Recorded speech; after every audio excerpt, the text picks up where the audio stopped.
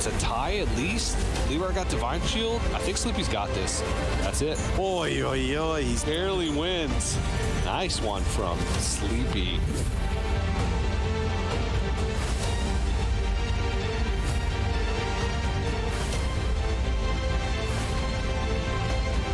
Oh, that's a disaster. Yep, Yanase realizing that that's going to be enough. A lot of high-tier minions. That's going to do it. 21 damage. Yanase win Lobby Legends Murloc, guys.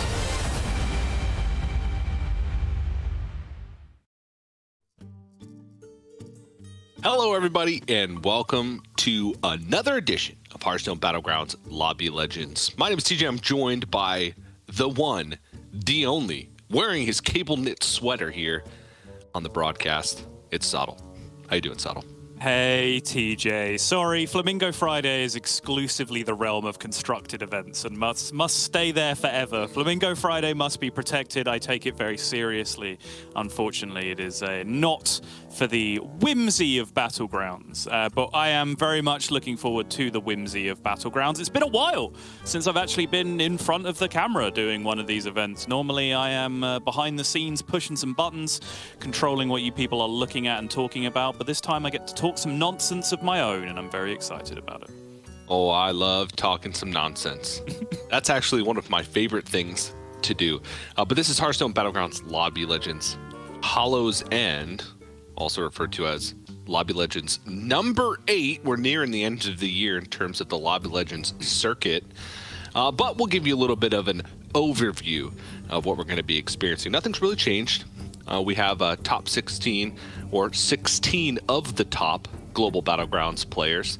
They're going to split into 2 8-players lobbies today. Well, they'll play 3 games each. The top 4 from each of those lobbies will advance to the final tomorrow. That final lobby will will feature the check format, which means that the first player to win a lobby while holding 20 or more points becomes the champion. I've grown to enjoy this format because it gives us subtle 2 days of very different styles of Battlegrounds play.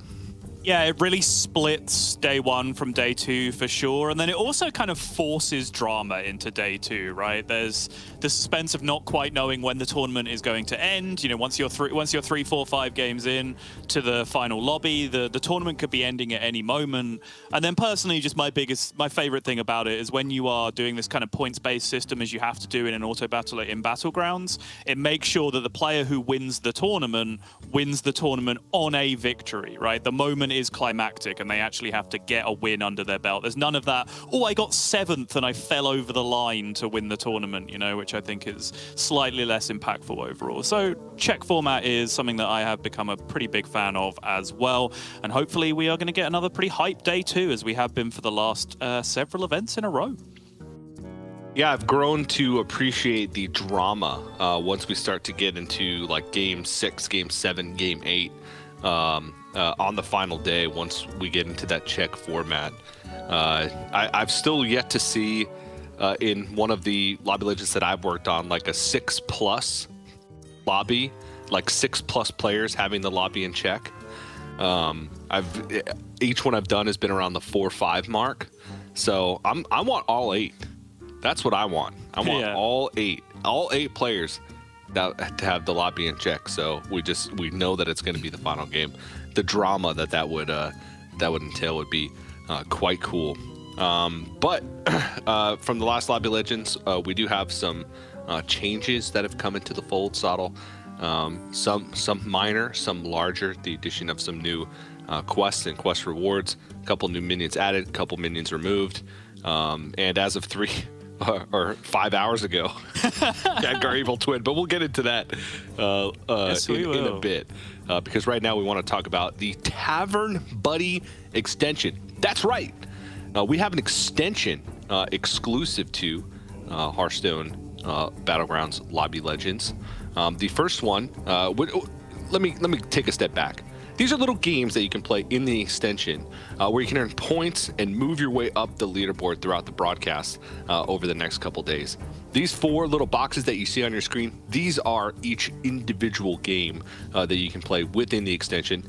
Saddle and I will be playing along throughout the weekend. We're also going to be keeping track of our scores so you can match yourselves up against Saddle and I as well to see how you fared against the casters. But Saddle, why don't you at least do the first 2, then I'll do the last 2, because the last 2 are my favorites. Okay, sure. We're starting things off with Fantasy Team. 3 players per group that you are building a squad to amass points on you based on how they finish in that individual group. It's 3 players from Lobby A, 3 players from Lobby B. As TJ mentioned, TJ and myself will be doing the same thing, and you get to see whether you can stack up your predictive skills, your player knowledge against 2 people who are supposed to do this for a living. So I think that is probably the most straightforward. If you're familiar with any kind of fantasy draft, in anything that you do in esports or even in analog sports, then you will be pretty familiar with what that means. Puzzle box, a little bit more unique to what we are doing. Predict the events of today's matches is what it says. What does that mean? Essentially, is a series of yes or no questions that are part flipping coins, part Battlegrounds meta knowledge. You know, things like, for example, to spoil one of the questions that we'll get into in a little bit, will a player win a game without a full board? Now, there's a very particular reason why we put that in as a question that, again, we'll get onto later.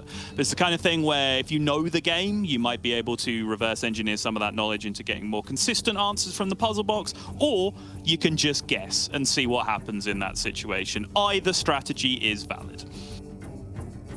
I'm a big fan of some of the questions today, in particular one of them, which leads us to our next Tavern Buddy little minigame, Bandwagon. Bandwagon, you have to guess the winner of an individual game based on the first 4 turns. This is going to be open during the first 4 turns of every game that happens over the next 2 days. The catch here is that the earlier you guess your winner, you input your winner, you have a potential to gain more points. So, you know, let's say Solid and I both guess the same player on our bandwagon pick for an individual game, but I guess mine on turn 1 and Solid guessed his on turn 2, then I would get more points than Solid, even though we both got it correct. So high risk, high reward play going on with bandwagon, which if you're really confident that someone's going to win, you pick them early, you get all those points. Then, of course, the final Tavern Buddy game is going to be Barov's Blessing. We didn't mention it, but our shot caller / spectator, whatever you want to call him, for this weekend is going to be none other than Neil Lorinda Bond. Neil will choose one combat, basically, one buy phase, 2 players pitted up against each other. You're going to see them both appear on the screen at the same time. It's going to say Barov's Blessing at the bottom. You have to choose, just by looking at their boards in the buy phase, who's going to win that very next round of combat. If you guess correctly, you get points. If you guess incorrectly, you don't get any points. If they tie, everybody gets points. Amazing. I love when they tie. I was doing hand motions, and I was going to try and be more composed when it came back to camera, because I don't want people to see just how excited I get for Tavern Buddy. But you caught a little glimpse. I'm this big excited. Yes, indeed. And in general terms, you should see that overlay or you should see that extension on your Twitch overlay right now. Several of those things will be open. The Star of Tournament ones, Fantasy Team, and Puzzle Box should be available right now. In-game ones will happen as they happen, but you can go and take a look at that now and start to get a head start on some of those Twitch extensions. And again, scores will be kept, leaderboards will be maintained, and the caster scores will be shown at the end of the days as well. So you can stack yourselves up. If you've ever wanted an opportunity to prove that I don't know what I'm talking about and you in chat know more, well, this is it. This is it. Wish I was in chat. Okay, well, moving along. Here's the points distribution. Pretty standard, right? For first, you get 7 points, 7 to get 1. To get 0, even splits across the board. Of course, if we do have ties, it just splits the difference. It takes the average of the players that finish. So, for example, if two players tie for third, they both get 4.5. If there's a three-way tie for fourth, they get 3 points because fifth would be the middle ground there. So we will show you a graphic at the end of each round that shows how many points players have earned in that lobby. So don't worry if you can't keep up. We'll keep up for you. You can see the prize pool that is being played for $50,000 in total, $10,000 going to the player who finishes in first, and you see that is a steep jump from second to first, which massively incentivizes kind of the high-risk play that we are looking for. Check format, we talked about how that incentivizes and in fact mandates you going for wins in individual games, but I think the prize pool distribution here does a pretty good job as well of just making sure that people are playing for that win. But more so than that prize pool, I think being able to call yourself a Lobby Legends winner over the course of this debut year for Battlegrounds esports means a lot more than any amount of money can possibly do. Well, that's not true. If you're going to win $1 billion, that's probably more important, but somewhere along that scale there is a cutoff point. My number would be a lot lower than $1 billion. If you told me that, hey TJ, I will give you $150,000 if you agree that you'll never be able to be a champion of anything in Hearthstone for all eternity, would you take it? I would. 150,000 seems low. I think my number is significantly higher than it's somewhere between 150,000 and $1 billion. Your odds of actually becoming the champion of anything in Hearthstone is much higher than mine. That's true. Yeah, no, that is. So I figure, the odds are low, right? I plan to, be doing Hearthstone stuff for as long as I can, but the likelihood that I become champion of anything is pretty low. Though we have had some caster competitions in the past, some of which I have been the champion of. And so true. It would feel bad to give up those because that's encapsulated in that clause. So $150,000 would make up for that. But here are the puzzle box questions for the day. Sodom, what you were going to retort? Well, I was just going to say, if you really think about it, when I moved from pro player to caster, that is essentially what I ended up doing, right? Like, I took an amount of money guaranteed to guarantee that I would never actually be a champion in Hearthstone. And I can confirm it was $1 billion. So it works out. Can confirm. Okay. Sodom mentioned earlier the puzzle box questions are open. Here, if you want a little bit of guidance, I'd recommend that you go with the left column of answers. You cannot go wrong with TJ's puzzle box answers. We've learned this. Will a player win as the jailer? Both Sodom and I said no. Will all 6 winners use a different hero? We differed here. This one's a toss-up for me. I just went kind of is. Sodom said. Yeah. Will a player win a game without reaching Tavern Tier 6? Yes. Happens all the time. And it only has to happen once, right? Will a player win a game, right? It only has to happen once. So, will Sodom correctly pick a bandwagon winner on turn 1? Absolutely not. Well, even picking purely at random, we're going to play 6 games today, and I would have a 1 in 8 chance of doing it purely by chance. So I have 6 shots at a 1 in 8, which means mathematically I should get it right at least once on average, and I think my picks will be better than average. So yes, the real protest here is that essentially I'm being nerfed. By putting this into the puzzle box questions, I'm now being forced to make my my bandwagon picks on turn 1 every game because, they fear my analytical knowledge if I got to evaluate the board state for more than one turn. I don't think it's as simple as 1 in 8 times 6 because you have to factor in your... This is gonna... I can't do this. This is going to be me. I was going to say your lack of Battlegrounds knowledge. I feel like it's even less than 1 in 8 because you're more likely to pick the wrong one because you don't know anything. That is A, not accurate, B, not even how statistics work. But yes, moving on. Will a player win without a full board in their final turn? No, I'm pretty sure we both had yes for this question up until specifically last night when a particularly impactful patch hit the game. A hotfix was snuck in, changing a Khadgar Evil Twin scenario, which I think would have almost guaranteed that we saw a winner without a full board. And also was a big influence about winning games without going to turn 6, honestly, because that Khadgar strategy is something you can do without going to turn 6. But with that being hotfixed out last minute, the players have a very, very rapid adjustment to be able to make as to what the metagame now looks like with that adjustment. And we have had a minor adjustment to make on what our puzzle box picks are as well. Yeah, a minor adjustment. We did the exact opposite. See, that's a little bit more severe than a minor adjustment. And then the final question, will a player win a game with Wisdom Ball? You gotta have faith. In the last Lobby Legends, it literally happened in the first game of the entire weekend. Lobby 1, game 1. It happened. So I'm going with yes again. Love Wisdom Ball, and yeah, I have faith. I have faith. There's some high priority quests have been added, so maybe the pick rate of Wisdom Ball will change. But I still feel like it's good. We're gonna see players pick it, and then it's just 1 in 8 times however many. Yep, and here is the 8 that will be looking to be the one that picks up each individual victory. Group A, remember, of course, this is the pool of players that you are picking your fantasy team from for Group A.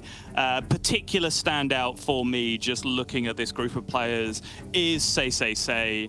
He has been an absolute monster throughout the program this entire year, is holding down a phenomenal top 4 win rate in the tournaments as a whole up until this point, has been a recurring performer, has a first and a second overall under his belt, as well as an additional top 16.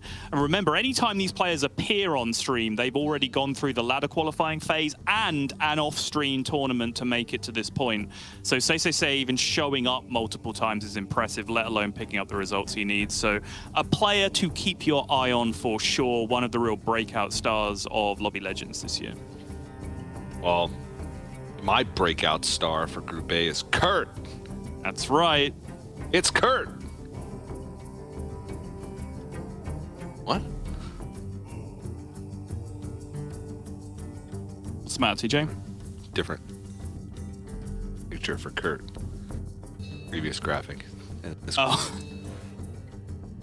Yeah, same Kurt, different photo. EJ's just such a Kurt aficionado. He just noticed a disturbance in the Kurt for the picture change. I noticed a disturbance in the Kurt. Yeah. Kurt had a good start to the year. Got into the top 8 in the very first Lobby Legends that we had. Raid leaders, I think it was. Mm-hmm. Since then, hasn't actually made it to a broadcast phase of Lobby Legends, but Lobby Legends 8 is the time to turn it around, to cap off the year, and then cap it off again in Lobby Legends 9 with some dubs. So we both have Senior Held. Senior Held's been pretty consistent, at least in sort of the second half of the year, with a broadcast appearance, at least in the last Lobby Legends. So should be fun. Should be fun. Both our fantasy teams are pretty solid, but I have the Kurt advantage. You have the not picking Say nerf, in fact, on that side. And there we go, straight in with a bullet to Lobby A, game number 1. We are looking at Say, of course, previous winner of Lobby Legends 6, runner-up in Lobby Legends 5, and someone that I am picking to do very well yet again. Interesting choices here. Nguyen would be the one I would gravitate towards. Say does seem to agree. Zyrella, I think, historically has been an extremely high-tier hero, but I think personally is struggling a little bit in the current metagame. Ways to abuse gold right now, I think, are a little bit less important. ways to abuse tempo is generally what the meta is right now. And, you know, the ability to buy an extra minion for 2 gold, not quite as impactful as it has been in some previous meta games. So we are going to get some Panda action instead. And this is going to be a Elise. They'll Hero Power? Yep. Yeah, like it. Don't really have to worry about the downside as much because Master Win and has a nice little shop with the Sunbake and Relax to be able to do it. Oh, look at all those block gems. Oh, my gosh. A double. A little bit scary, 40 health hero being able to kind of take a ramp start in this situation, like a Elemental start or a Sunbacon start. Start where you're weak in the initial fight, because starting to take damage early at 40 health, when you're then going to get a very slow quest to complete, which will probably bleed you some health as well. Always a little bit scary, but I don't think anything else was particularly worthwhile. It's turn 2. Oh no! Sottle did not get his bandwagon pick in on turn 1, so that's 1 out of 6 down for me in terms of puzzle box questions. If you haven't put in your puzzle box question, I don't know if it's closed yet, but Sottle didn't even pick a bandwagon pick for turn 1 in game 1, so I was just waiting. I literally put mine in instantly.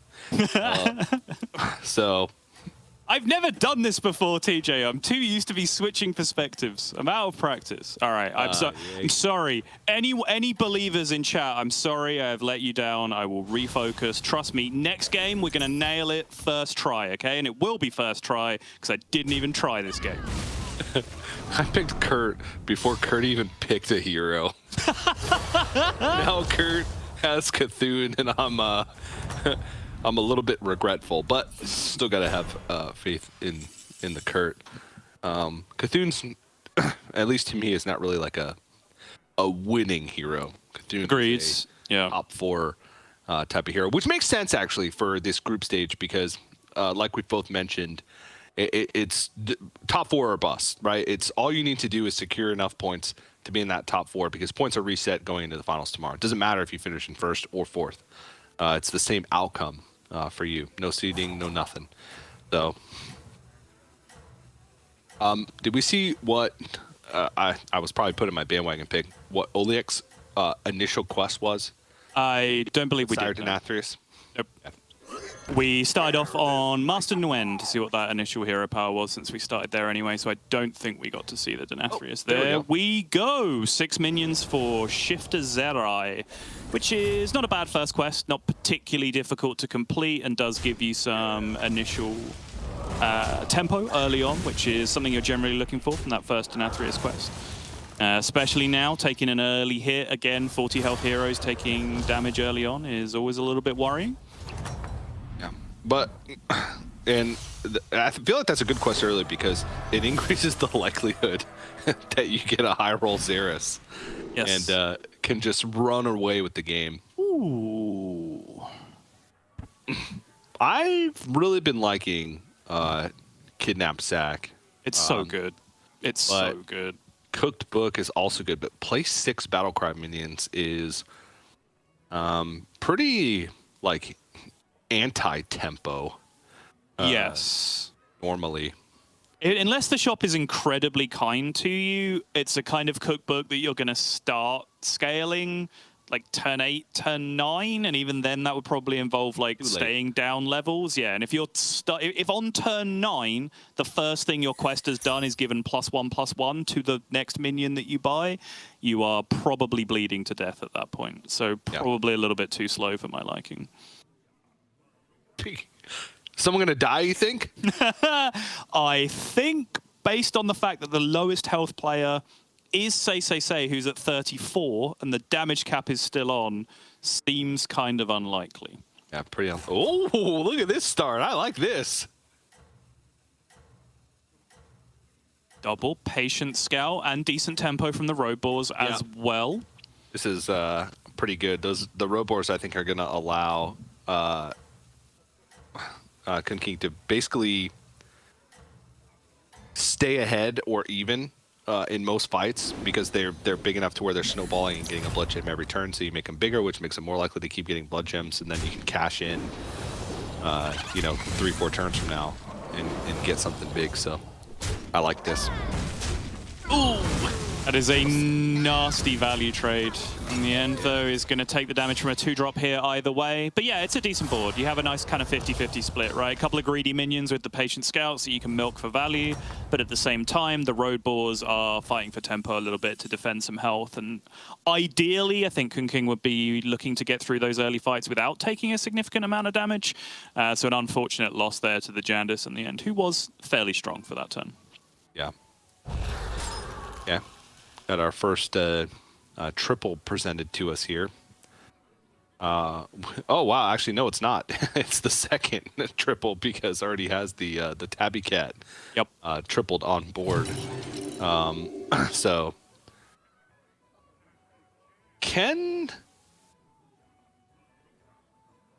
what was it? Pirates and Quillbore? Pirates and Demons, I believe. Pirates and Demons. Okay. Well. That's going to be a ways away, I feel. And a patient scout. Whoa, okay. Does have Banner Boar, I guess, to help with tempo slightly, but it's going to be a pretty weak board, especially if Oliek decides to Tavern up again next turn to try and find something big from that Alley Cat triple. Yeah, and I do think again it's always hard to predict how the meta is going to function. I know competitive environment compared to ladder, but right now on ladder at high MMR, the meta is quite tempo focused. These kind of greedy scaling quests are often bullied out. There's like one player that hits and super high rolls and they beat everyone eventually, but the tempo players bully everyone out of the lobby. That's essentially how things go. So you can kind of see that, right, with Kun King here with a massive board already, has refused even to hold on to those patient scouts for maximum value, cashed them out, has taken a huge board state in general. And you can compare that to what Oliek is doing on the other side, right? Like, imagine these two boards fighting each other right now. There would not be a happy outcome for Oliek. Although, those Shifter Xeris are starting to pay out a little bit here. Yeah. With a Peggy, that could be quite interesting, but looks like... I hate leg day. Okay. It looked like... I'm going to hold for a second, but it's going to take the triple for a 5. This is... We could be looking at Pirates. Oh, okay, Vanessa Van Cleef. That's not the pirate I was thinking of, but still some good scaling going on.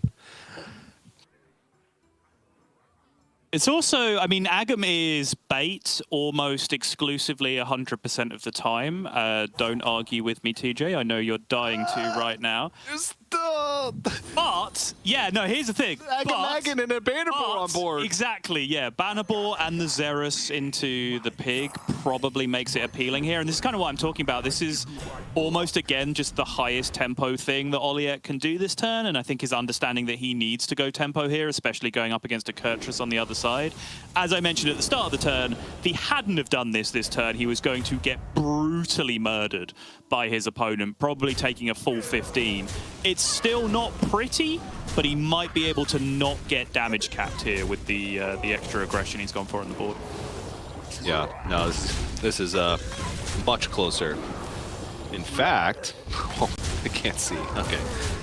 I was thinking that it might have been able to isolate 1 minute if had better trades, but 7, not too bad considering what Oliek went into that turn with on his board.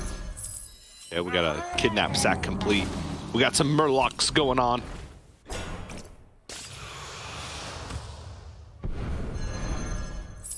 Waparoo, back to the hand.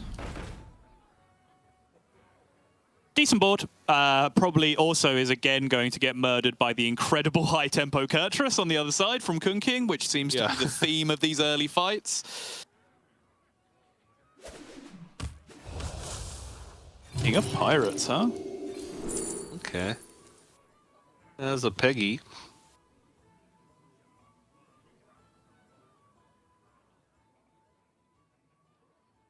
What was the quest? Look. 5 battle cry battle cries for, yeah, +3/+3. Tiny henchman. Tiny henchman, I yeah. hate leg day. I was thinking about the Swabby. Who I really need these battle cries. Yeah, I mean, it's not ridiculous, right? If you don't think you're going to play Peggy long term, Swabby does theoretically give you some curve stuff to do next turn as well and activate the quest, but I think it's a difference between, you know, Tiny Henchman, yeah, it's a nice quest to have, but it's not one of those quests you're like, okay, I'm going to revolve my whole game plan around completing this quest, and then it's going to win me the game, you know, right? Which I think is a different situation where you might pick Swabby there. But instead, just leaning into the Parrot Trickster combo, just trying to dump a bunch of health around on his board, help fight for tempo a bit in the early game. And I think so far you are seeing very, very tempo-focused play from most of our players up until this point, right? You don't see people with 4 or 5 minions on their board right now greeding to triple into a 6, right? Which is something that you might have been used to seeing historically in high-level lobbies. That's not really happening at the moment, unless Lorinda can show us otherwise. But players just playing their stuff, completing their quests, defending their health, and just trying to play for tempo as aggressively as possible.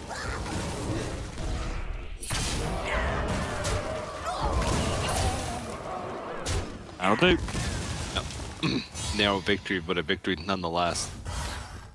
And I mean, Tiny Henchman could be good with the Trickster. Like, you know, you said not revolving the game plan around it, but has double McCall with an already large Trickster.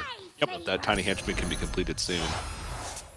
Could be looking at, you know, pretty cool board state with like Baron later on, but we'll see. That's still a few turns away because of 5 Battlecry minions I don't think CCC had any progress on. So it's going to be a little bit of time before we see anything happen. Okay, got a 6 here. Yeah, Goldrin. Hey. Quite good. Yeah, all right. Keep on tripping. What's going on out here?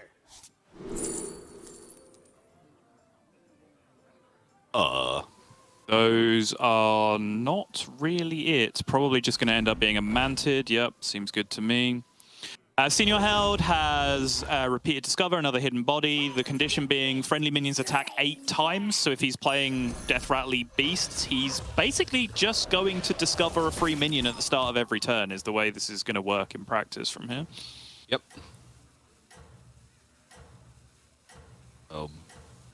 Pretty good start.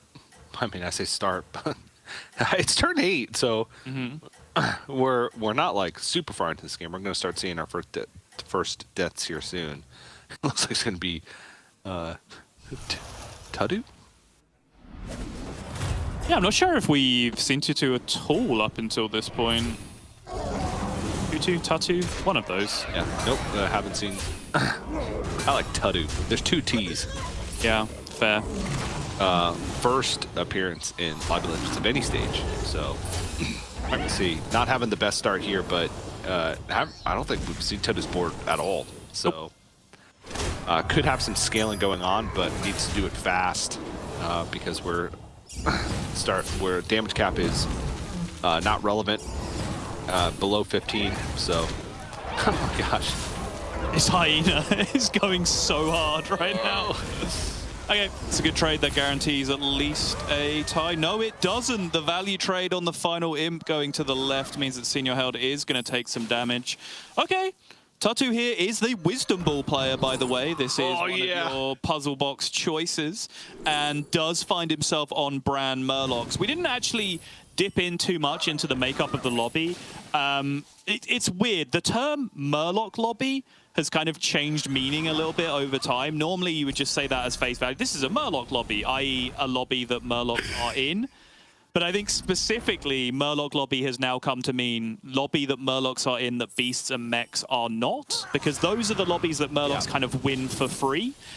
Beasts and Mechs having the best chance to stand up against Murlocs. Whoa! Oh my gosh! I was laughing at the full high main Wisdom Ball board. Yes. Like, what is that? That specific puzzle box roll, by the way, what it does is it rolls 3 minions and then I believe fills the last 2 spots with minions from the dominant minion type that you have on board. So the fact that they were both Primal Fins is actually still absurdly lucky even without the even with factoring in that it's Wisdom Ball giving beneficial rolls.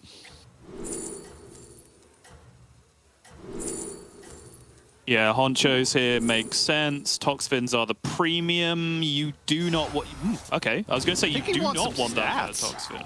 I was going to pick a Swolfin there just to have a stronger board next turn. He's at 12 health. Yes, agreed. But Gurgle's a massive hit there, though. Really surprised that the third Toxfin was taken, though, because it does mean that you only get one Toxfin battle cry in that situation, which is a little bit strange. Did allow him to triple into the Begurgle, which was, of course, a massive amount of stats overall. Yeah, and because the less poison, these trades aren't the best. They are not, no. I think unless it gets really bad, still should be fine here. At least not, yeah, it's going to be a tie, yeah. But I liked just picking up a Swolfin at some point, and there was offered it twice, just to get a little bit more stats on the board. Wow, and that's like basically like a full Murloc shop as well on the reroll, so. Hopping around all over the place here. Kurt has the dream. Ooh, Kurt. Materializing ever so slowly. Is down at 12 health, and this is not a great board for this stage of the game. That Mantid could do some work for sure, but that is a little bit underwhelming in terms of total stats, but still.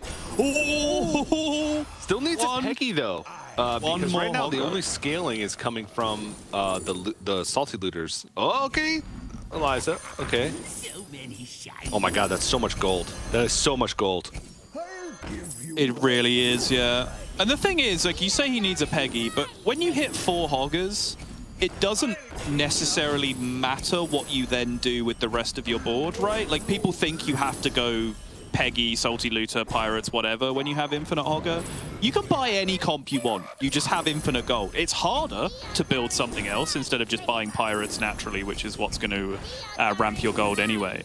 But the main part is just get 4 Hoggers, and then you win. You know, you can do anything you want from that position. Oh my goodness, these shops have been terrible. Okay, gets a poison. It's pretty good.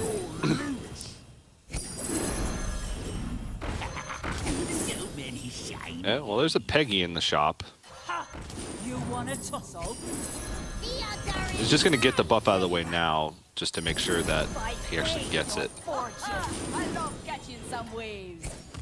Okay. Finishing on the Scally as well, because Scally is the biggest dump of stats with the Eliza. Does end on hero power as well, just to dump that extra few stats on board. Probably going to work out if he does end up going infinite that he's going to have the spare health, spare gold at the end of the turn anyway to always do that, so makes sense overall. That's a really good trade for Kurt, by the way. The largest minion on the left-hand side not picking up a value trade in that spot is huge.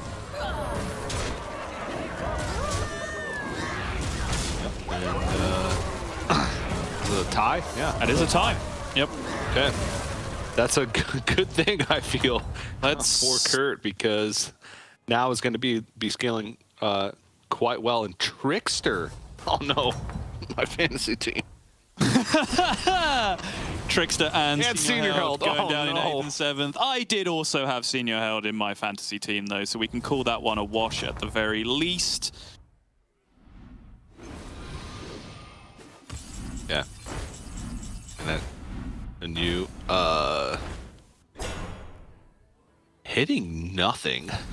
Yeah, but you can almost afford to hit nothing with Jandis Kidnap Sack on Bran Murlocs, because you already have a bunch of Primal Fins that you can play just with that one Primal Fin that you have on board.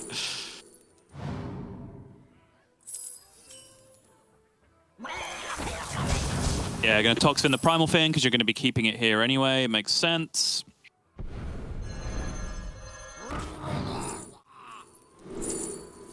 Oh no, Burrow's plussing. We only have 40 seconds. Oh my god. Come on, Neil. 2 Murloc boards? You kidding me?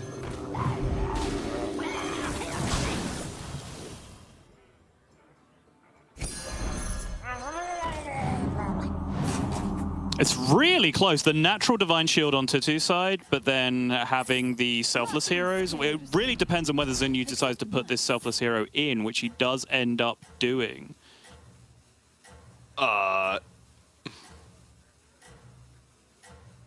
Just like that. Did I do it right? Yeah.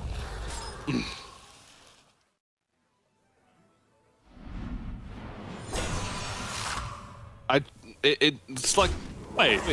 they weren't even the playing same each one. other. Lorinda! Ew! No! All right, how does this work? Do we all get points? Yeah, what happens now? I mean, I picked broken the Tatu. broadcast. I picked Tatu, so pretty sure that means I get points. Well, I picked Jinyu, who also won, so I'm pretty sure I get points as well. So yeah, everyone gets points. Everyone gets points. Yeah. Yeah. That's the most Lorinda moment I've ever experienced in my entire existence. Yeah. I mean, what could possibly go wrong, right? Giving a 75-year-old man a production console. Right? Give him a stream deck and say, you figure it out.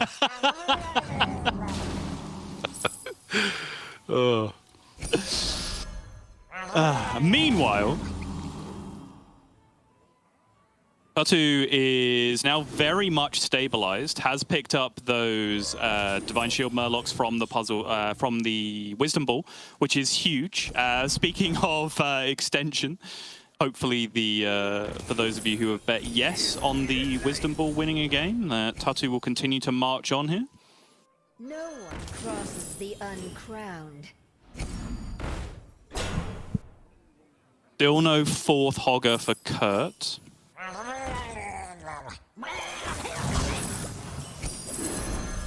What's going on out here? Is just marching on through this turn.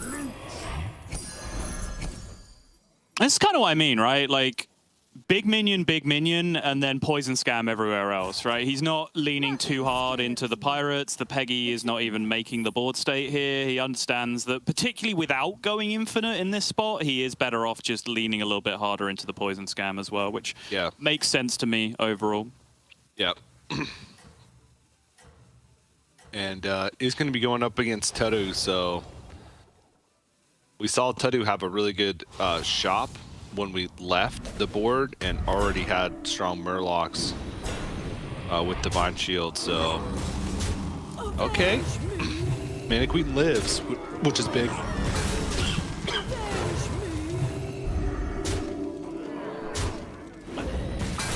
We now have 4 attacks versus 5 attacks. Poison is left on everything, which means this is a guaranteed victory on the other side. But with just the rock pool living, Kurt is going to survive, live to fight another day.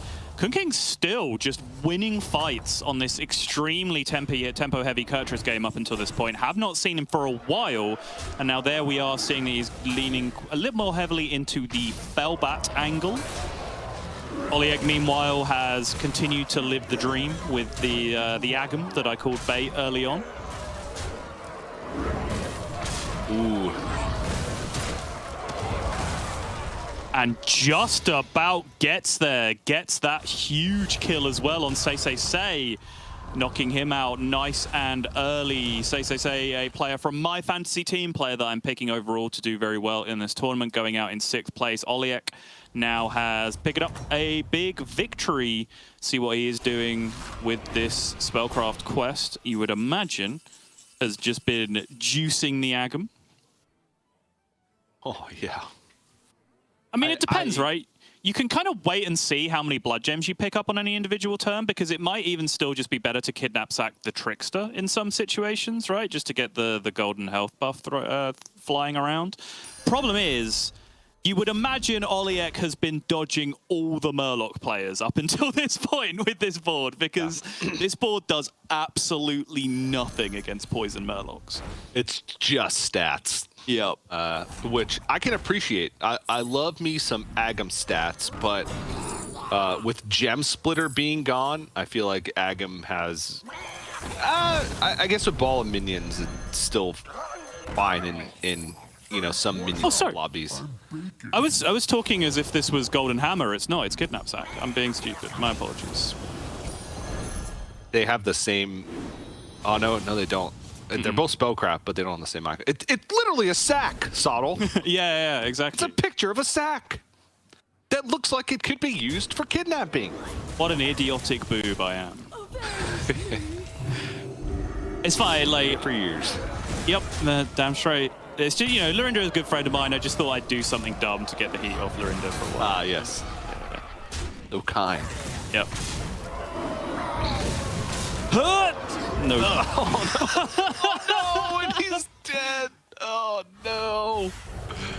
50-50 to survive at the end. If the Agam had gone left into the Brand, found the value trade, and then would have traded 1-for-1 on the other side. Don't know what the odds were on the fight overall, but certainly at the very end there was a 50-50 to be found.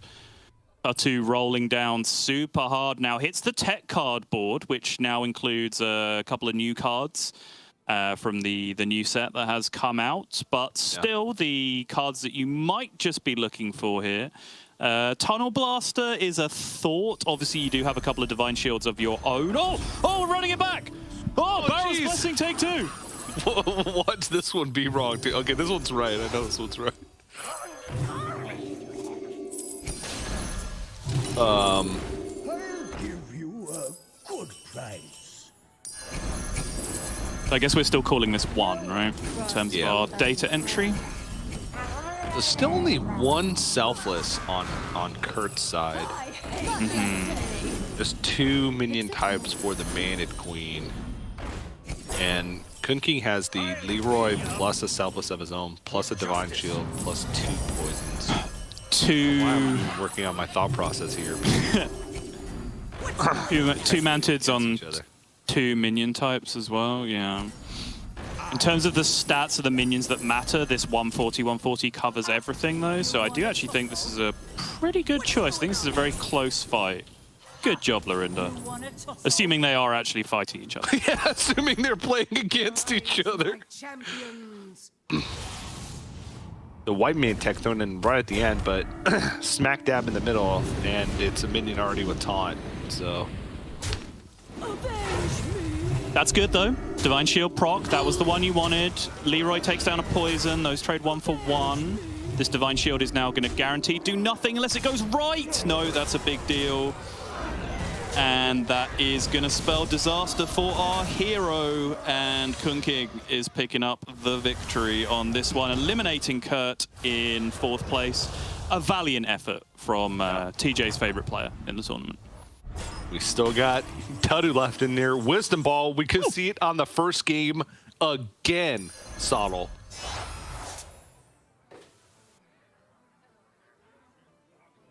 You always have faith. You always believe in the Wisdom Ball. Always believe in the Wisdom Ball. Except mice. Ooh, a Baron. One step closer. And with Wisdom Ball, oh, you get a Baron every time.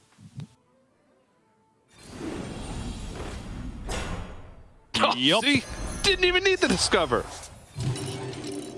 The scourge will consume you.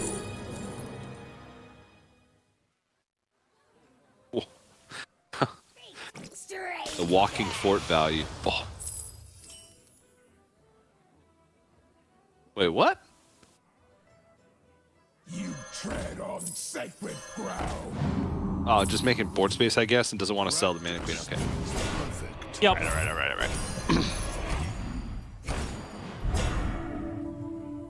right. Is it three Murloc players?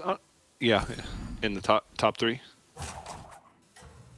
Nope, I forgot about Kun King's board. No. It's the I don't even know what you'd call this. It's Menagerie. I mean, it's you can call it Menagerie. It's still essentially poison scam, right? Like 3 minions on the board are Leroy and poisons, and then you can call the 100 a functional poison. You can call the Fellbat a functional poison if you want to look at it that way. It's very similar to the board that Kurt built, right? Where he had the massive Hogger, the massive Salty Looter, and then just made everything else poison to fill in the gaps. It's a very common way of playing the end game, where you're going to scale throughout the mid game, and then you abandon all but your biggest 2 or 3 scaled minions to replace them very quickly with poisons. Yeah.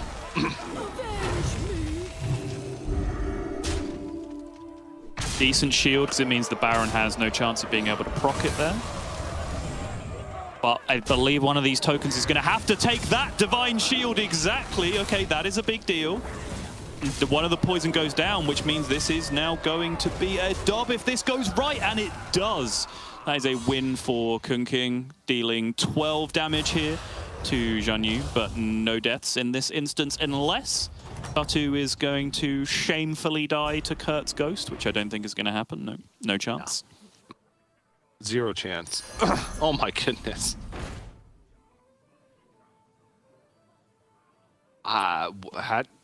You're just amassing tech cards here, right? There's not really too many ways to kind of improve this board, considering you don't really want to sell off any of these minions.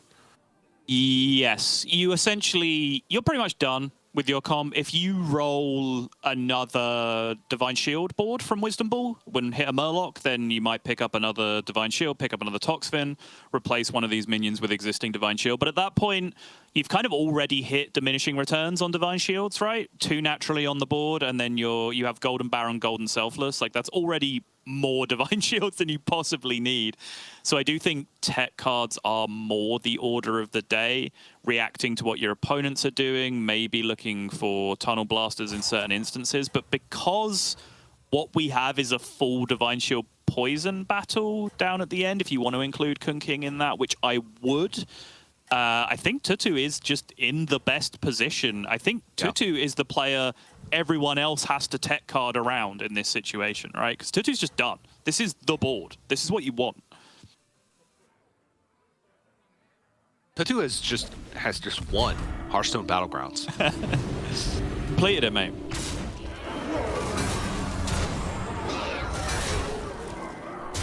Oh, these attacks are so good as well. Oh, whenever your Selfless hero clears a Divine Shield in a late game Divine Shield poison battle, best feeling in the world. Oh yeah, look at that. Oh my goodness.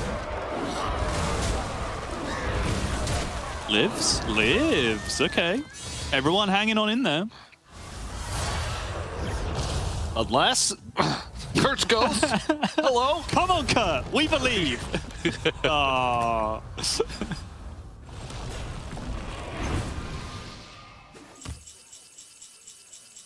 Okay. Or would like you to find the difference between these two pictures. They are the same picture. Golden Baron versus non-Golden Baron. Which is the only difference. And the natural Divine Shields as well from the Wisdom Ball rolls. So, doesn't matter how many stats you have. Look at the hand. So sorry, can we go back to Zhan Yu again, please?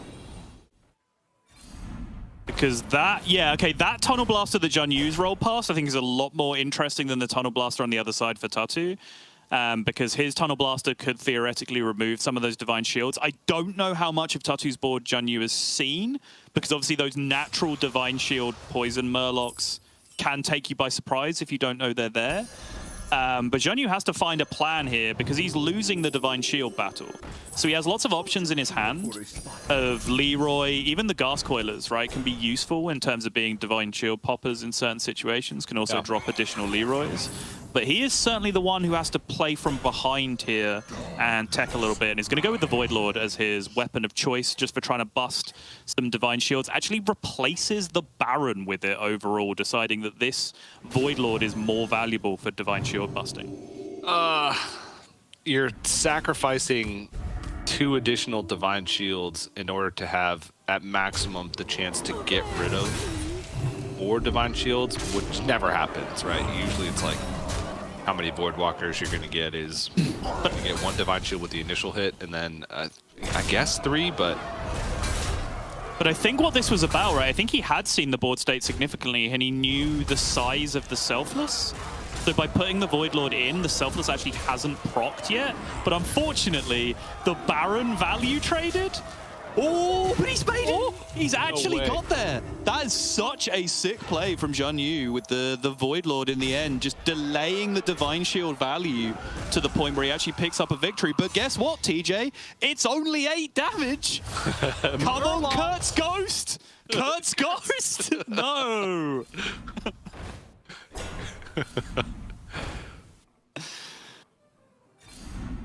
If only the like the AI, I guess, the ghost, just at least press the hero power each turn, you know? Yeah, for sure. A Cthulhu hero power, probably pretty big. Probably wouldn't make a difference, though, because at this point in the game, stats don't really matter, but...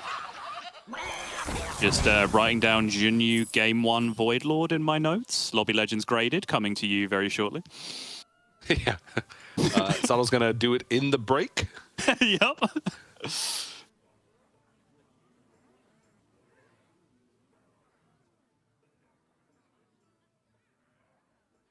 Yeah, so we added another poison, and we took away the selfless. That was in, but it has another selfless. I like Ready to go. this. Oh, yeah. Talk about Divine Shield poppers. Divine Shield on the ball of minions as well. Throw this away, end on another Leroy. The Selfless hero, I think, is fairly irrelevant unless you get Golden Selfless. I don't think it's worth a space on your board. I think this is correctly played here from Kun King. Just evaluating, trying to get one big trade with the giant minion up first and then use the tokens that drop to pop some Divine Shields. I think this is good ordering overall. Yep, this is the good order for him as well. Now the shields will go off, the Leroy will kill the giant minion, and now he gets some tokens to try and attack into Divine Shields. Leroy's attacking into Divine Shields are also absolutely fine. There you go. Nice. And that's a dub. Yeah, easy win. A lot of drama in the last one, but this one didn't even need the Reborn Gas Boiler, which is interesting. That was just a very solid victory. And now it's down. Oh, Tadu and Kun King. Tatu has gone to 6, though, which is important because that is another of the puzzle box questions. Tatu was low level for most of this game, which kind of goes hand in hand with the Wisdom Ball strategy, but has gone to 6 now at this point, which means both of our players left surviving are on Tavern 6. So can still get a yes on the puzzle box for winning with Wisdom Ball, but there will not be a yes in Game 1 for winning without going to Tavern 6.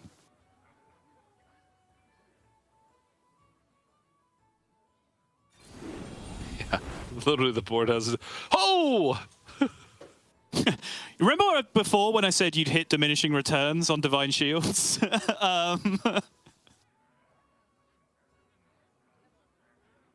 He had the Begurgle here anyway, so I don't think it's ever Parrot, right? I don't think it's ever a Parrot angle. No, Tadu's board literally hasn't changed No. since turn 16. Yep. These tech cards in hand, they've just been steadily growing. None of them have been used. It's just that situation you're like, yeah, maybe I'll need that, I guess. And yeah, deciding that this is now the moment. Gonna try and manipulate some of the combat RNG with a few taunts. For justice. Are you on the guest list? Taunted Leroy, I think, always a nice gambit to go for in top 2. Catch your opponent by surprise with that Taunted Leroy. I think in this instance, if your opponent's paying attention, he knows you have Taunted Divine Shield Poison anyway, which means they're unlikely to put a massive minion up front. Yeah, it's gone for Divine Shield theoretically up front. I say theoretically, that has not worked out at all.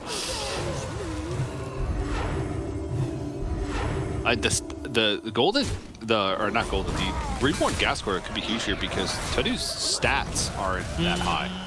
That's a really bad Leroy attack, though. Leroy taking out the minion that had no health, essentially. If the Leroy had hit one of the 40 health minions, may have been okay. Selfless hero. Okay. Ooh, takes out the big poison. The Croc getting juiced, though. That's a lot. That's a win. That's a win. No way. Win. No way. Oh, Kun Kun King out of nowhere. We talked about gas coiler scams, and we're normally thinking in terms of Leroy Jenkins specifically, but it turned out with the Croc Rat Pack drop coming off the gas coiler, actually just enough recurring stats to get there in the end. And Kun King shattering the dreams of not only Tatu, but of all the Wisdom Ball believers in Game 1, because that was a devastating last-minute reversal. What an ending. PJ. I mean, how unlikely would it be for us to, for the second Lobby Legends in a row, have will a player win with Wisdom Ball, and then have it happen in the very first game, both times, with me picking yes both times? Very unlikely. So I'll take it. I still have faith. It's going to happen. Just now, that was the best chance we're ever going to get. The Wisdom Ball believers. It was so close, but I mean, shouts to Kun King overall, who, by the way, is in my fantasy team for Group A.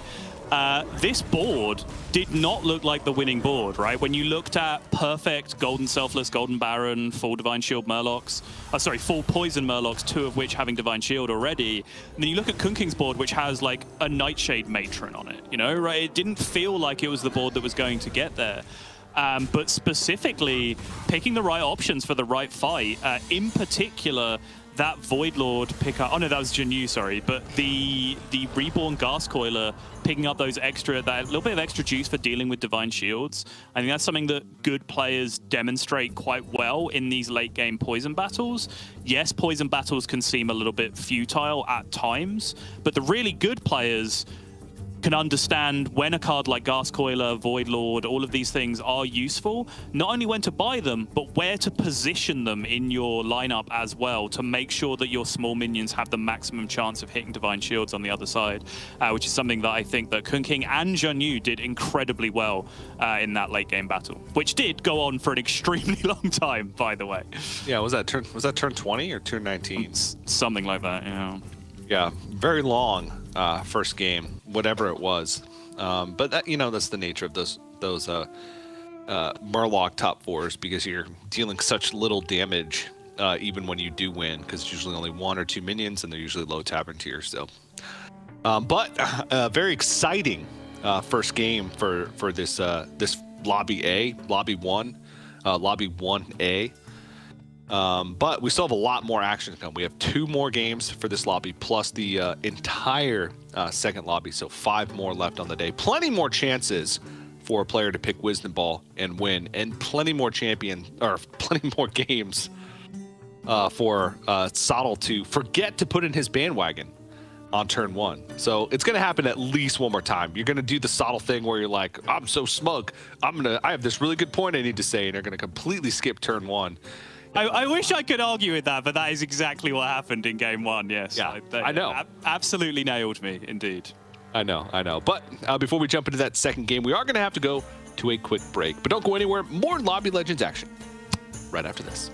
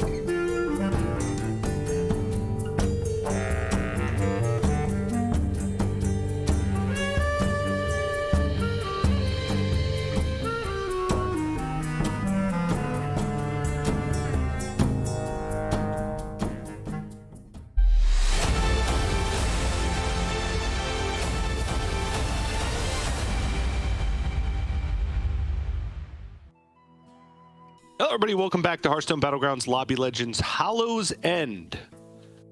We call it Hallow's End because Halloween ended 2 weeks ago. That's why it's called that. I'm TJ, joined by Sottle once again, and we're about to jump into game number 2 of Lobby. Is it Lobby A? Is it A or is it 1? A. It's A. Okay, game 2 of Lobby A. Thank you very much, Sottle. And fantasy team picks.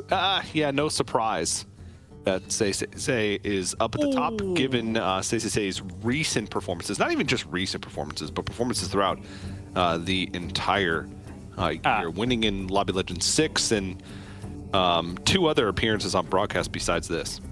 Yeah, honestly, like, you can tell the Battlegrounds audience is very different from the constructed audience, right? Because the constructed audience would know that I am a prediction god. So as soon as they saw Kun King's name on the screen under my picks, they would have flocked the bandwagon on my choice overall.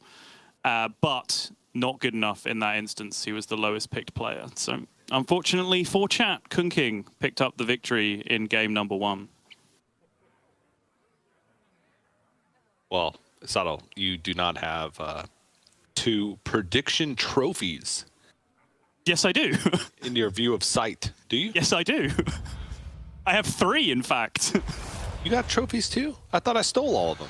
No, if you remember, you only have them because there was like a 2-for-1 deal on every. Oh trophy yeah, no, it wasn't. So you it wasn't just kept the extra one. You've never won any. I've won the legitimate ones. You've kept the copy of them all. I remember. You never actually won. Yes. My memory said that I just stole all of them. Yes. And kept them because I won once and we didn't have a trophy the time that I won. So that was unfortunate. So to avenge the fact that I did not have a trophy the time that I won, I stole all of the trophies. But yes, you're right. When you buy trophies, it's the same price to buy 2 as to buy 1. And we figured that we might as well have a backup in case the first one gets lost, broken, stolen. And so I just took them. So now I have 2, and I think I have a half prediction trophy as well somewhere. Broke on something. All right, here we go. Get into the game.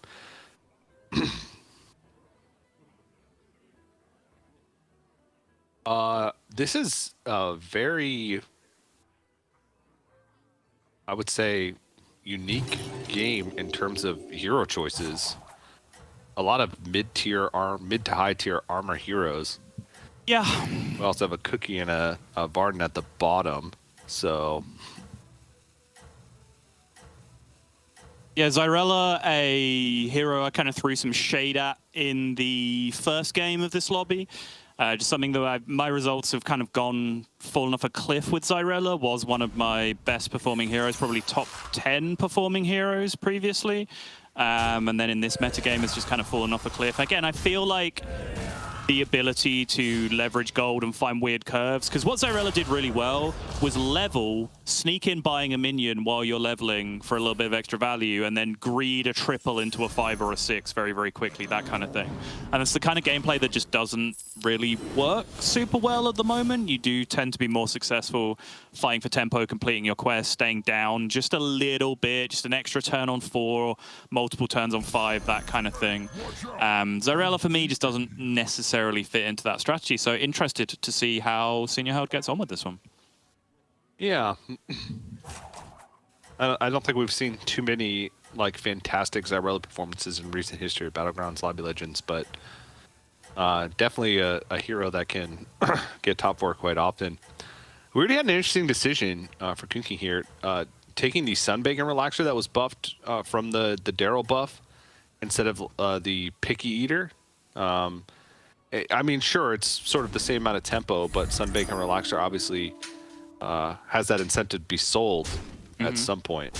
But I guess at the same time, the Picky Eater is also going to get sold at some point.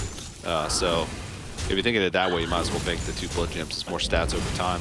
Precisely, yeah. It's a little bit weaker. It's 1-1 weaker in terms of tempo immediately, but a 4-5 or a 5-6, neither of those cards is hanging around on your board long term. So who cares, right? Just take the one that gives you the extra bit of value in the long term. Murlocs are open, and I see a Snicker Snacks. Snicker, snacks, Snicker, snacks. 14 cards to hand, not that difficult, especially when Senior Held has held on to a Blood Gem generator here. Firstly, Quills are in, so that makes cards to hand a lot easier to begin with. Secondly, does have the ability to add it straight away. However, Knapsack, 4 Murlocs or beasts. See 1 beast in the shop, but none in the hand that were held on to. I don't know. I'm in a Murloc lobby. I'm just kind of a Snacks Force gamer. if there's Murloc and like there was the crafty hidden Murloc there behind that. If there's a Murloc and a beast in that shop, yeah, you take Kidnap. It's like Kidnap Sack next turn a lot of the time, right? Like it has to be the choice. I fully agree with this. Yeah. Well, I disagree. That's fine. You're entitled to your incorrect opinions, TJ. That's fine. They're not incorrect. It's subjective. It's fun. It's fun. Your Ooh. objective is winning. My objective is winning the fun battle. How's that going for you? Going great. Okay. And speaking of going great, Jinyu has found the Overseer on the 3-on-3 curve, which is the absolute dream. Which way round exactly this happened, which came from the Cookie Hero Power, which came from the shop, we'll never know unless Lorinda tells us. But either way, it's a We'll still never know. And then we'll never know, because who trusts Lorinda? Lorinda has confirmed. We'll never know. Okay. But either way, this is an incredibly high-tempo start. A little unfortunate, I would say, to be fighting a Sneed at that point in time, because one of the few things that would be able to combat with that, and that is an insane pickup now for Jinyu as well, munching on Quill Balls. What is... Hello? What is happening? That's the juice right there. What are these shops? That's what we call it in the biz. X beasts or demons for Snicker Snacks. Okay, fine. Snicker, snacks, Snicker, snacks. I don't think we have a wisdom ball in this game. What is that, teacher? Why do you keep doing? Is that some sort of advertising jingle? What's happening? And advertising jingle for Snicker snacks, maybe. Wait, are Snicker Snacks a thing? Yeah, it's a quest reward in Hearthstone. Oh, okay. No, I thought when you answered that, you were like, yes, it's from the television advert for Snicker Snacks. I mean... It sounds like a thing America would do, right? Is take Snickers and then find some way to like add 99% more processed sugar into it and then call them Snicker Snacks and then sell them to children. That sounds like a real thing that America would do. I don't know. Speaking of America. Cut! It's Kurt! You're not saying it right. I can't, sorry. I have to pronounce vowels. I apologize. Kurt. Squirrel. Yeah, you really gotta Squirrel. you really gotta get down low with the R, right? Like Kurt. Squirrel. Can you say the sentence, Kurt sees an orange squirrel, please? Kurt sees an orange squirrel. Real down deep with the R's. Thank you. Appreciate it. Yeah, no problem. All right, looking at Oli. I hate Sneed. Wow, tell us how you really feel. It just never ends. It's true, yeah. I don't know how, but it just never does. Like I get to a late game against the Sneed, and I'm like, all right, I got him. And then something pops out, and then another thing pops out. Yep. 6 drops just dropping Leroy's all of a sudden. Yeah, I was just about to point this out. It has a pretty dreamy quest for Sneed as well. 25 friendly minions die for start of turn 2 random Murlocs is pretty huge for Sneed. That's very, very quickly going to be completed. Likely we'll be getting 2 random Murlocs at the start of turn next turn, I believe. Was that 17 out of 25 we were looking at? Oh, yeah. Unless Kun King is like really weak, but this board actually isn't particularly strong. Surprised Olenek really hasn't taken any damage so far this game, but I guess did have a good tempo start, and then from there has been like taverning up. He's been using a lot of the hero powers here, so. Thank you, Lorinda, who is letting us know that the cookie is holding on to that triple that we saw in shop a couple of turns ago. So it looks like, as I was saying, not the most common thing in the world, players to freeze triples and greed them for multiple turns in this metagame, in my experience. Especially with a zero armor hero. Yeah, but it looks like that is going to be the case with Zhang Yu. But it does kind of make sense, because as we said, the position that he is in, he's monstrously strong with that double Overseer and the blood gems that he's been getting every single turn as well. So if anyone is in a position to be able to do that, Zhang Yu might be it. Yeah. Well, Kun King is Daryl with tiny henchmen, so that could be a very interesting board in the next coming turns. Ooh. None of those are named Felbat. I mean, the Elder is pretty good. Elder's good, yeah, but I'm not necessarily sure that Quillbore is ever really a world that you want to be in, but fine. He does have the duo already, which I think is the highest tempo option when you get Dark Gaze, right? Duo is the one that just grows ridiculously quickly. You really want a giant selfless hero? Yes, absolutely. Just Selfless hero. shop. I don't want it. Actually, change my mind. You sell one more, right? I think you sell one, buy the selfless, roll one, buy one. Yeah, looks good to me. I liked Nothing scares me. sell 2. No, sell 3, buy the selfless, and tavern up. Okay, sure. I'm just kidding. I don't. Just start selling your 15, you just have a giant selfless hero and then a minion that already has Divine Shield. Yep, sounds good. That's it. That's the board. And you're at Tavern Tier 3. Cool. I like this choice, by the way. Small details, but Kun King deciding essentially not deciding what he wants to taunt right now. You can taunt your Selfless, you can taunt a Divine Shield, you can taunt something else. These all have their relative merits based on late game decisions, like where everything else wants to go. Furthermore, he guarantees the Tiny Henchman quests on the minions that are actually going to be super relevant. So just all the small things being done right here from Kun King so far, and certainly does not need that extra minion on board, because we are at the stage in the game where Daryl is just monstrously powerful, just an order of magnitude stronger than everyone else in the game right now. Yeah. Especially with Tiny Henchman. Like, it's just stats on stats. Just pumping. Yep. Ooh, say, turn 7 cookbook online. Okay. Do we have any buffs yet? We will find out very soon.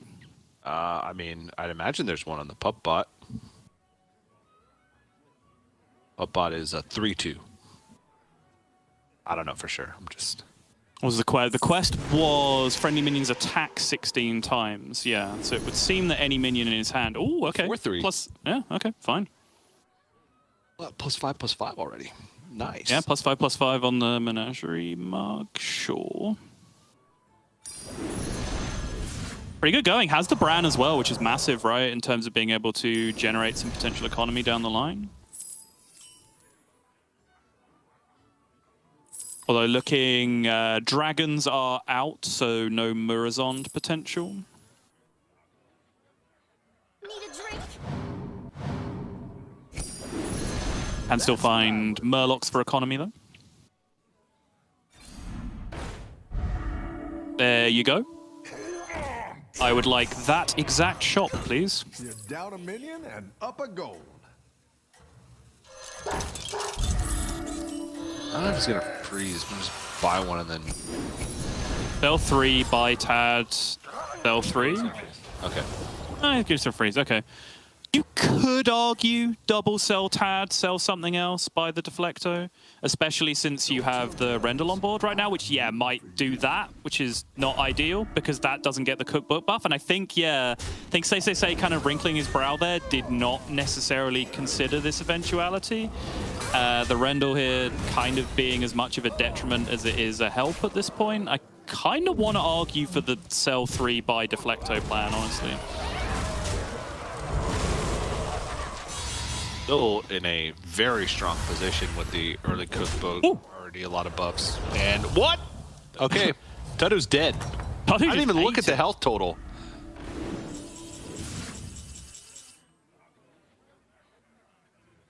Varden crashing and burning. I think Varden, one of the biggest feast or famine heroes in the game. They can absolutely pop off if you are able to get some strong pairs or triples early, and then start getting some fairly kind rolls in the late game. But when you miss as Varden, you miss so incredibly hard. Like, you have very high potential for your hero power to just do absolutely nothing over the course of the game, and then you die, which, having not seen Tatu up until this point, I would imagine is what has happened. Oh yeah. Trickster on my fantasy team. The red hand plus rag. You know how much I love stats, Sottle. And had a Meckerel too. Yeah. There's pretty good synergy with Okay. both of those things. So Trickster will be good to keep an eye on as this game goes on. But it's also a Murloc lobby. But Meckerels can be pretty good, especially if you can get the Meckerels to pretty decent size, whether it be rag or grease bot later on. Yeah, even Ball of Minions these days, right, as well, is a massively impactful change that's hit the game recently, essentially replacing Amalgam with Ball of Minions, which has become, yes, it's Tavern 4, so it's rarer. It comes later in the game. There's less of them that you find. I think when you find Ball of Minions, though, in a shop, it's good so much more often than a late game Amalgam was in a lot of positions. Like, Amalgam was only ever really bought in the late game to put Divine Shield and Poison on. A Ball of Minions, like, if it's a pirate, sick, you buy it. You know, if you're playing Infinite Hogger, it's insane. If you're playing Nomi and you roll into it, sick, it's insane. If you're playing Lil Rag and you roll into it, it's insane. It's just a good card. Yeah.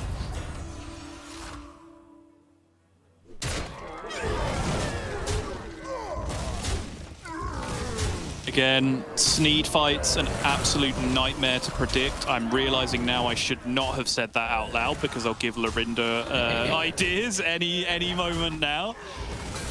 We've got to see how many layers of Death Rattle that we do have in here. There's none. Not enough, yeah. They all went down early as I was beginning that sentence. Yeah.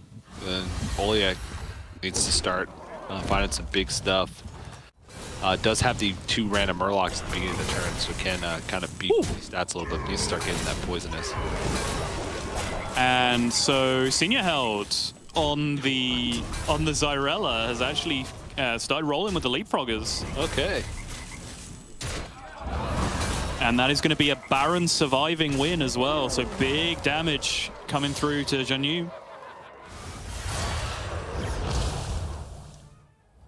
I'm actually really curious to see what Kun King's been up to, because we haven't seen Kun King since like turn 5 or turn 6. Oh yeah, Okay, that's the stuff. pretty good.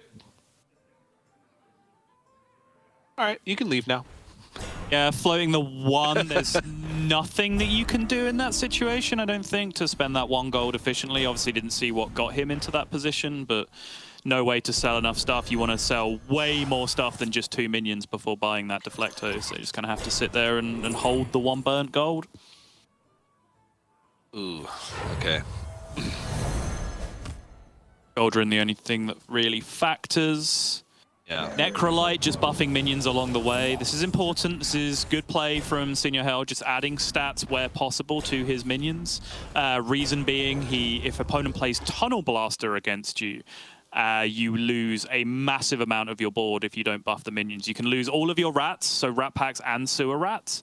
And then if you don't have any death rattles left on your board, the frogs don't have enough time to duplicate, even if you have Golden Baron and whatever else. A lot of people still think that Zap is the best counter to Leapfrogs. It's not. It is Tunnel Blaster in most scenarios, and that's what Senior Held is currently in the process of playing around by just adding that little bit of stats here and there to his board. Yeah, and to be honest, there's not like that much to spend your gold on as Leapfroggers anyway. Nope. So you might as well be looking for those things early on in the game, because you often find these times where you're literally just rolling for like one or two specific things in the later stages, because once you reach a certain point, it just gets difficult to improve your board. You're just looking to hold on to techs and increase your stats where you can. Now, where these initial frogs land is going to be important. So far, so good. Yeah, I mean, decent outcomes so far for Kurt. Basically, you want as many of the frogs to go right as possible, because it means that less duplicate over the course of the fight. But I still think, unless this Baron attack goes through immediately, which it's not going to, because the Sewer Rat now gets to attack into the Divine Shield Poison and summon the taunts, it looks to me like the Zyrella is okay from him. Yep. Oh, actually, there's a Void Lord. That Void Lord's a big deal, because that means the Rat does not now duplicate, but it also means this Baron doesn't duplicate. Where does this attack go? Yeah, it's still not going to be good enough. Cut down on a lot of damage, though, I think, in the end, with the Rat not splitting. I think that Rat would have split open if it wasn't for the Void Lord in the end, so just taking the 3 damage from the Rat as opposed to the full board. Ooh. Okay. When you went in on the Quilboars, held on to the Darkly's Elder that he hit very early on with the held triple. Dark Glaze Elder? Glare. Dark I got Gaze. Snicker Snacks on the brain. I know, you're just thinking of donuts now and like... Ooh, I could use a little bit of a Snicker Snack donut right now. A little bit of dark glaze on the top.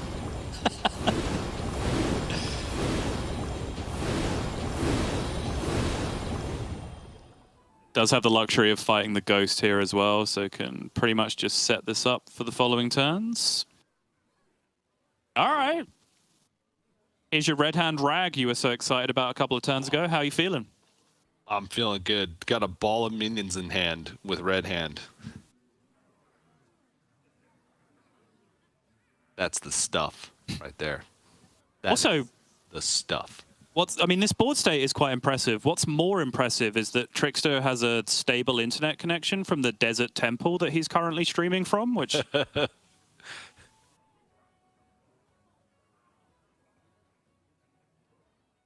Looks pretty cool. It does.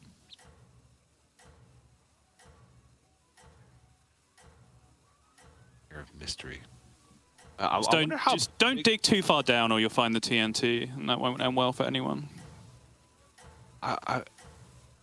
How long has this ball of minions been in hand? That's what I want. Great question. That is a fantastic question. Linda. Sottle would know if he was spectating. Lorinda said, great question. Oh, the Leroy up first. Oh. That's the kind of situation where if that happens to you as a streamer, you go on a 45-minute rant about how you're being stream sniped, right? When you have Meckrel on the far right and your opponent just has any form of brain, yeah, can't accept that. Absolutely has to be being stream sniped. This is so much damage coming through. That Deflecto's going to have to do so much work. But the 1-1... Okay, the 1-1 didn't bump the shield. That means there's a good chance here for this to clean up some of the damage. Does take the 6-drop and the 5-drop down with it in the end. Big deal for Trickster in terms of reducing damage at the end, though. Yeah, that was fortunate, to say the least, given how that looked right at the beginning. Maybe we'll get a look at ball of minions, but... 17-17. Okay, whatever. That was first turn. Whatever. But does get Toxfin. So setting that up. Buff could go on the Toxfin, though, which is a little bit awkward for the Red Hand if you want to keep with the ball of minions going. I guess you could just put it on the board now if you find like an Annoy module, but... Yeah. Because this road board is not doing much more, so you have 2 easy cells. And this is one of my biggest problems with Red Hand as a quest reward is there's a lot of lobby. Like this lobby setup is one of the biggest ones for it because it's mechs and murlocs. In a mech plus murloc lobby, you buy most Toxfins and Annoyer modules that you see at any point, right? And then you just hold on to them until you're able to get those Divine Shield poisons down later. But, you know, yes, the Annoyer module, sure, you can argue holding that in hand for a few turns is fine. But in spots like this, it can be a little bit awkward overall, force you to use cards immediately or get weird buffs. Senior Held now, speaking of weird buffs, does have the Golden Baron rolling with this Leapfrogger comp. So he is looking like the player to beat in this one. But I wouldn't mind, doesn't have to be right now, but taking a look at Say again in the near future, because we've probably missed 4 or 5 turns of cookbook scaling now at this point. So interested to see where Say has got to. That's pretty good. Eh. Eh. Eh. I was expecting bigger. Okay. That's on the right track. There we go. That's a little bigger. Yeah, that's fine. Just poison Tad, okay. Fine. Sure. 27, 28. I think Oh, you jeez. can Okay. win this thing. This is Zanyu on the what was originally Quillbore scaling, but is no longer Quillbore scaling.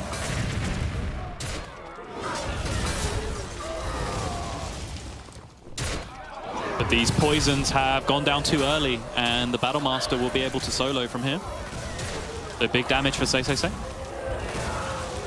Yeah. Pretty interesting board to be honest from Shinju. It's just raw stats, at least for the time being. It won't hold up, but it does have Tunnel Blaster, so might feel like he's fine against everything else. But here we go, the Golden Baron and Leapfrogger. Yeah, that one's already over. Yeah. Oliak being taken down as well. Gosh. Yeah, no way back from here. There was already no way back before we cut away for the death. Big damage as well from a Leapfrogger board. Normally, fighting Leapfroggers at this point in the game is fine. You lose because you haven't had time to set up your counter tech, but you tend not to lose by much. That was a monstrous beating in terms of how much damage a Leapfrogger board does to you. I'll do what I can. All right, good old Kurt. Hey, watch out. Agam.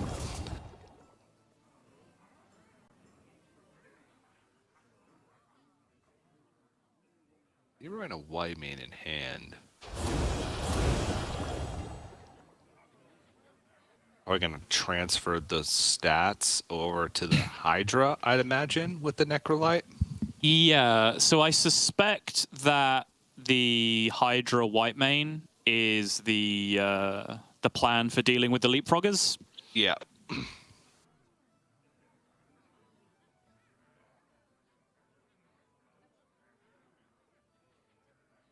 In that case, do you even need to transfer the stats yet? I guess you still do, because the Baron is quite large. I don't even think... I think it's even got 20 health at the moment. And it's just better to have the stats since the Bald Minions already has Divine Shield poisons anyway, so... That's a useful freeze on the other side there as well, because it allows him to get out of white main and then pick up a spare white main again for the future if he needs it again for another Leapfroggers fight. Yeah. And could pick up Leroy as well, just to have a second one in case you go up against like Divine Shield Murlocs. All right, here we go. Oh, put the white main second from the left. Wants to go Preserve the opportunity. second, does go second. Okay, big hit, big hit. And that, from here, could be 24. Like, this could be death from this position. Oh, yeah. Especially if... no, the white main should die. Well... You say that. Okay, nope. 3-3? Okay. Oh, okay. How much damage is left now? Kurt is on 6. That's 6, 12, 17, 21, 23. Still lethal. It's still lethal. That's going to be enough. Wow. The white main tech and putting it second from the left. Senior Hell even moved the Baron over to try and give protection against it, but A nice little spot by Kurt, and I mean, Senior Herald was really strong. Like, really strong. Uh-oh. Oh, Uh-oh. 18! Oh, oh, the gas coiler, always a scary moment when it comes down to those situations. That was a lot of damage from the gas coiler, but not enough. You want a golden deflecto? Yeah, I don't think so from that position. Oh, okay. We're into a Barov's Blessing. You love to see it.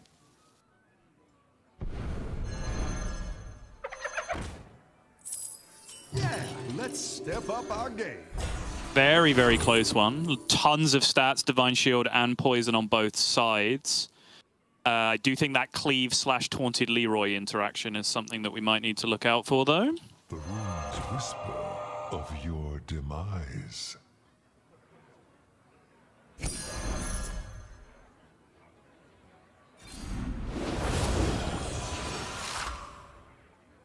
I'm waiting till the last second to see where Kurt ends up putting this Hydra, if he keeps it first. Double Leroy in hand as well, which could be committed here. I think because Kurt is at 17, will probably feel like he doesn't necessarily have to go all in this turn. Might just be sitting here. No, okay, he's going to go a little bit further, drop a Leroy. That's a big deal. You go Taunted Leroy here as well, which I think is a big deal for the way this fight could pan out on the other side now. Oh, we went for different Barov's Blessing choices. I had Say typed in and changed it to Kurt on the Taunted Leroy. That is not looking good so far for Kurt, though! The Taunted Leroys did not work out, and that means that Say is going to take this one down from here. Good job, TJ. It's not going to be a huge amount of damage, though. Going to be a W, though, and that means Say keeps on marching. Every extra turn you live with Cookbook feels like a new lease on life. Ooh. And King went for that, had the big tempo start with Daryl, Tiny Henchman, but the scaling just wasn't there. So he's going to fall. And was that 39 health, what, 2-3 turns ago? Yeah, welcome and to lost Daryl. it all very quickly. Yup. Straight to the bottom. So, and interestingly enough, we do have a Murloc lobby, but there's not really many pure Murloc players that are in the top. And in fact, there's not that many Poison Murlocs in general. We may start moving in that direction, but in terms of a top 4 with Murlocs, this is less than we normally see. Yes, and if you turn back time, TJ, if you could find a way... Thank you. TJ, Raven never gets my Boomer Power Ballad references. I mentioned this in game 1, right? It's like, what is a Murloc lobby about? And I think in this instance, this is the Mechs plus Beasts Murloc lobby, which is about as weak as Murlocs can be in a Murloc lobby, because traditionally massive deflectos, like cooked book deflectos, that can beat Murlocs, and leapfroggers with Baron tends to beat Murlocs as well, depending on the tech cards that are available on the other side. So I think a lot of people are kind of on scissors here, which is the things that beat Murloc, and very few people are on paper, which is the Murlocs themselves. What's rock? Yeah, it's not really rock, paper, Beast. scissors. Yeah, it's scissors, paper, but then scissors and paper both beat everything else that's available in the lobby. So I'm not quite sure what that analogy would end up being. Or rock. Yeah.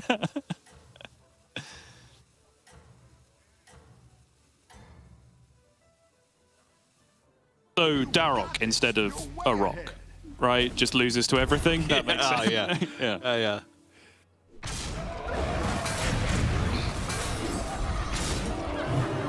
Ooh, okay.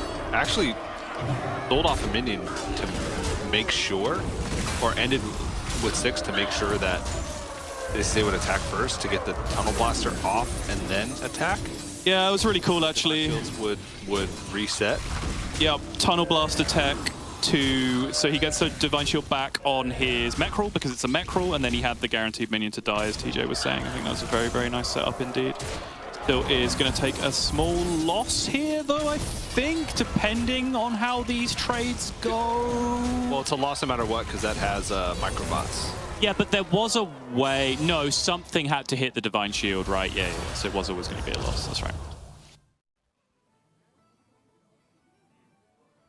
Okay. Ah, Kurt fell! Kurt's down! No! There goes my band. Kurt down! We never leave a Kurt behind. I'm literally just going Kurt every time for bandwagon. I'm realizing that Lorinda actually has a massive degree of control over my bandwagon picks because I'm kind of mandated to bandwagon on turn 1 because of one of the puzzle box questions. So basically, whoever Lorinda shows us first, if they have a decent start, I'm picking them, right? Like, that's basically how this is going to work. I mean, you picked Say both times, and I picked Kurt both times. Yeah, but Say was our first POV both times, is the thing. I'm not necessarily just picking Say because I like Say, even though I do. Oh, Sottle, we're the same. Same. Guide me. Everyone just hanging around with a white mane in hand here and there, making sure, even with the leapfroggers dead, with Senior Held just getting absolutely smacked by the white mane cleave earlier in the game. Champions.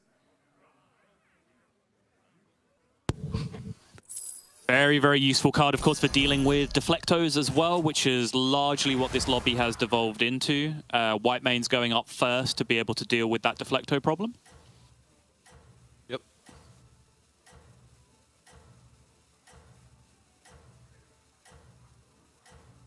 I believe this means that Sesase is fighting the Ghost this turn, so decent chance that Sesase ends up in our top 2, who again is my bandwagon pick for this game.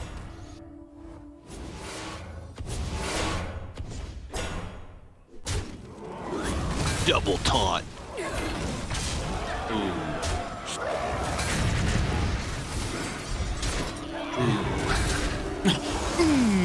Ooh, it's maybe if no, actually. Yeah. What if? Ooh, nope. Oh. Well, you know, no. So the real question here is live? Question mark. Yeah. Battlemaster still has a lot of work to do. Trickster is only on 5. It would be Mechrel plus something else that would have to survive. Depending on now how this poison attack goes. Okay. Could be a tie. Don't hit the poison. Oh, okay. Still alive though. Still alive, yeah.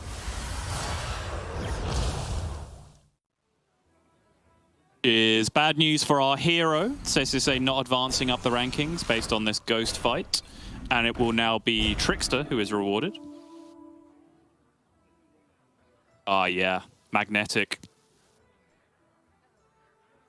Say is just transitioned like 6 times because of Cookbook. Every time we look at Say, it's just a different board.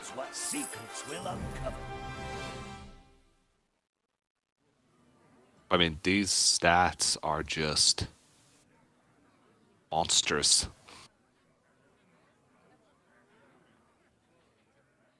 Just has a taunted 90-80 golden Leroy.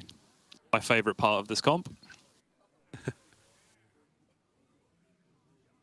Some debate on the end of this turn as to how to play it. So you could just play your module on the Mechrel and then double sell the minions you have to proc Cookbook once more. You could just taunt the Mechrel. So there's this play, which is taunt the Mechrel and drop the additional reset on the board. And then there was also this play without playing the module on the Mechrel and just playing the additional reset on the board, all of which has merit. Giving the Mechrel taunt isn't necessarily an upside in high-level games. Like, the Infinite Divine Shield train scams a lot of people in lower MMR lobbies. But higher MMR lobbies are so Leroy-dominated when we get to this point in the game that sometimes taunting your Mechrel just means you lose your Mechrel to the Leroy that your opponent has at the start. Yeah. That's where the 91-81 taunted Leroy comes in. Yes. 6 minion white main yet again, which means double taunts on the Deflectos. Still gets very, very good trades with the Deflectos, though, even with the Divine Shields, and that is going to be an absolute spanking on the other side for Zunyu. Well, no, actually.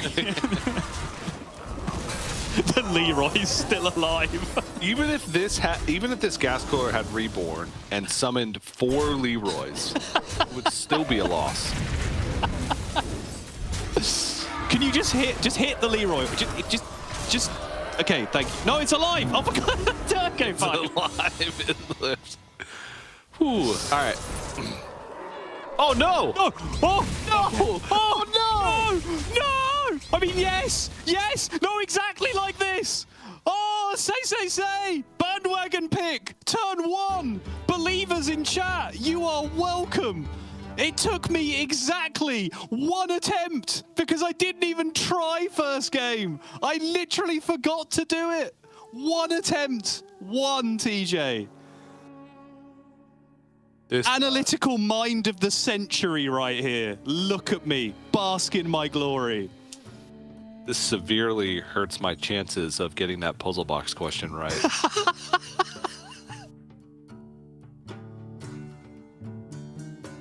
I need a wisdom ball game to bring me back in the points.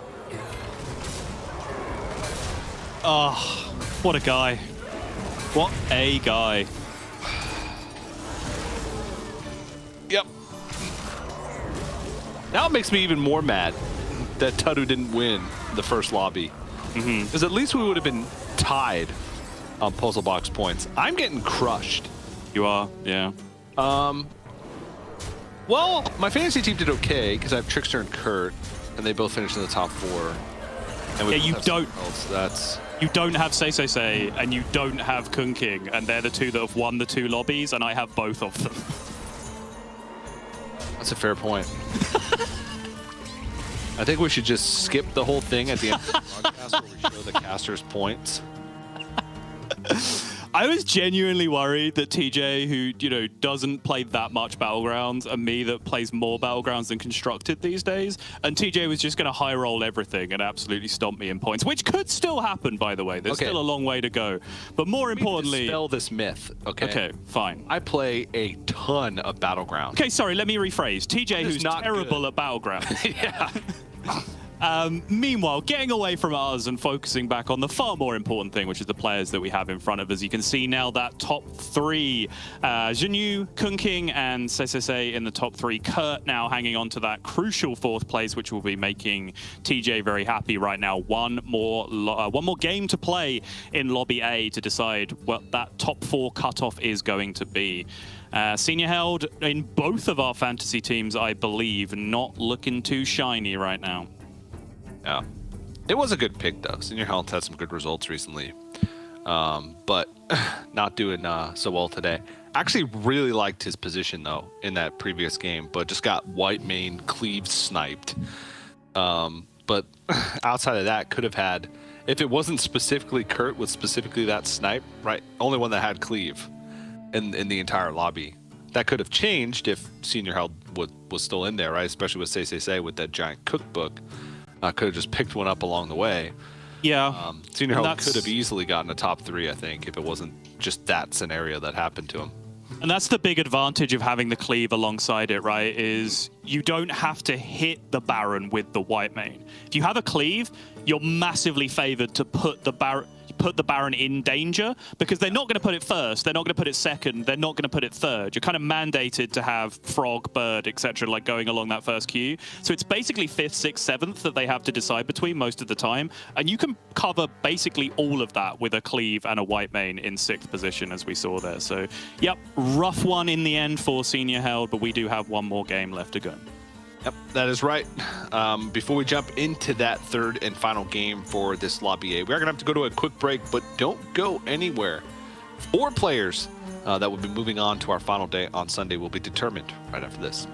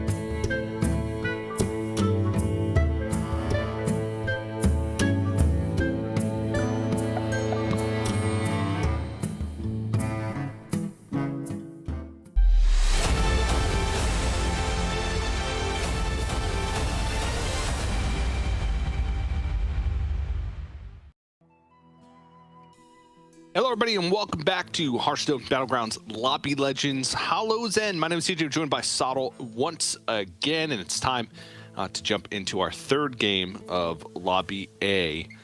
And Sottle, you're doing pretty well today. I'm proud of you. Thanks, buddy. Appreciate it. I mean, my entire career has just been searching for validation from you specifically, TJ. So hearing you say that makes it feel like it's all been worth it.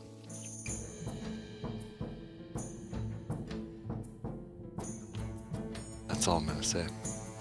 I had to do that through gritted teeth. TJ's actually shut down. You guys have no idea, low-key, how competitive TJ gets, specifically with me as well. So this is going very, very painful for TJ at the moment. I think for the sake of the broadcast, you should all root for TJ's picks for the rest of the game, because if he doesn't start climbing back into this, I think we're going to have a very, very hard, very awkward time for the rest of this broadcast. Yeah. I'm not competitive at all. I'm just here for fun. At least that's what I tell myself. Yeah, your actions seem to betray something different, though, TJ. However, we are dealing with 8 players who are phenomenally competitive. Kurt here, good player to look at first, because Kurt is currently sat in 4th position. So if Kurt can pick up another middling result, it probably means he banks that 4th, 3rd kind of position overall in the game. And I think that is why we see him moving towards that Cthulhu once again, trying to shoot for that middle of the pack finish. Yep.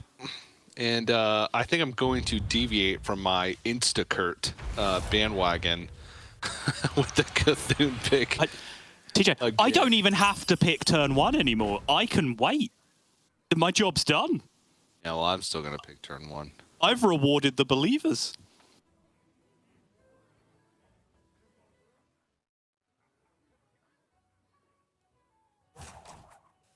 Yeah, I picked turn 1. I picked Senior Held. Okay, I'm down. Just because Senior Held's in a position where it's 1st or 8th, right? Has to go big because it's currently last in points and needs at least 6 even to just overtake the current 4th. Though needs a win to even have a chance. How dare you? You're just going to do this every time. This is called defending a lead, TJ.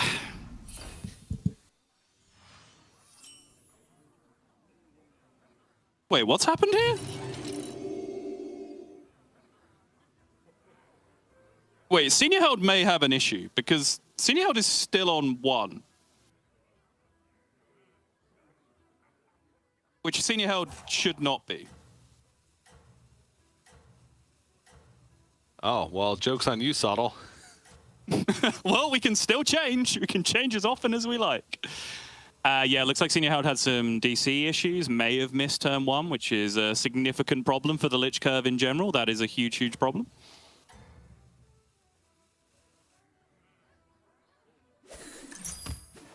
You still believe, TJ? Mm-hmm. Yep. Still believe. Okay. I believe in life after love. We know what Oliek's first starting quest is. No. I was too busy seething at the fact that you're just going to pick the same bandwagon as me from here on out.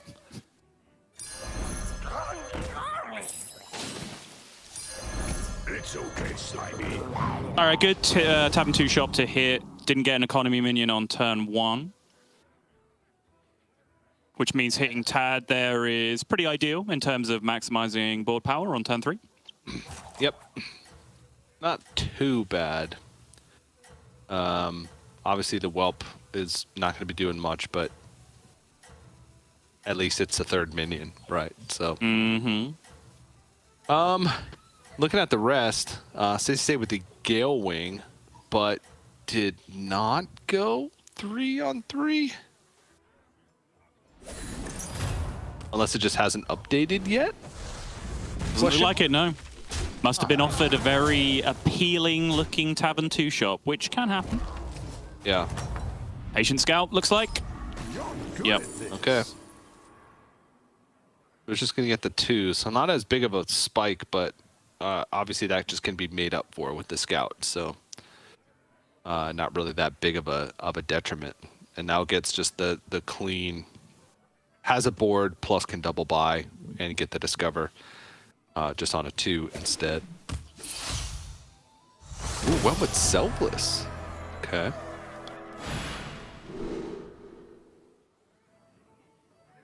Four battle cries for hidden body. Murloc's in. Has to be a consideration. Yeah. Summon 10, minion in hand, Tad in shop for smoking gun. Beasts mechs out, however, which makes smoking gun far less attractive. This is the Murloc lobby, by the way, on that note.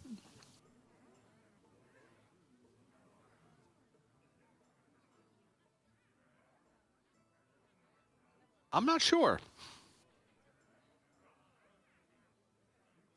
Because another hidden body is obviously the most powerful, but play 4 Battlecry minions, unless you specifically go Murlocs, it's not going to do anything. And forcing like that can be difficult. There's also just tournament state considerations, right? Where similar to Kurt, Say is currently in 3rd place overall with 9 points. Closest competitor from outside of the top 4 is Trickster and Tutu on 6. So if you can just pick up a 4th to 5th kind of position, you probably fancy your chances of getting top 4 from here. Which maybe leans you towards even like Tiny Henchman, for example, over going for another hidden body. Sure, yeah.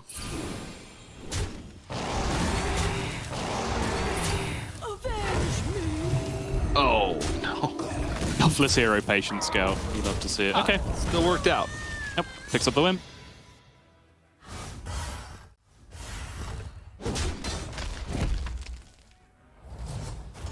Picture on the Kael'thas.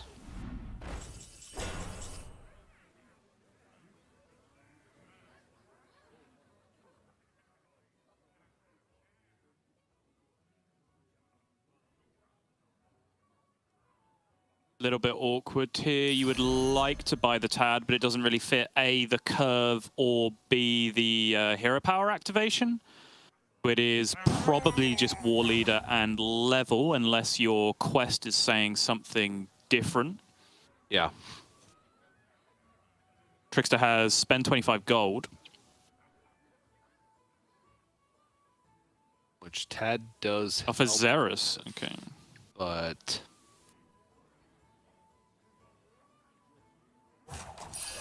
Spending 4 more here for 13, so you'd then have 12 remaining. If you spend 5 more here instead, then you have 11 remaining, which is then much more completable next turn. 10 remaining, in fact, right? So you have 10 gold to spend, 10 gold to complete with 8 gold to spend, which is very achievable next turn. So yeah, I actually like this. Staying down 1 turn actually makes this very completable next turn. I think this is well calculated from Trickster. oh geez, it's senior held. Oh no, Yeah, that's brutal. it is. With Ledge, if you're taking this much damage this early, there's not much way to come back. Unfortunate for senior held, who had the DC issues on turn 1 with a very early game focused. I mean, at this point in competition, like if you miss a turn or even a partial turn early on in the game, Oh, you're done. Yeah. you're done. Yeah. We both continue to believe, I don't know, it felt kind of shady to change the pick at that point after the DC, even though we could have done, so we both stuck it out with senior held, but yeah. So Wait, did you change? I did in private. You sucker. All right. All Now right. it's too late. I see how it's going to be. Who did you pick? Let me just double check. Say. Turn 2. Okay. So I swapped instantaneously. All right. I see how it's going to be. You want to play it like this? That's fine. I do. I do want to play it like that. So whatever you see in the group chat of me picking my bandwagon pick, you don't even know for sure if that's what I'm picking. Yeah, that's fine. That's fine. What? Yeah, it's fine. Yeah. It's okay. I'm not triggered.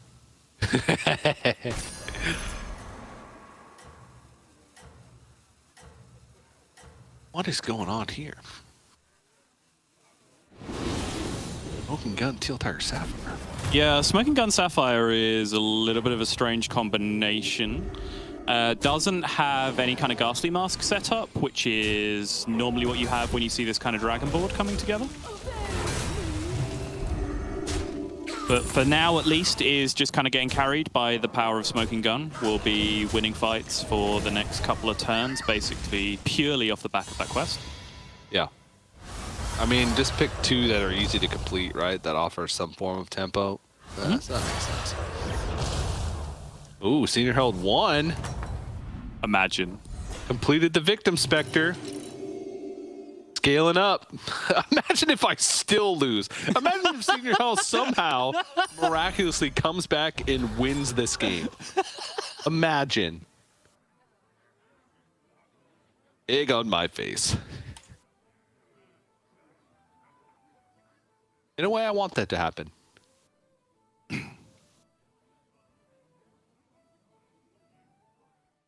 Looks like Oliek is going to hold here, going to grow greed for a 6. Looking at Oliek's position, he is currently in 7th on 4 points, only a Senior Herald below him, so this makes sense, right? I talked earlier, with the first couple of games of the lobby are going to be the more normal-looking games, when I said like players don't tend to do this too much in the current metagame. Greed, freeze, level to 4, level to 5, take a 6. Doesn't tend to happen that often.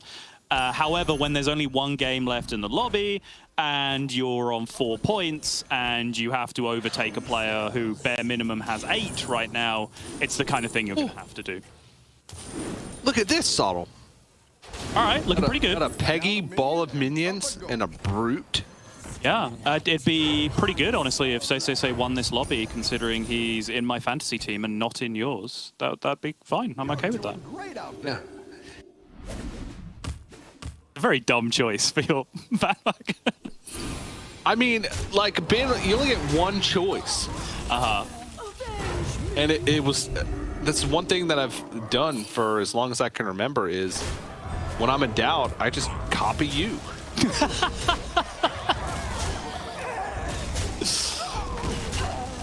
You can't blame me for that. No, you're right. I can't. Valid strategy. And Senior Herald is gone. Unfortunate ending. That means that he is going to finish on 2.5 points overall here. Yeah, pretty rough. Pretty rough. Yep. Commiserations, of course, not the way anyone wants to see anyone's tournament ending with that disconnect on turn 1, but unfortunate circumstances, and we must continue. The show must go on. We move on to Oliek, who is back on this slightly strange combination of quests with the Sapphire and the Smoking Gun, and now is going to find a way to make this 6-drop happen, I presume. Buy, sell, Gambler. So you have the Strong Arm in hand. No reason not to.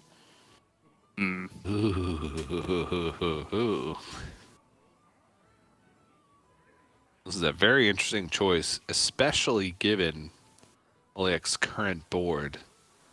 None of these have any particular synergy with what he's got going on. But to be honest, I don't even know what 6-drop would with this. Well, he has a Scally, Okay. which does make the Eliza at least somewhat tempting, yeah. But I would imagine Nadina would have been the go-to there immediately, just for the straight-up... If you get Nadina, you can just go to 6 next turn, right? And then the world is your oyster. You can figure out what you're doing on 6 from that point. You're just so powerful with the Nadina.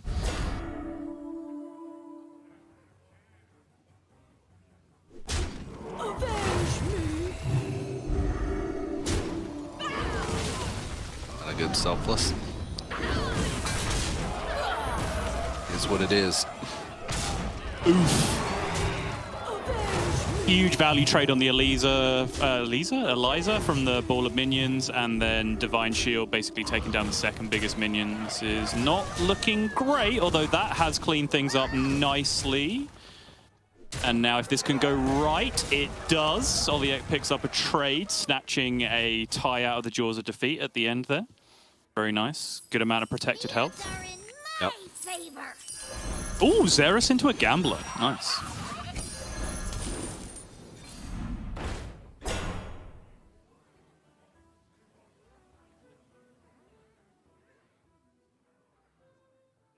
This is quite a cool board, actually. Got the double Peggy going on. Now the ball of minions in there. Mm-hmm.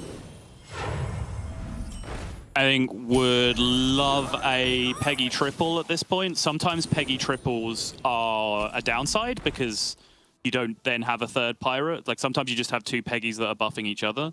But finding Golden Peggy here would mean that every single buff is then guaranteed to go on the ball of minions, which you can then cash out into selling onto something else later in the game.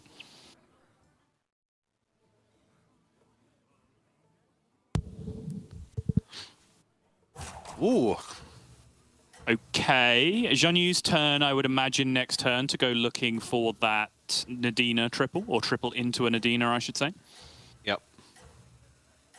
Does already have the one permanent Divine Shield on this Golden Taragosa, as it will be next turn. But Nadina still offering an enormous amount of instant power.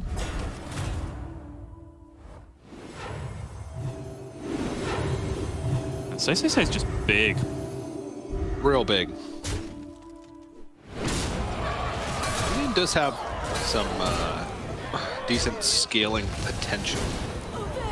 Taragosa Proto Drake, but it is like capped. Mm-hmm.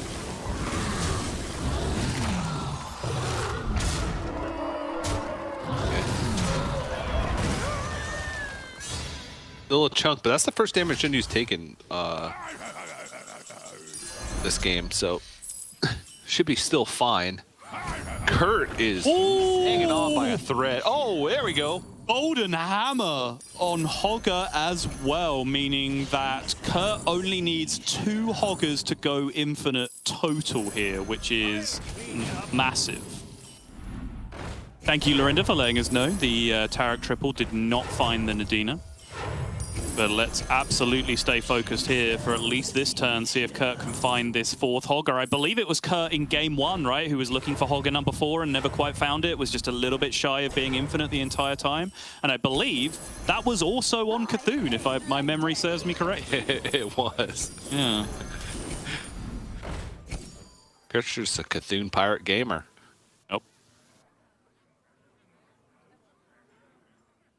Yeah, you just pick Cthulhu and go Pirates. Like, Cthulhu Pirates is sick. It's just one of those nonsensical things. There was a thing that Lorinda used to say. Was it like Zyrella? No, it was Zyrella Pirates, right? Is that what Lorinda used? He can confirm. Was that the things? Like, Lorinda's Zyrella is good with Pirates, and I never really understood what the point was. Yeah, they're confirming that that is indeed the thing. I still don't understand why. Oh, you know who's good with pirates? Kurt. Patches. Ah, yeah, no, good one. Good point, yeah. That high-level Battlegrounds knowledge coming through again, TJ. Yeah. Okay, I was about to say, Lorinda, if you could be so kind, considering this is the Murloc lobby, does anyone actually have the Murlocs? And as if they are living deep inside my brain, we go to Tatu immediately, who is setting up the kind of board that you want to be playing. Yep. Does have an ice block up. Got a splitting image here. Is that a Bran? Bran. Rip. Well, that's unfortunate. And so it's going to be a matter of how many of these poisons can survive, be able to deal. Okay, that's not great. So going to be a loss here regardless. Going to be an ice block going down here regardless.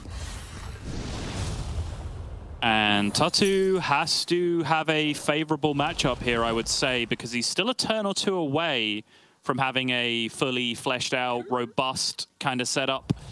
On Kurt again! Just 1 Hoggar short of the Pirate Dream. Has bit the dust once more. And that's huge. Last time with Cthulhu as well, where hit it just started hitting. Wait, what? Okay, real quick. The Kurt death is huge for the rest of the lobby because Kurt was the player on the bubble. Kurt was in 4th, which is the cutoff for going through to the finals lobby tomorrow. So Kurt now finishes on 9 points total, which is now a stationary target for everyone else to try and shoot for. Obviously, that's not necessarily a guarantee because multiple players could overtake that, but you at least have some idea of what you're doing. Secondly, where I have no idea what you're doing is Golden Tortolan Blue Shell. Not a situation I've found myself in. I've literally never seen it. Yeah. I'm guessing it's 10 gold, right? It is 10 gold, yeah. Okay. Patches is good with pirates. We're going over to special analysis from TJ Sanders. Patches is good with pirates. Thanks, TJ. Golden Tortolan Blue Shell is 10 gold.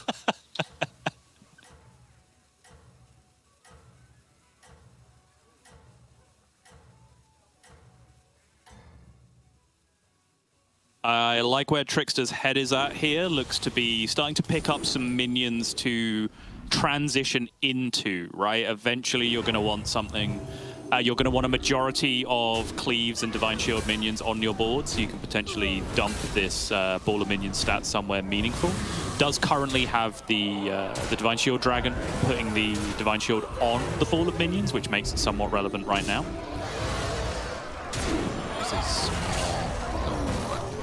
I was going to say, there's a small possibility for... Oh, no, it wasn't. It would have needed one more revenge for the double Golden Eliza. But did get one from the Tony.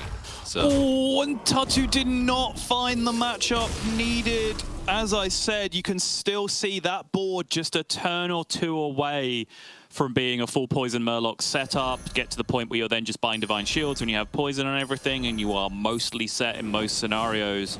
Tatu just could not find the leeway needed to get there. Yep. And now taking a look at Kun King, this is when... Stop! No, look, I can't pick Barov's Blessing in this situation because I'm too busy looking at Golden Tortolan every single roll. Like, what am I supposed to do? Stop rolling Golden Blue Shell. I need to think.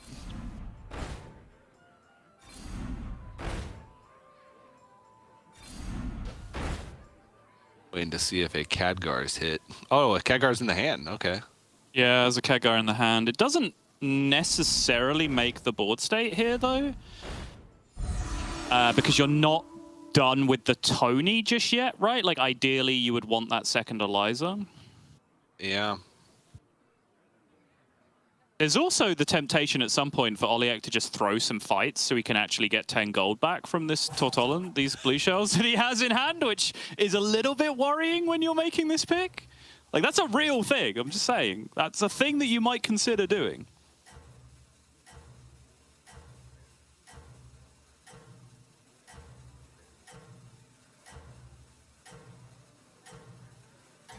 Okay, I'm in.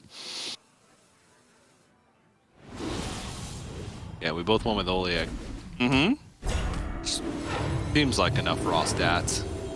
Yeah, the problem is the lack of taunts, which makes it a little bit sketchy overall. Uh-oh. Okay, fine. Oh, fine. Okay. That's ideal, actually. I was worried that the Divine Shield was actually going to go on the Scalping Wagon and he would get resets. Oh, Divine Shield. Yeah, absolutely disgusting. Yeah, but it looks like we're going to be correct as Oliek should have a nice, smooth victory here and a big chunk of damage going Shenyu's way. So, nicely done. And these blue shells aren't going to be active the rest of the game. So now you have the board space, right? Because you don't need this Tony anymore. So now you have to start thinking about whether this Khadgar comes into play. But still, because he's on Golden Selfless, this is kind of a variation of this build that is a little bit less common. Because you have a board space allocated to the Golden Selfless, because you have double Golden Eliza, big stats, Divine Shield, Baron, etc. anyway. like, this is now the pivot point, right? Do you want second Scally plus Khadgar plus everything else, or do you want to stick with the selfless build, having less minions on board? You do still have the dragon that you can throw away as a board space, which gives you a little bit more freedom. Like, just straight up replacing the dragon with the second Scally is more stats on its own, right? If that's the only change that you make to this board. And Trickster, Golden Peggy available, but it seems like Trickster has been Scares me. Except on the same board state for quite a long time, but it is very strong. There's a lot of stats. There's Divine Shields. Haunted Leroy now is selfless. We'll have that Golden Piggy next turn. Still no poisonous, but the stats are big enough right now to where it's not like a super rush. But we'll probably look to that as the game progresses, and then Kun King is... What is this? Is nothing. Like, what is happening? Daryl here? board. It is very much a Daryl board, yeah. And to be fair, Kun King has 10 points. So having made it to 5th has already improved that to 13, right? Which is going to be a very hard total to not make it. So yeah, picking Daryl, making a bunch of 20/20s and getting 5th seems like a pretty solid plan from Kun King's perspective, really.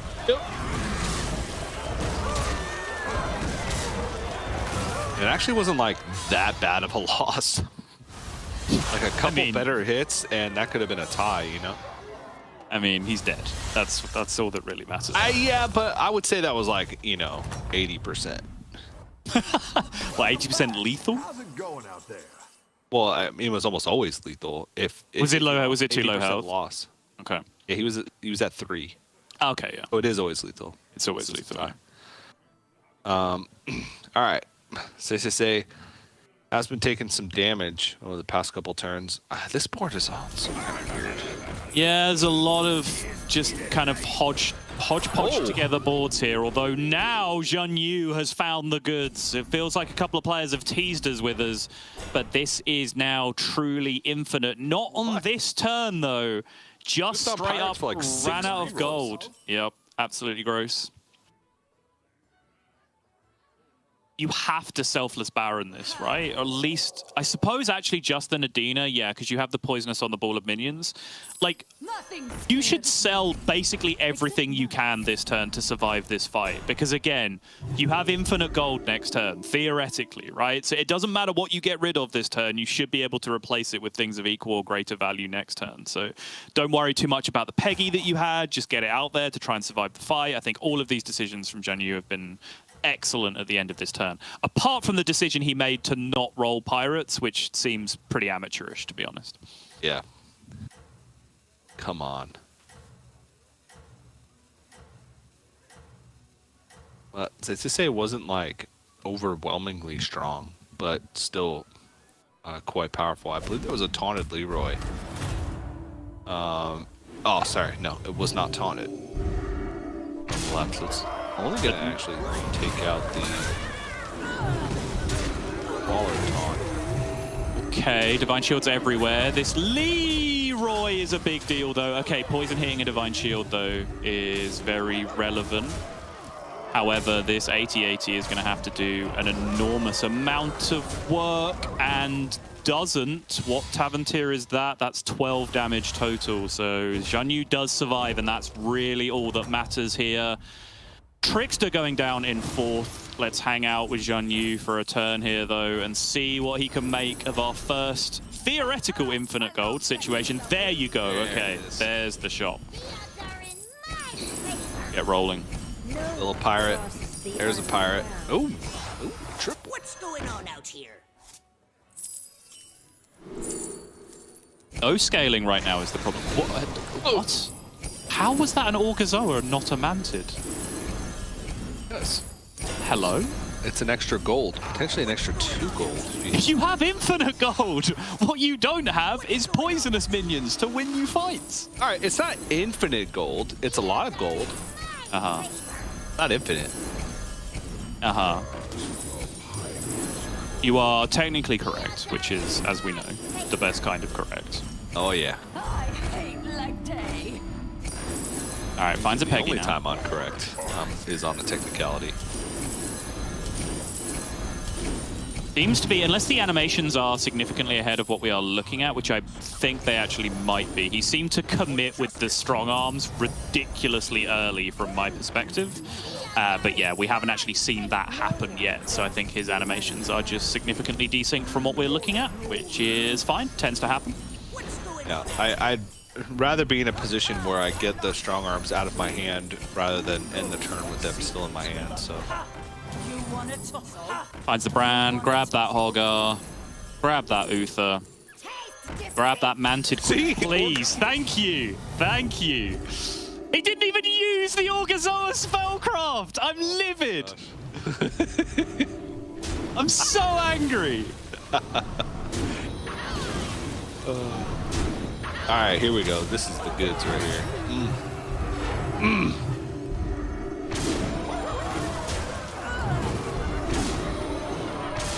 This is Exodia and a half. Just missing the Goldens on the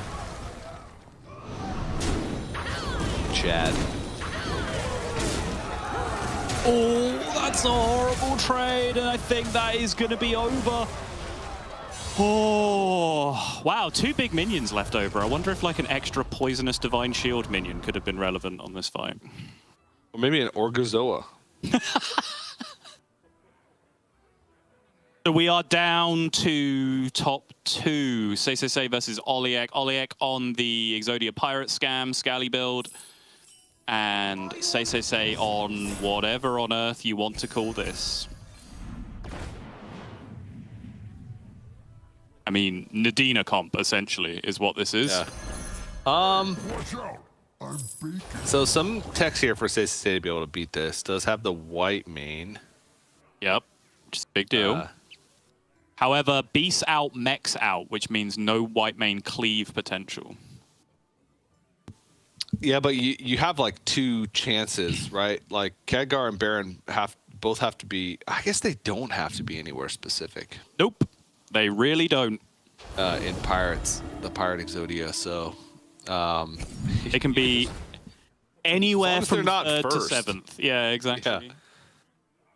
Especially with the selfless taunt and the Scallywag having taunt as well on the side of Oliek. This is a very difficult turn to navigate in Yeah, actually, to where these techs go. theoretically, if you did have a Selfless taunted and your 2 Scallies taunted, well, actually, no, the Selfless is a problem. If you just have 2 taunted Scallies, you could try and put Baron second and get away with it, right? But because of the Selfless, if the Selfless gets attacked and then the Scallies get Divine Shield, you could then have your Baron attacking before the Scallies actually end up getting blocked. So. The 1-8 taunt is interesting, hoping that maybe the rip.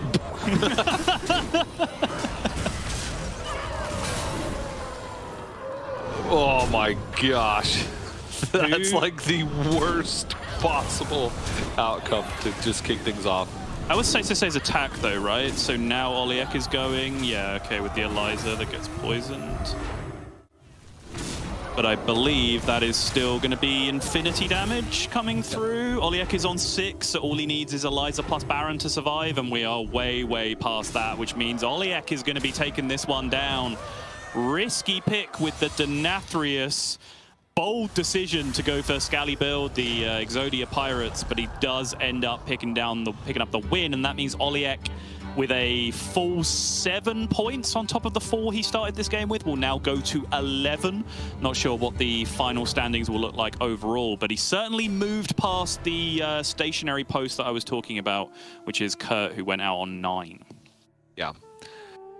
Which is unfortunate for Kurt and for me, but and Say didn't win, so even with my shady tactics, I still wasn't able to get a bandwagon pick. Yeah, so just to be clear, on bandwagon picks, if you pick someone and they do really well, they get into top 2, but then they get second, which is obviously 1 place away from getting first. How relevant is that to bandwagon picks again, TJ? It's completely relevant. Oh, is it? Okay.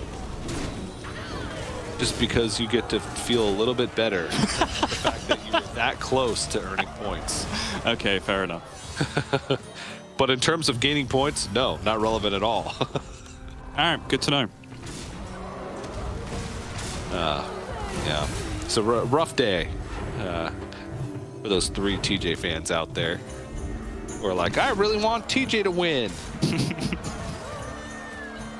Shout out to the 3 of you. It might be only 3 people that want TJ to win. There's a whole army of people that want Sottle to lose. So they are still on your side by default, you know? That's true. That's true. All right. There you have it. Oh, Trickster! The Oliek win! That top 2, the Oliek victory, picking up that 1 additional point, could have made the difference. Although, if Oliek had got second, he still would have been ahead on tiebreakers due to a 6-point best individual result being the #1 tiebreaker. So Oliek still would have got there with the 2nd place in the end. But Trickster coming very, very close. Both of those players, Trickster and Oliek, overtaking Kurt, who was in 4th place going into Lobby 3. But there you see your top 4 going through to tomorrow to our final lobby. Zhenyu, Sesase, Kun King, and Oliek. Yeah, Zhenyu taking 1st place in the group was not what I expected. Kind of quietly earning points. I thought it was going to be Sesase just because maybe recency bias. The last 2 games, Sesase seemed to be dominating. Zhenyu with a 0.5 point up, just with a 5.55. Just a really consistent performance to take 1st place. But as we said at the beginning of the broadcast, and as Sato just kind of said now, but not quite as obvious as I'm about to. It doesn't matter if you get 1st or 4th, as long as you make it into that top 4, you go to Sunday and everything's reset. Everything starts over tomorrow once we get into that final lobby. So congratulations to the players that made it, and none of my fantasy picks made it into day 2. Oh, that's weird. 0. I got 2. I got 2 of my fantasy team in the top 4. That's quite a lot more than 0, actually. If you think about it, isn't it? Big old goose egg. Yeah. Well, not if you multiply it. If you multiply 0 and 2, you get 0. So. Sure, that's the rules. Yep. Yeah. That's what we agreed to. I'm bringing the ship down with me. I'm gonna take this whole broadcast down. I'm gonna make my own lobby legends. You might. You've been trying to bring the broadcast down for about 6 seasons of America's Grandmasters, and you haven't succeeded yet. So I have little faith that you'll manage it this time. In a way, I succeeded. True, actually. Like, good point. Is there going to be an America's Grandmasters anymore? You know what, TJ? I concede my point. You are absolutely correct. Yeah. And how many players from North America are competing in the World Championship for Constructed?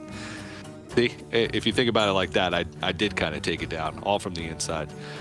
All right. Well, that concludes Lobby A, which means we're at our halfway point for the day. Everybody knows how much I love halfway points. We are going to have to go to a little bit of a break, but in that break, we're going to get Lobby B set up, and we still have 3 more games with 8 fresh new players to determine who's going to join the top 4 from this lobby in our final day tomorrow. So we'll be right back. Don't go anywhere. More Lobby Legends right after this.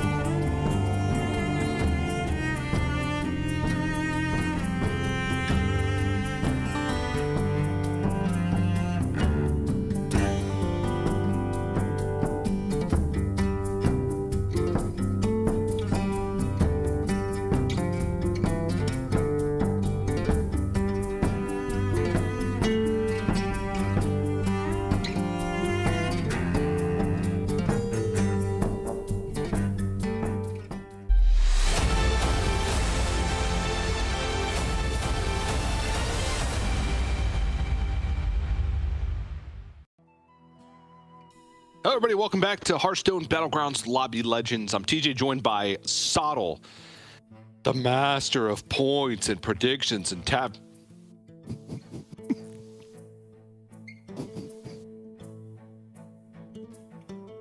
TJ's just transfixed. Hang on, should we try that again? There we go. Hey. I literally cannot let you win this one. Hey. Okay?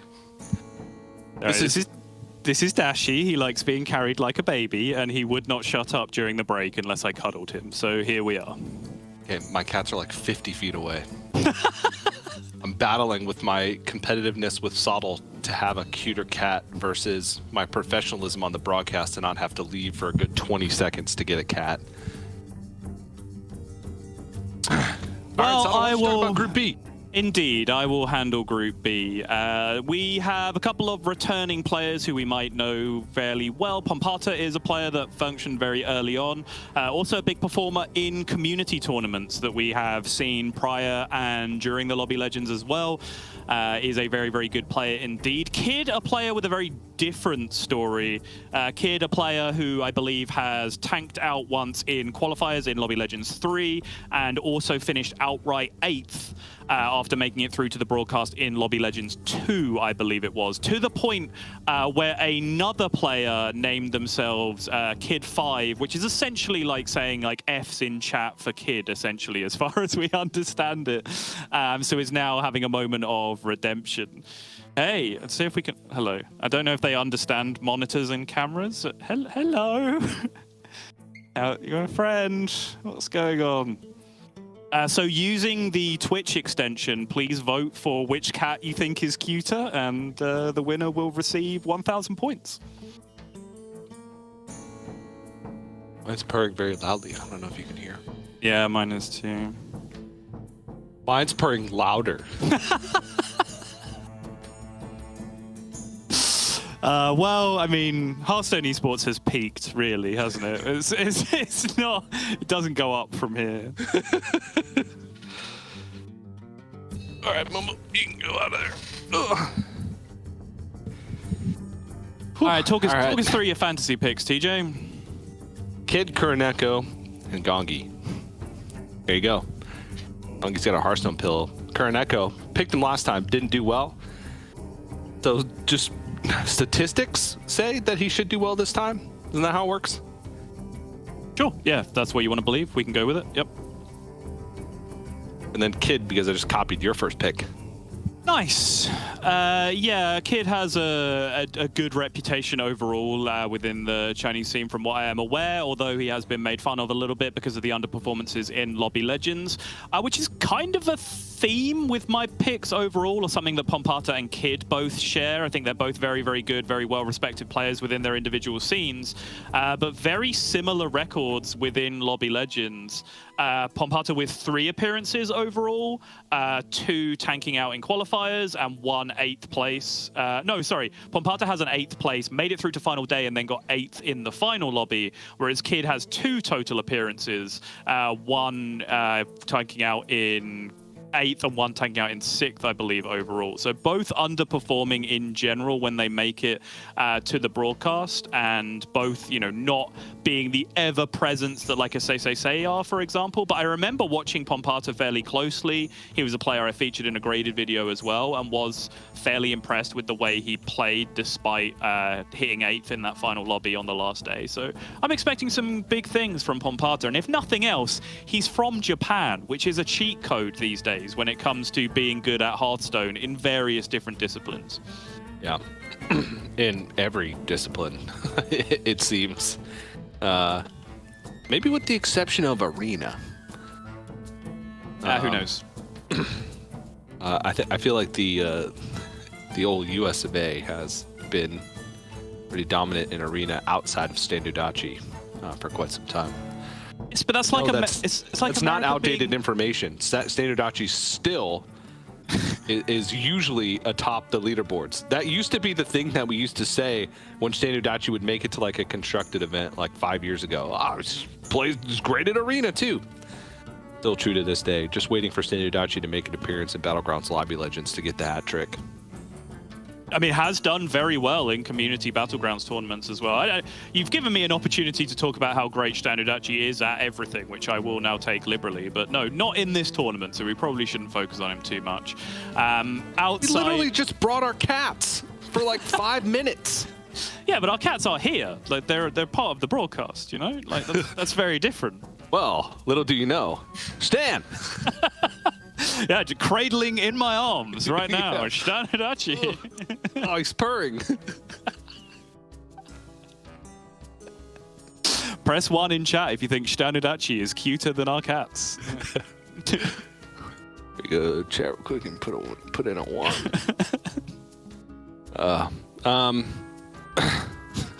Where were we? Oh yeah, Japan. Yeah, that's also one of the reasons why I picked Kuroneko. Kuroneko I think it was the previous Lobby Legends. Yes, it was. Did make it into the final day, but like super tanked on the final day. Like just absolutely had nothing going. A very senior held from last lobby vibes in terms of like what he was trying to do. Just nothing was working. And it's pretty reflective in, like, if you compare, like, Kuroneko's win rate to other players with similar amount of appearances in Lobby Legends to him, where it's pretty low. It's only slightly above 50% and very little wins. But that. You know what that spells to me? That spells dark horse.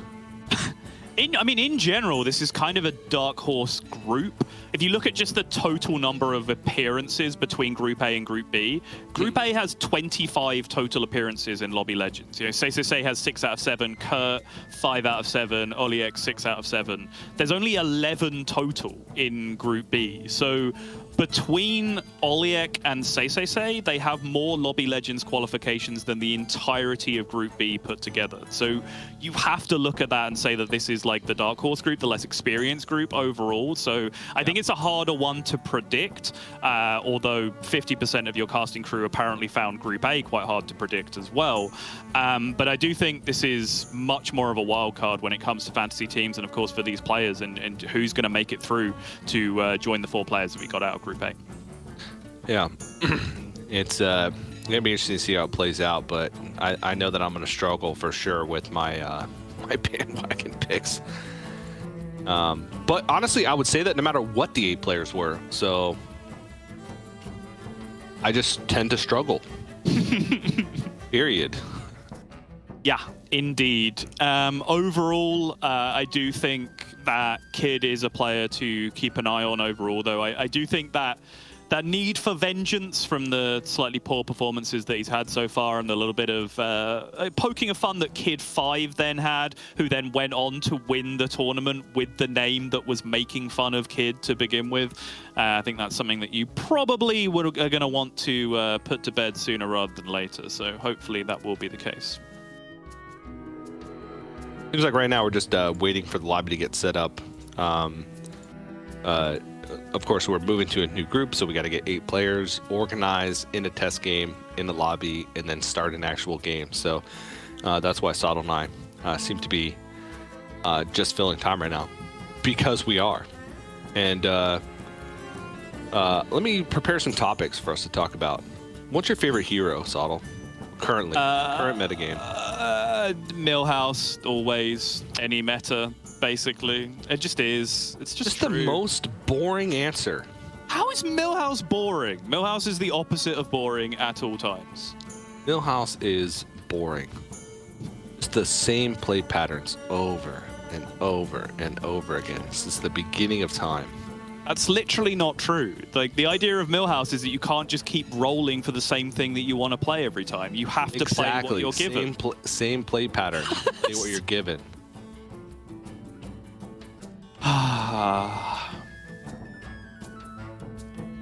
All right, next topic, TJ. What you got? You didn't even ask me my favorite. I don't care. That's why. Next topic. Come on. I care. Okay, what's your favorite hero to play in this current metagame, TJ? I don't have one. Oh. I love them all equally. Fair. Like your children and pets, apart from the one who's just vomited in. No. Which I won't confirm whether it's a child or pet. my kids, yes, I love them both equally, but my animals, no.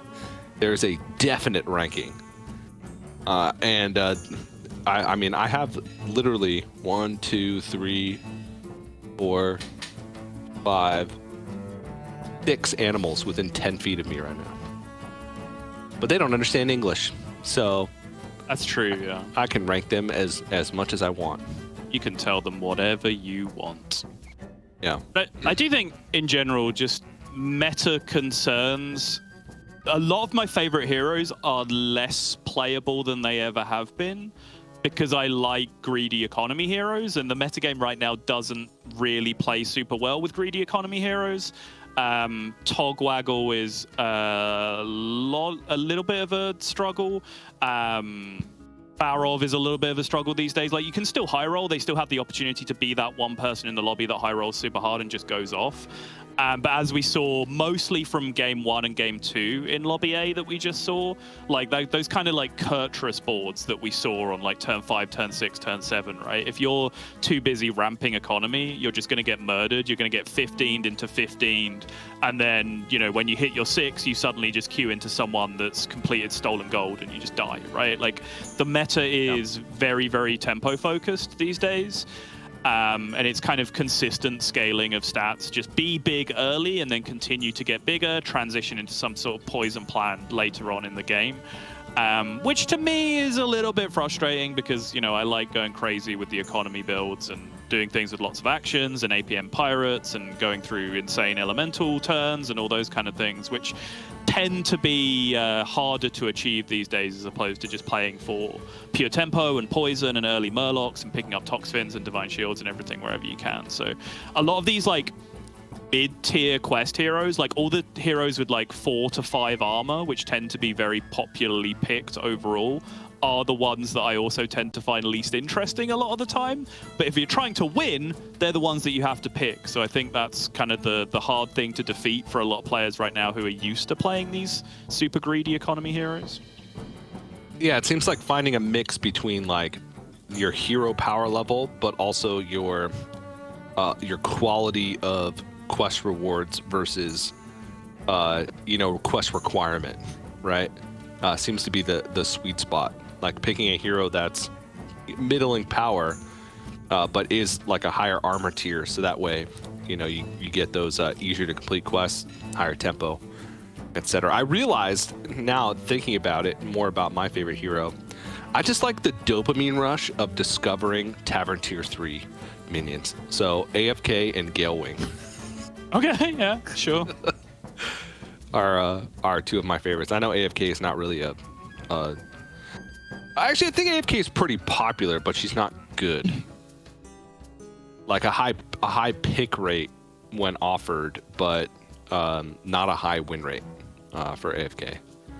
I don't know why that is. I don't know why. Maybe there it is, the dopamine rush of discovering Tavern Tier 3 minions, but I also like Cthulhu and Flurgle. I think AFK got a little bit better as well with Faceless Disciple being thrown in the pool as well, because you can end up, like, not only is it just a 6/4, which is one of the biggest things that you can discover on its own, but you can then end up with 4-drop and 3-drop on the early turn as well, like really high roll in certain situations. And Overseer, too, is a big one. Yep. That lets you kind of make up the detriment of being AFK for your first 2 turns. And then, of course, Saddle, you fell into the ultimate trap. Master Win is everybody's favorite because it's all of them in one. I do like Nguyen. I do like Nguyen, to be fair. It is for the same reason as I like the quest that allows you to pick a quest at the start of every turn. Like, I like heroes where you start a turn and you feel like you have 7 decisions to make immediately. You know, like, those are the heroes that I like to play. And generally, economy heroes are that, because the more money you have to spend, the more you can buy, sell things with Millhouse, for example, the more that translates directly into decisions. But yeah, if you have to pick a new hero power or pick a new quest reward or whatever at the start of every turn as well, then yeah, I'm very much on board for that at the same time. You ever do the Reno challenge? What's the Reno challenge? Where you play Reno and you gold in the first minion you buy. No. No, I haven't. Oh, yeah. Well, that makes sense because I just made that challenge up right now. I was going to say, I mean, Actually, people I used made to it just up do that like with 2 weeks Wrathweaver, ago. right? I People was. did- People do that with what? with Wrathweaver. Oh yeah, but I'm talking about like you have to. Sure, yeah, fine. Anyway, meanwhile, Red whelp. Battlegrounds has broken out. Apologies for the delay. I think players were a little bit slow in conceding the test game. Then we had a real lobby and it disconnected. And so we had to start all over again. But now here we are. We have a real live game of Hearthstone in front of us. Sliders on Daryl is going to be going with the Lady Vash and starting on the Scally here. I like it. I like it. I do. Yeah, we got another Cthulhu. It seems to be pretty high pick rate in the group stage, just because you can pretty regularly hit top 4, or maybe not top 4, but you know, like at the very least top 6, just because of raw stats. But sometimes top 6 can be the difference between making it into that top 4 and not making it into the top 4 when the groups are tallied. Yeah, I think since the fairly recent change to Cthulhu to the hero power, so that you don't actually have to use it on every turn to get the scaling going, it has become a fairly reasonable Daryl-esque pick, right? Just a kind of mid-tier hero that can get some stats on the board early. Does have some upsides, does have some quest synergies that can really make things happen as well. Very, again, similar to Daryl. Although different since Anima Bribe has departed. But still, I think for tournament purposes and specifically for qualifying tournament purposes, the idea of getting a hero that can get you 3rds and 4ths is really not too bad to go for. There it is.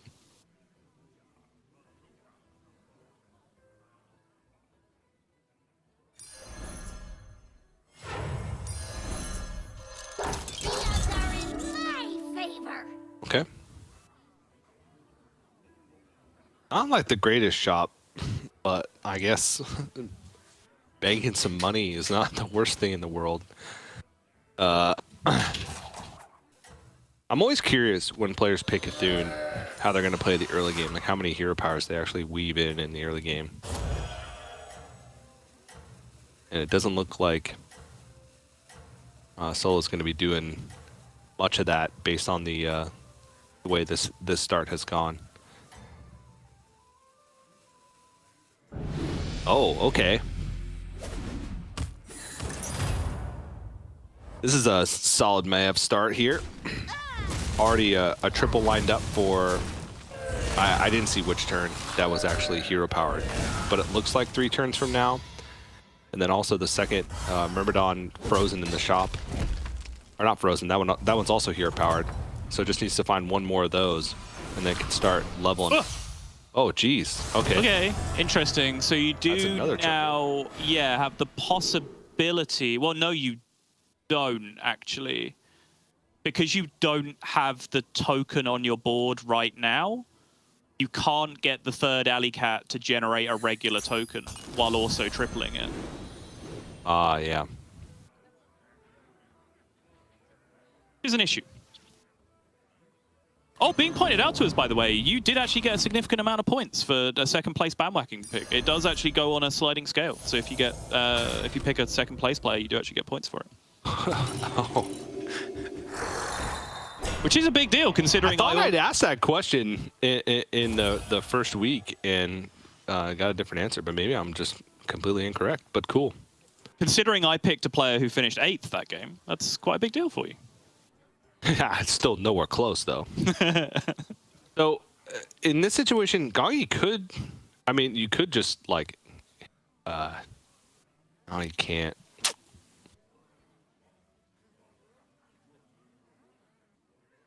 I was going to say hero power the Alley Cat, and then you get the 2 triples.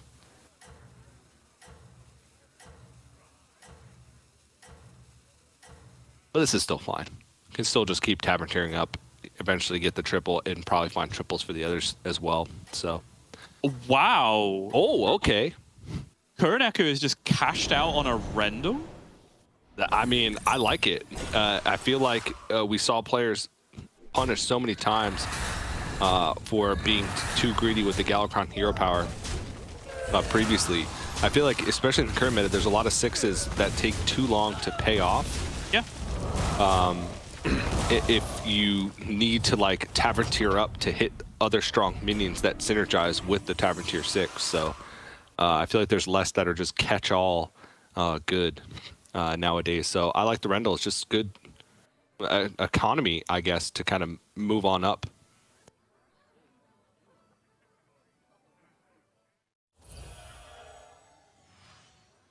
Oh, wow. Okay, decisions to be made here for sure as to whether this is a hero power or a freeze buy for Gongi.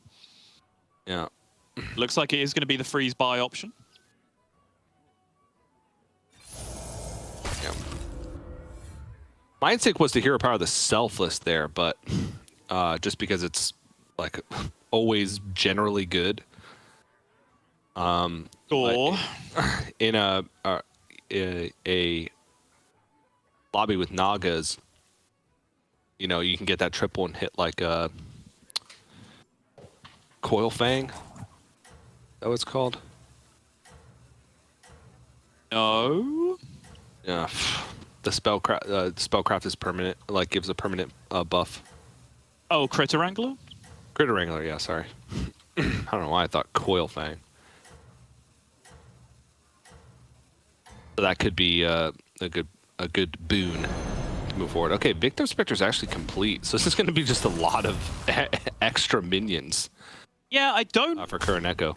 love Kuroneko's positioning based on that as well, because by having his Imprisoner far right, he now has the Imprisoner token far right, which you absolutely don't want to be the last thing that dies, right? Under any circumstance. It's not going to be, but okay, gets away with it. Ooh. Gets a Swabby. That's pretty good.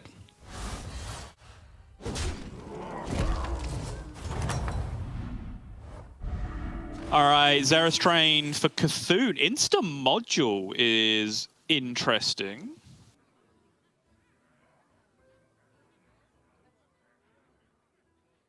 Yeah, just do it. I mean, it's just really powerful. Okay, Gungi getting the first triple here. Of a few. And gonna go for a second as well. Yeah, it does have increased stats on the quest for Kidnap Sack. So getting these extra spellcrafts immediately. Glow Scale obviously not one of them, but otherwise just having the 3 tridents to use this turn. See how close he is to that quest. Starts dumping these spellcraft.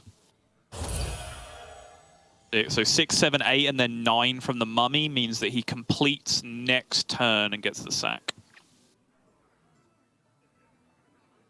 Well, close to it next turn, right? Well, you would presume he will need to increase stats by one other method next turn, right? Yeah. Although or actually at the no. end of the turn with the Mummy. No, but also he's going to get the buffed minion from the hero power added to his hand, which will count as a +1. Yeah. Because that Imprisoner was hero powered, and will come in the hand next turn.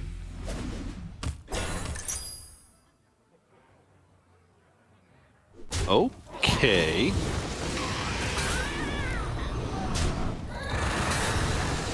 This is quite the board. It's just the snipe board. It is, yeah, with full tempo. Boom pots and a soul juggler. This, kind of similar to your Millhouse complaints, though, is kind of the deal with, I was Togwaggle, Wagtoggle, one of them. This particular hero, that's Togwaggle. I said Togwaggle earlier when I... Shut up. I'm realizing now I said Togwaggle earlier when I meant Gallywix as well, which probably didn't make any sense at the time, and that just popped into my head. But much like Millhouse, you're kind of stuck in that position where with your first and second hero powers, you're kind of stuck just taking what you're offered and trying to build something out of it. So with the bombs and the jugglers, this is just kind of what Razormaul has received so far up until this point. And now gets to triple into a 5 to try and hopefully find some sort of direction.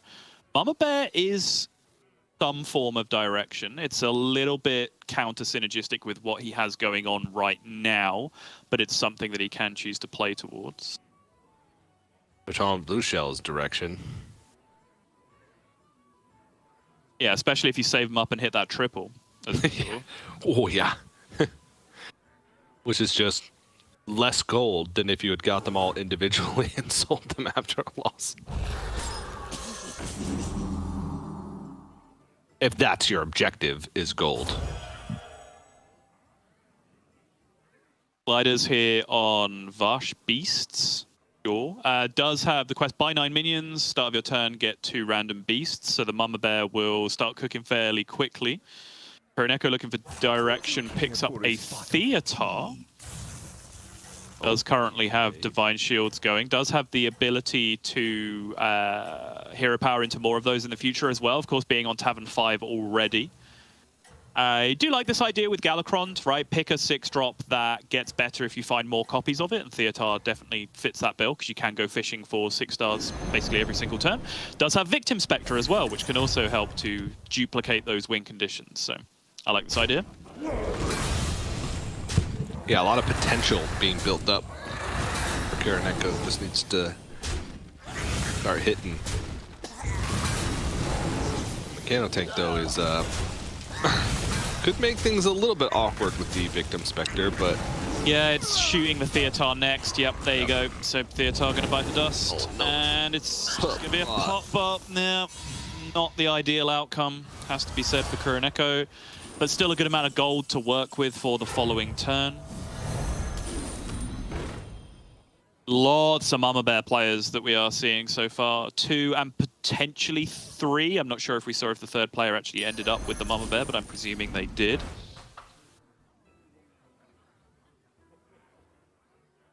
Yep, confirmed that they did from Lorinda. Thank you very much.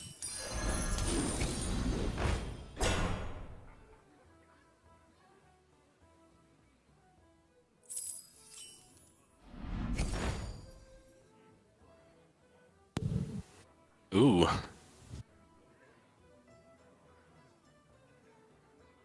Yeah, it's not really new. It's not really a leapfrogger type board. Mama Bear. All right, Pompada completing the quest. It is going to be Wisdom Ball.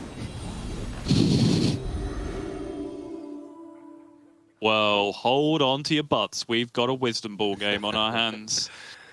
Which we haven't mentioned it for a while. This is one of our puzzle box questions. Again, if you are just joining us, if you haven't seen any of the last couple of Lobby Legends up until this point, and if you are watching on Twitch, you might just notice a little extension overlay hanging around in your video player with which you can play a variety of mini games, one of which being Puzzle Box, where you can answer a few little trivia questions, basically yes or no questions based on anything you think will happen during the day.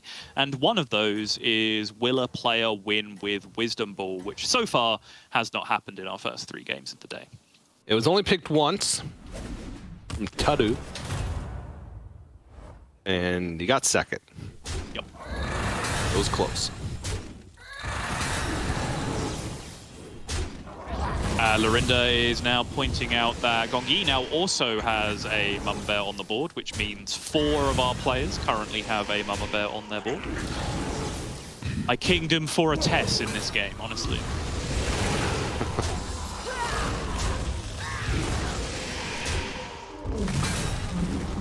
This is going to be quite the...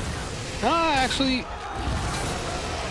not as hefty of a loss as I thought, but still a hefty loss. Not quite. We're getting no, capped, right? Yeah. Yeah. Can make a difference. Got capped either way.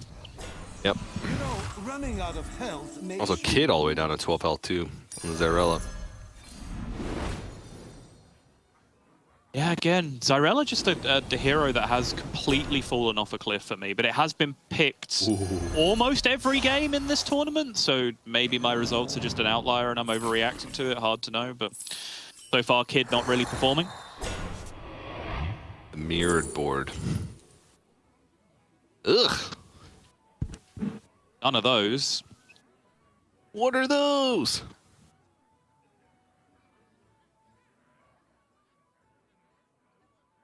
mean, do you just take Oni and then find a Hoggard somehow? You do have Wisdom Ball, so Hoggard kind of immediately wins the game if you can stabilize, but I think that's probably way too ambitious at 17 health. Pompata needs to find direction very quickly. And we see here Geobugi. Oh, hang on, we're back in. 5 drops again. Still utter garbage. At least Baron is something. Like, Baron is something, gives you a leapfrogger line to play towards. Yeah, gives you some form of direction. And one more try. The glow scale. Okay, fine. Rise, my champion. Jinx. Oh, the one!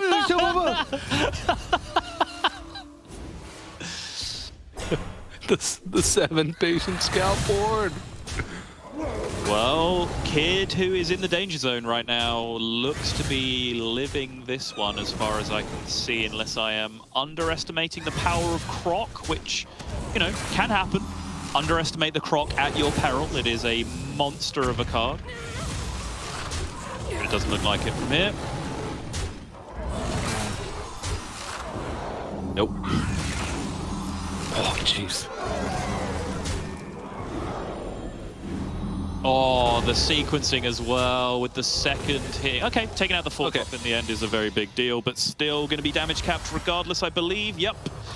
15 either way, which means Pompata is now the player in immense danger, finding himself down at 2 HP. Absolutely needs to find something to happen with that Wisdom Ball on this turn. Lorinda, if you please, go back to Pompata and see if he can find some way to rescue this on the last turn with that Wisdom Ball. Okay, good start. Tripling again. Into another. Hey, Mama Bear! That's what everyone else is doing. Oh. You can't beat them, join them.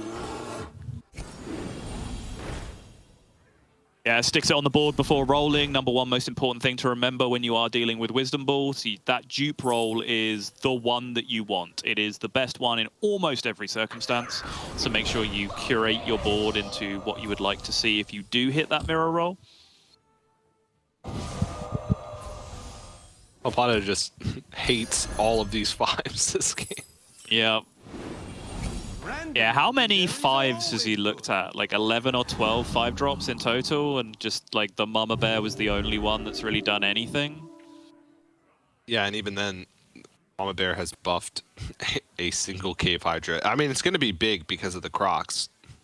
Yeah, I suppose that's unfair, actually. The double Croc is doing a lot of work. It's just in comparison to like the full Mama Bear boards that everyone else has, it's just not really getting there at the moment. Yeah, it's really not. We've seen a couple other players start to take a considerable amount of damage. Kerneko and Sliders both fallen down in the standings quite substantially. We got a quick look at Geobugi. And looked like was going for some form of leapers. But it also had a Trickster mixed in there with the Baron.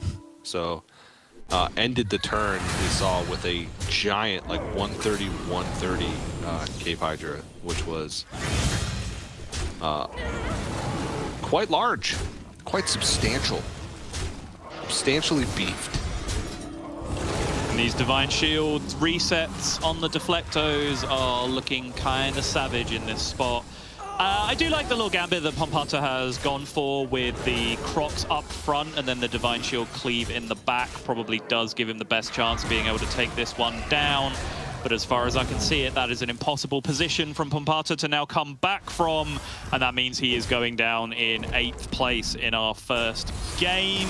Unless there is a tie, there is a tie. Okay, 7.5 in the end for Pompata. As spoilers, Kid is going to bite the dust here as well. Yep. And there you go, Geobugi's board that I was just talking about. Once again, Cave Hydra doesn't even, well, it came into play earlier on, judging by the damage on it, but the Golden Baron. Because that's not from any quest reward, because the quest reward is Red Hand, so that's just a natural Golden Baron.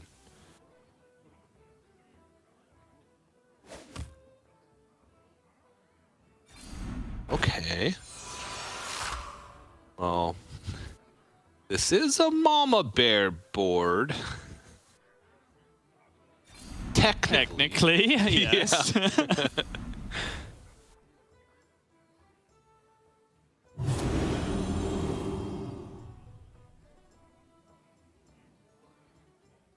Gliders, of course, with the Lady Vash is trying to lean into Athissa a little bit, but I think, yeah, has decided that that dream is probably dead here and is going to get out of them sharpish.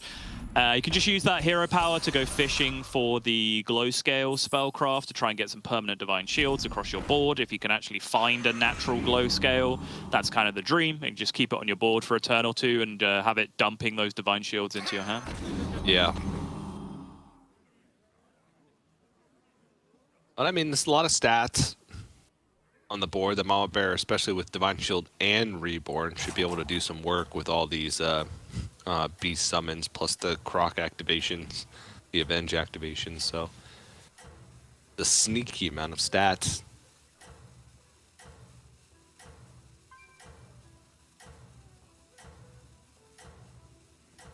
But gonna be going up against Gongi, who had a really powerful opening, well, quote-unquote opening, Maiev opening, which is, all right, I got a good opening, but now I have to wait for it to come to fruition. Double Mama Reborn Crush against single Mama on the other side, and the board space not really working out there in the end. A little bit ugly on the trade with the Crush, but it is now going to come back with Reborn and get to attack again.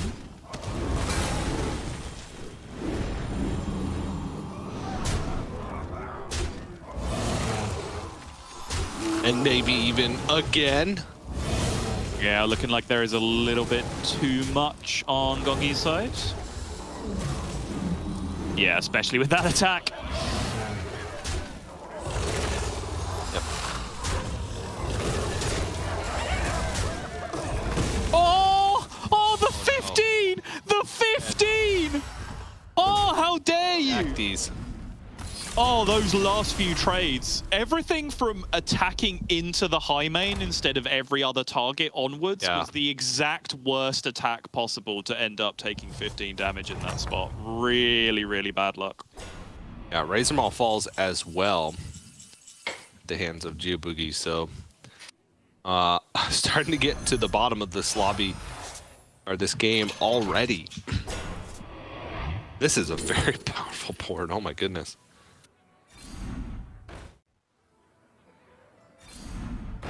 Oh, jeez. Barov's blessing. Let the corruption spread. Oh, this Okay, is this- good. Yeah, this is a pretty good one. This is like nearly impossible to evaluate. Yeah. Deflecto up first into Taunted Leroy, which is a 50-50, a huge 50-50 as to whether this wins or loses. And then Divine Shields against resummons from mechs and death rattles and crush. Really close. I would not be surprised if this is like 41-59, largely defined on where that first Deflecto attack goes into the Leroy or not.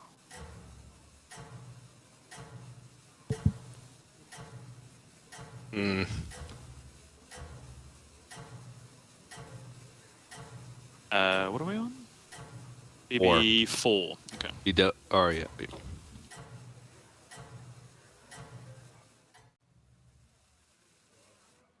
Ooh, we picked different. All right. I'm pretty sure we are just flipping a coin on this Leroy. Yeah. Leroy attacks here. No! Disaster.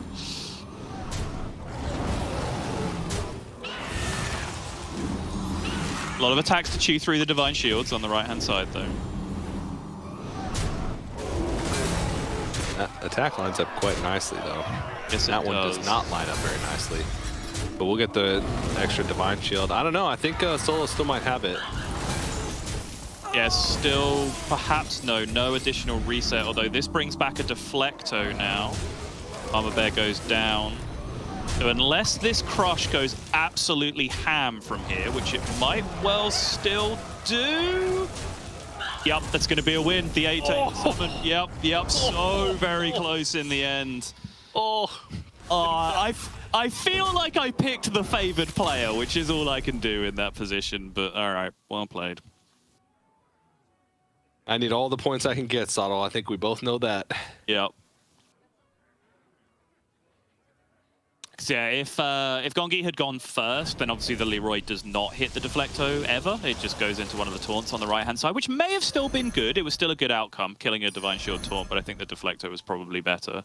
And then even with Solar going first, the Deflecto could have gone into the other taunt instead. So I feel like that was a favored fight for the mechs, but no way of knowing for sure. Yeah.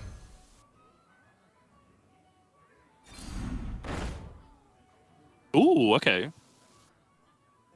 You have enough board space to really cash this out. It's double Mama getting buffed, so I feel like making a board space to make this happen. Yeah, Ball of Minions out. Yeah. Yeah, I'm fine with this. The Ball of Minions has not been scaling at all. I mean, could be better later for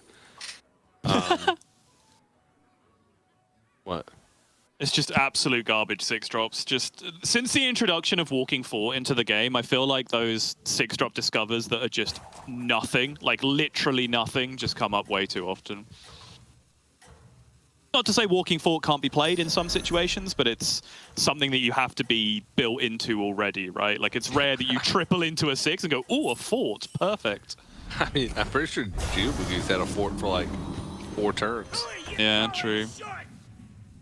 Yeah, I think they added Uther, and then the number of outright whiffs on tripling into a 6 went down because, you know, if you didn't hit the synergistic minion you wanted, you maybe probably hit a Mantid or an Uther, and both of those can be useful in various situations. And then they added in Fort, and now it's suddenly just like, okay, now we're just getting like Zap Fort over and over again on every triple into a 6. Yeah.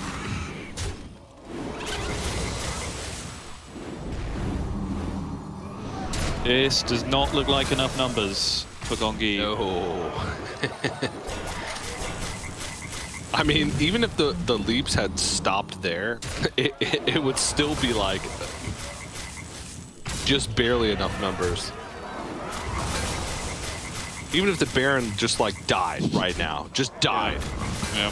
it still wouldn't be enough. Just Stack Overflow deletes itself from the board. Carry on. Yeah. Wait. Come on. I was gonna say double Leroy, but then I forgot that there was gonna be the hyena spawning from the high main as well. Oh my goodness.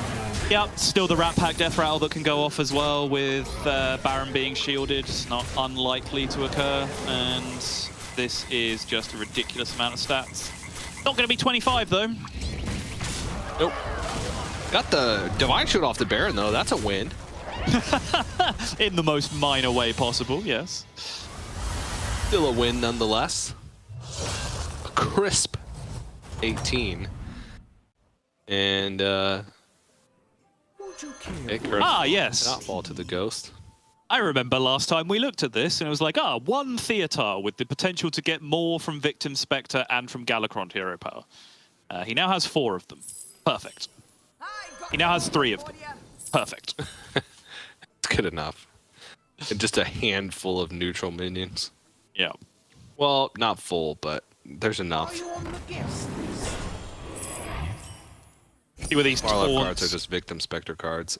go. Yeah, just keeping the taunts in the same place. Okay.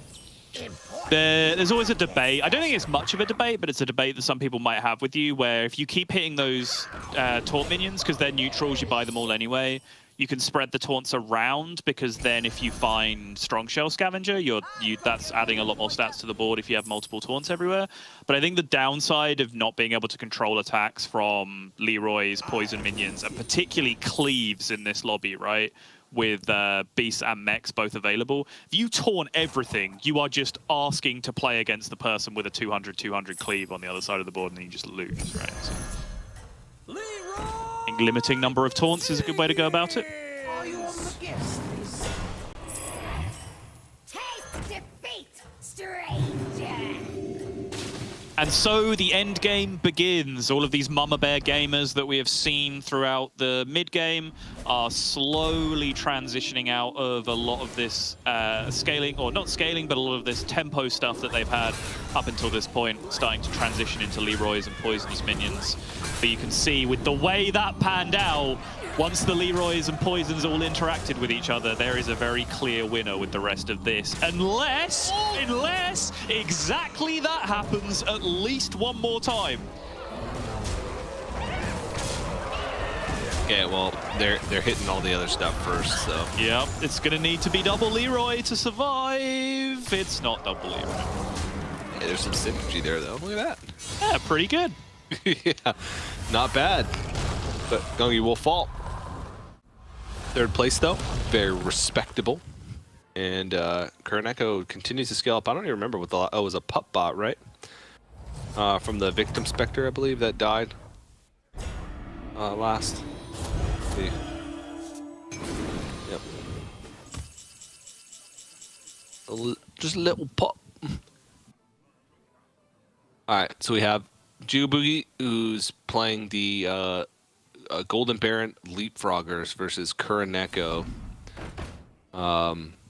With just raw stats, but I don't know if it's enough stats. Needs to, I guess, has to wipe me. There it is.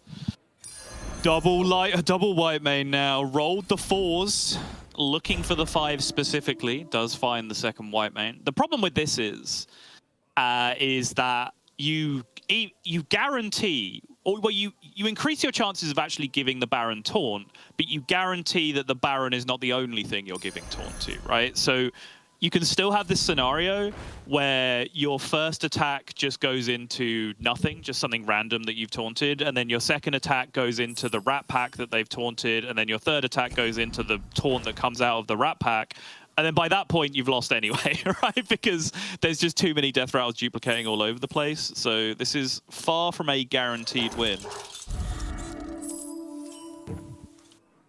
It looks like he might be slimming down the board space.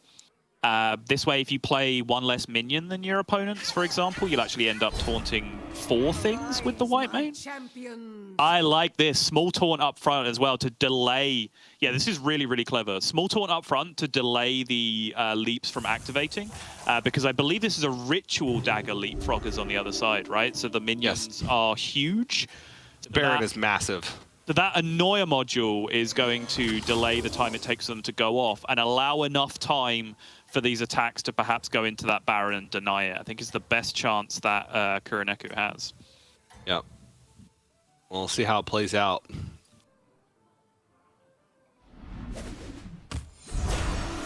Just... Oh! He missed! Oh, the Baron is third!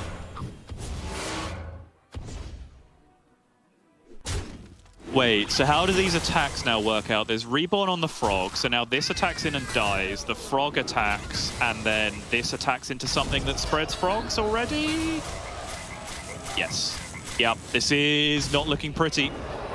Nope.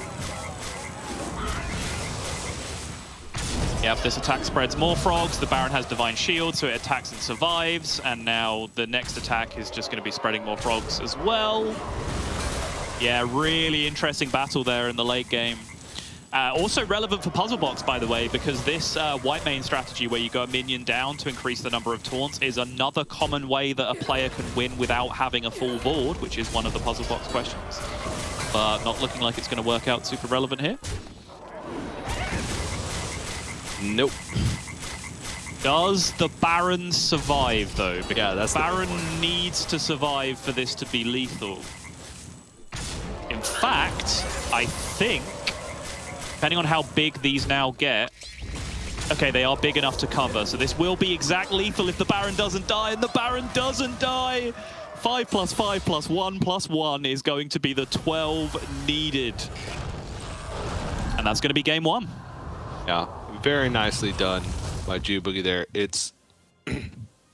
oh, you always think when you're in that scenario, like, oh my goodness, I can't put my Baron up fast because if I don't get the spreads quick enough and it attacks, then I'm just not going to have the stats. But it had Divine Shield. That was the big difference maker, right?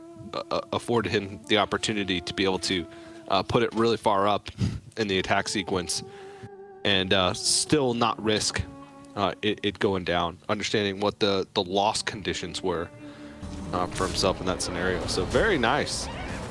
Little game there, and it's refreshing to not see Murlocs once again. Yeah, for sure.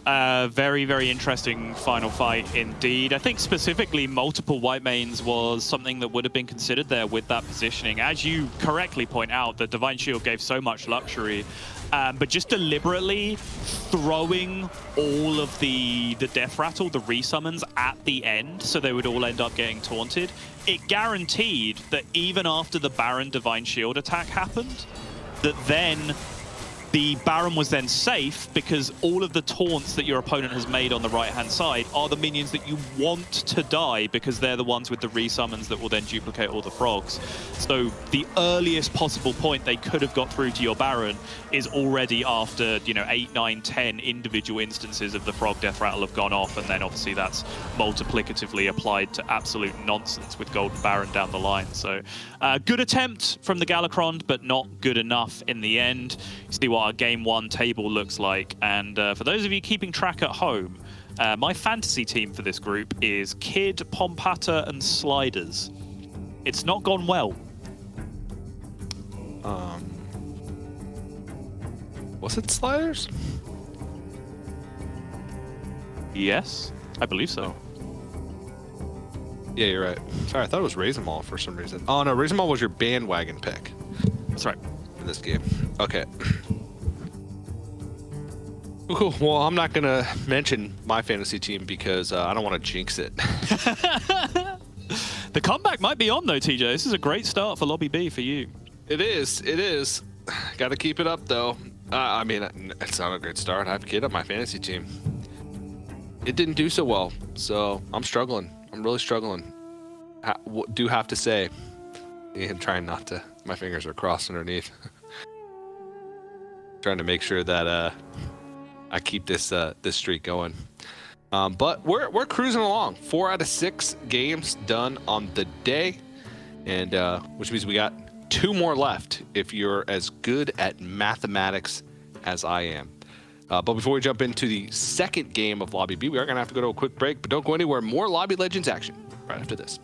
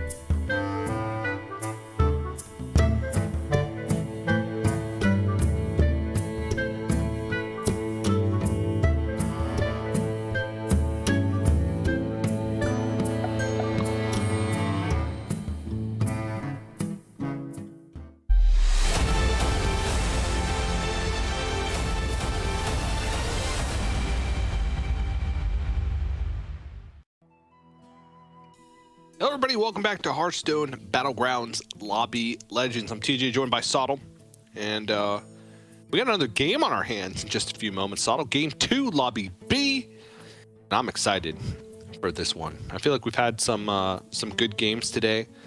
I don't think we've seen anything too crazy, but we've seen a lot of solid technical play in the later turns. Oh, what? Echo was so far down last week. Really? Not last week. Last tournament, yeah. Last tournament. But I guess because this is the Dark Horse group. And then recency bias being a player that they recognized from the last tournament. Yeah. That makes sense, yeah. It does make sense, yeah. Cool. That's nice, though. I like to see it. Kuro Neko fans rising up. And you know what? The winner of the first game of this lobby, all the way down at the bottom of fantasy team pick percentage, which is unfortunate. Yeah. And it's a player with a very interesting story. Qualified, I believe, or at least hit a qualifying percentage on a free-to-play account, like without the season pass, meaning 2 heroes, as far as I understand it. And I believe even the name, our pronunciation of it is horrible, by the way, but actually pronounced properly in Korean, I think it just means turtle or tortoise, and it's just one of the auto-generated names that you can get on a Blizzard account. So, like, this is a free-to-play warrior that we are dealing with right now, who's absolutely stampeding all the way through to this point, and has now picked up a lobby win on the big stage as well. So, hats off. Yeah, and it looked like a fantastic game, specifically on those last couple turns from. I know I'm just probably butchering the name completely. Now that you told me it's an actual word. But I think Boogie is correct, but I think the first syllable is like Yo or something as opposed to Geo. But I'm not gonna try. Like my Korean pronunciation is not there. You are welcome to try and look it up and get the confirmation if you want. I can see it already. I know the TJ stance where he's googling things, and that's exactly what we're looking at right now. Yeah, I'm googling it, but I'm not even gonna begin to try. Nope. I just like to call him Geo Boogie because it makes me think of like dance move, you know, I'm doing the Yeah. Do the Geo Boogie. Yeah, it's what geologists do at the party after they finished a long hard day of looking at rocks and they just want to unwind, you know, kick off their shoes, let down their hair. They just do the Geo Boogie. Yeah, exactly. Yeah.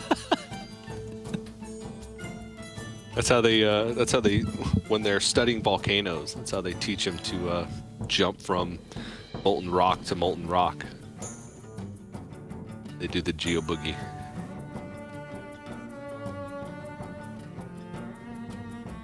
Well, I'm gonna say I'm done. So. Oh, okay. Sorry, I thought there was gonna be a follow up to that. But yes, No follow up. That's it.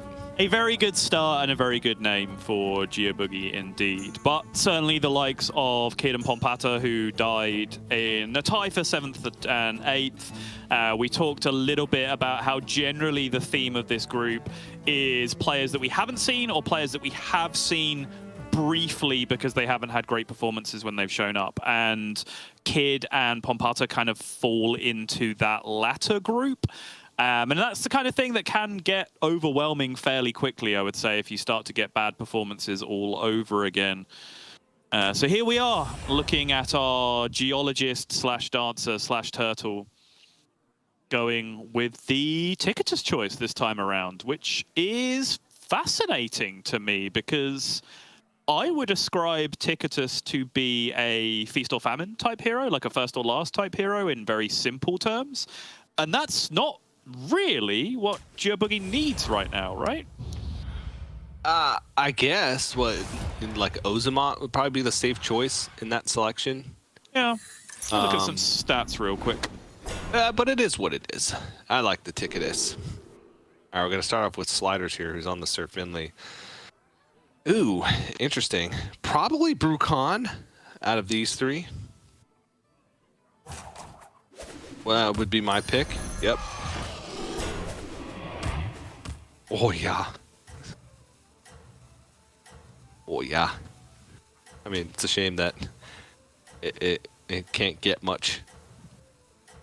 Can't get attacked much on these early turns. Oh my gosh, 6 a.m. is hitting me hard.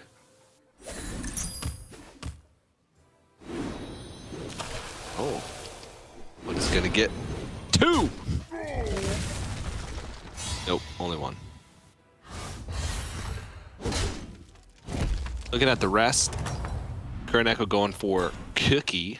We have a Master Wind from Kid. Another Sneed. Razor Maul picking Yogg. Yogg Saron. Razor Maul had a not that great of a finish. I believe it was, what, like a tie for 6th in the previous game, which means should be shooting for a pretty high finish. Yogg Saron, not necessarily known for those crazy high finishes, but does have a lot of potential for early tempo. Could smooth out the leveling curve quite a bit. Having just checked it out, my representation of Ticketus does not appear to be accurate. It is a fairly flat curve overall in terms of average placement. 4.6 placement on average, but there's no like huge spike in 1st, 2nd, 7th, and 8th as I was describing. It does seem to be a fairly flat curve hero in terms of getting 3rd, 4th, 5th, 6th. So sure, I take it all back. This seems fine. Well, that was an emotional roller coaster, Sodom. It was.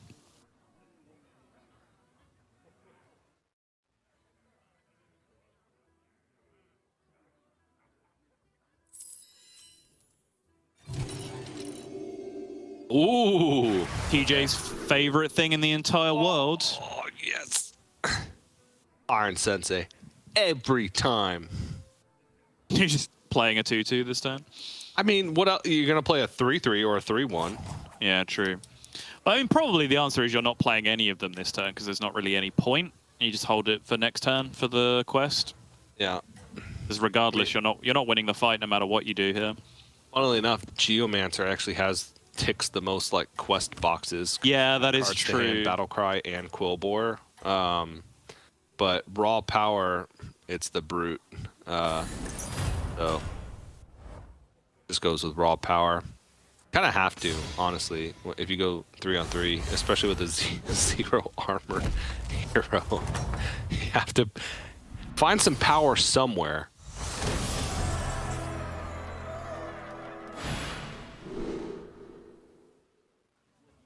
Ooh, Secret Sinstone is interesting with Cookie, but 10 dragons 10 dragons or demons? is just brutal.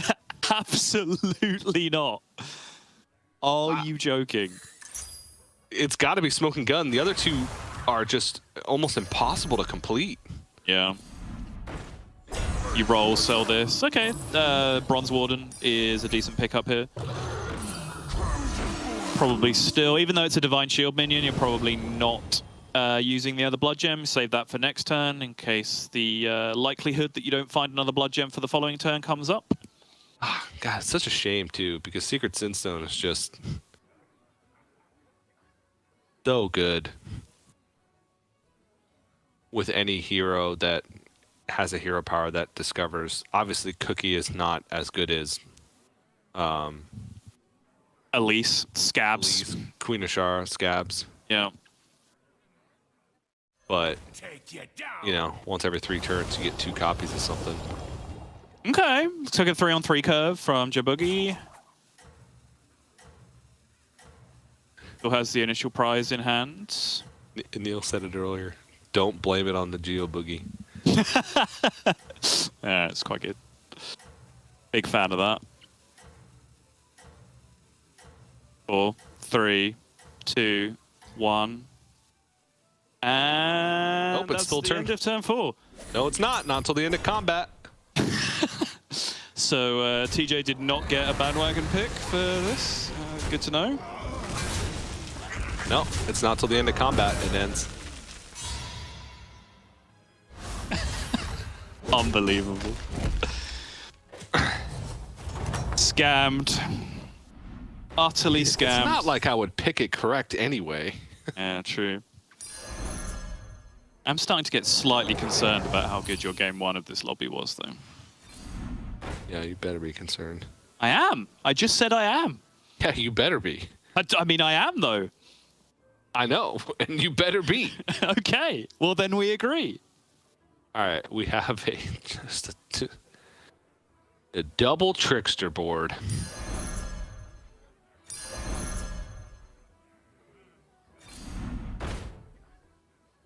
Oh, whoa, hello. Wait, oh, whoa, whiplash. Now that's a shop. That is a shop. Now I want to get rid of this sunbacon relaxer, I think. Actually, you know what? The wanna get rid of this might actually be deflecto one of the better ones because of the curve next turn. You buy, sell, and you have 6 gold left. What if you just get rid of the Deflecto bot because it's got a Menace Death Rattle on it and you lean full body into Trickster Parrot? Eh? Ooh. You just hero power the Deflecto bot and just nail a parrot. Yeah. It sounds like the best play to me. Oh? Really? Refreezes the alley cat at the end of that turn. Interesting. That for? Yeah. Well, like I said, it's the uneven amount of gold, right? 8 gold. What do you want to have? Sure. Yeah. Okay. I see it. Fine.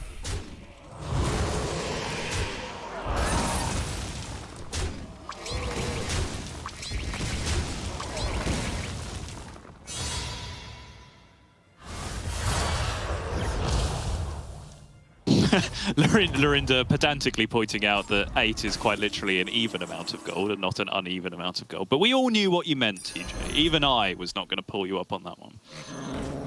Thanking you.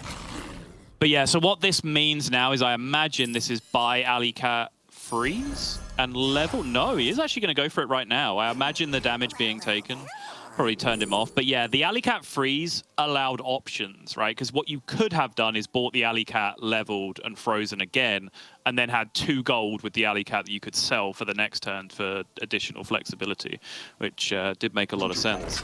But Gongi is just deciding that, nope, he needs to start going for something.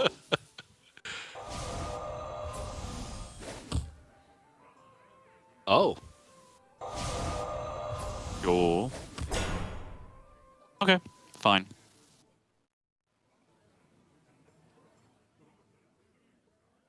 Got a bird buddy. Oh. This is another interesting board. Yeah, Baby Crush doing a lot of heavy lifting here for this board, you would think. Oh, yeah. Still turn 6. That's a very early Baby Crush.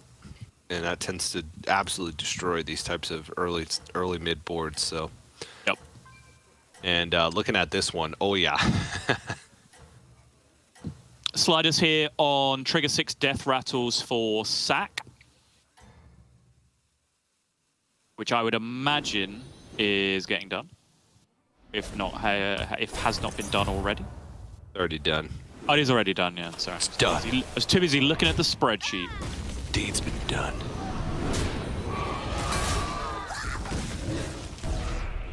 But it's going to take a colossal beating here from this Baby Crush board that we were just looking at on the other side. Okay, Houndmaster goes down is a positive.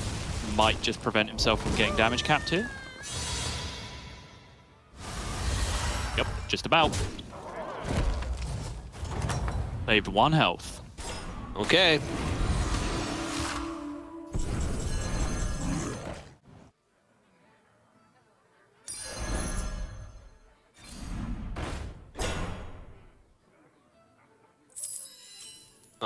Djibouti also holding on to the free refreshes. Right until it gets a little higher tower. Oh, nope, just kidding. Yeah, you do generally want to save it. Oh, hello. For a point that's relevant. Like, you don't want to be rolling on Tavern 2 or 3 really that much. I mean, 3 with specific strategies.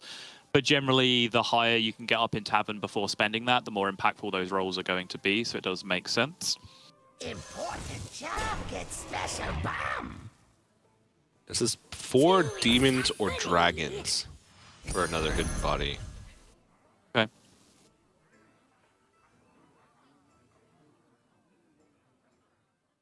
Wall of Minions is both a demon and a dragon.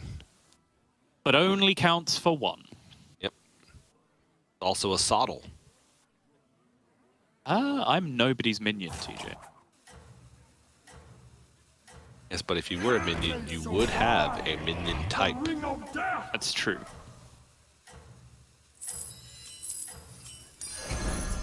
It's like 3 Soul Jugglers.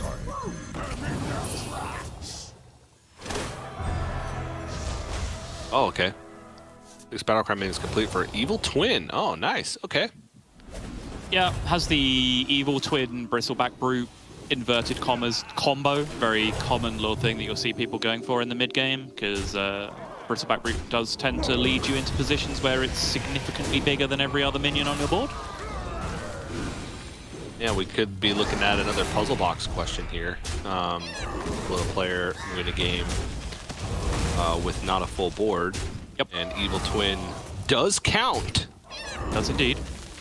So that's if Razormaul is able to find a victory in this one, we would almost automatically get it. There's a possibility that he could just say, forget the Evil Twin, I need this specific tech card, right? Yeah, could, but very unlikely. Yeah, seems incredibly niche. Yeah, I don't think I've ever seen that happen.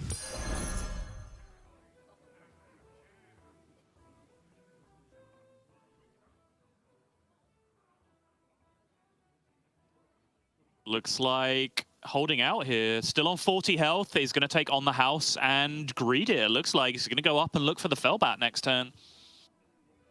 Even after the lobby win in game 1, Yubugie's still just deciding, hey, we're going for it. 2 wins and I can put my feet up for game number 3 and just not even show up. I can go do the Geo Boogie with all my geologist friends instead of playing game 3. It also has the synergy with another hidden body, holding on to the ball of minions too. So it can actually get 2 discovers. True. Yeah, very, very true.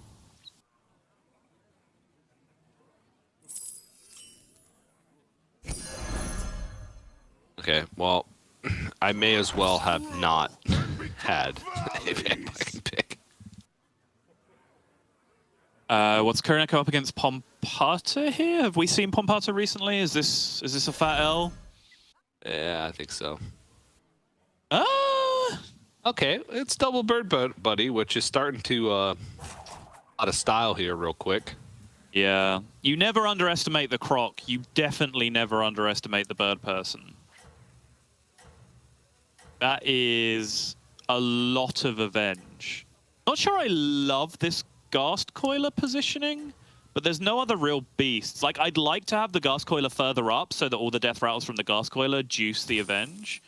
But if you're doing that, which beasts are then getting buffed, right? There's nothing really left at that point, because you want the Baby Crush to attack early before it gets sniped. A little bit awkward overall. Really good attack order, though. Baby Crush doesn't really end up doing that much, but just the fact that... Gosh, this board is weak. Yeah, the Divine Shield gets sniped, and then the undivine shielded minion, based on the attack order, just went straight into the Giant Taunt on the other side, was really bad news. And that's it. Not even going to get through the main body of the Ghast Coiler. Yeah, this is Smoking Gun. Oh, that is Smoking Gun. Okay, hang on, hang on. Hang on. Pause. I mean... Pause. Never mind. Nope. Oh, that's it. That's enough. That's a win. No, it's not. Oh, it's so close. Oh, it was so close.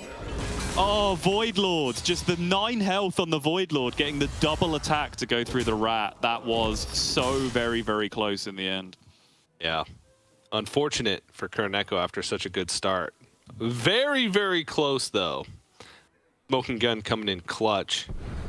But that's definitely seemed like a situation where if Kuroneko had maybe a slightly better quest, could have transitioned into something, but that board was just so weak. It didn't really have like a super reasonable direction to go. It was just like a giant Divine Shield taunt plus 2 banner boars, and that was it. That was the whole thing. Got the Ground Shaker in on the previous turn, but it was only the banner boars that were buffing it, so it didn't up the attack by much. That is not a bat. It is a Mantid Queen, however, though, which, as I was mentioning, last game is kind of the go-to consolation prize when you miss on the thing that you want. That, however, as you may have noticed, is a bat. And despite these Razorgores, I think Razorgore was the reward minion from the Ghastly Mask, but the Chalga and the Fellbat are going to be doing significantly more work here, you would imagine. Oh my gosh. What a rush. What a rush. Did you ever play Siren meta, TJ, when Nagas had Spiteful Siren? No. Okay, if you want to see numbers get bigger at an end of a turn, that is absolutely nothing to what Siren did basically every game.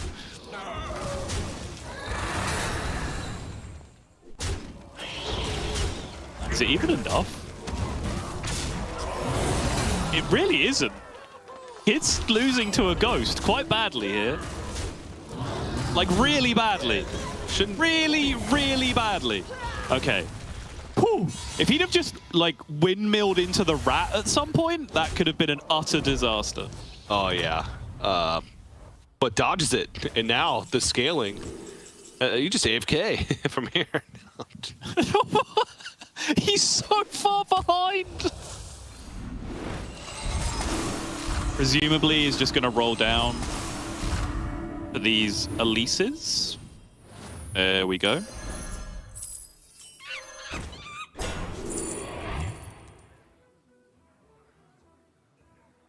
Gotta be a Mantid, surely. Yeah. You cannot lean into any more scaling than this at this point, kid, surely. That Caligos does not exist. Okay, thank you.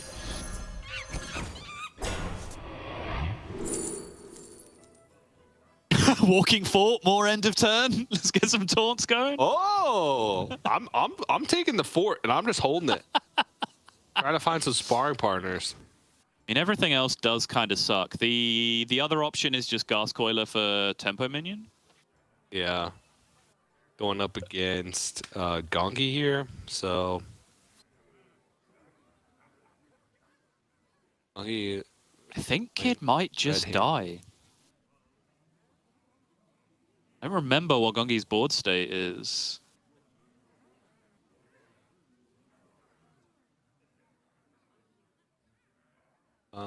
Wait, did you say Red Hands? I'm looking at Ritual Dagger. Yeah, it's Ritual Dagger. Oh, whoops. I don't think I refreshed my sheet. Yeah, Ritual Dagger with pretty big stuff. Yeah, there's no way. Kid's dead. Kid is just dead. I mean, it was a rush. It was a sure. rush, yeah. A lot of stats, but even with like the Manid Queen pickup, not going to be enough.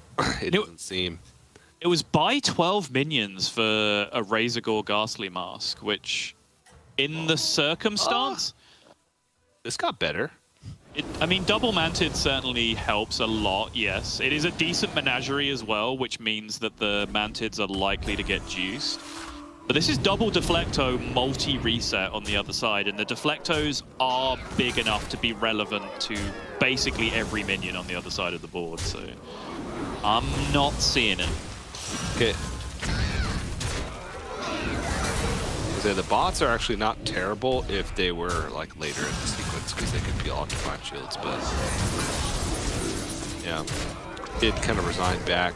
Probably sees the 0%er pop up. Okay, 0 hits into Divine Shields. If there is a percentage chance, this is what we're going to be looking at. Hello? What's going on? Okay, well, it's a loss. I'm confused. Neil saw the future, so Neil's like, you guys haven't figured it out yet? How did I get here? Where am I? Who's the president? What day of the week is it? All right, Kid does go down.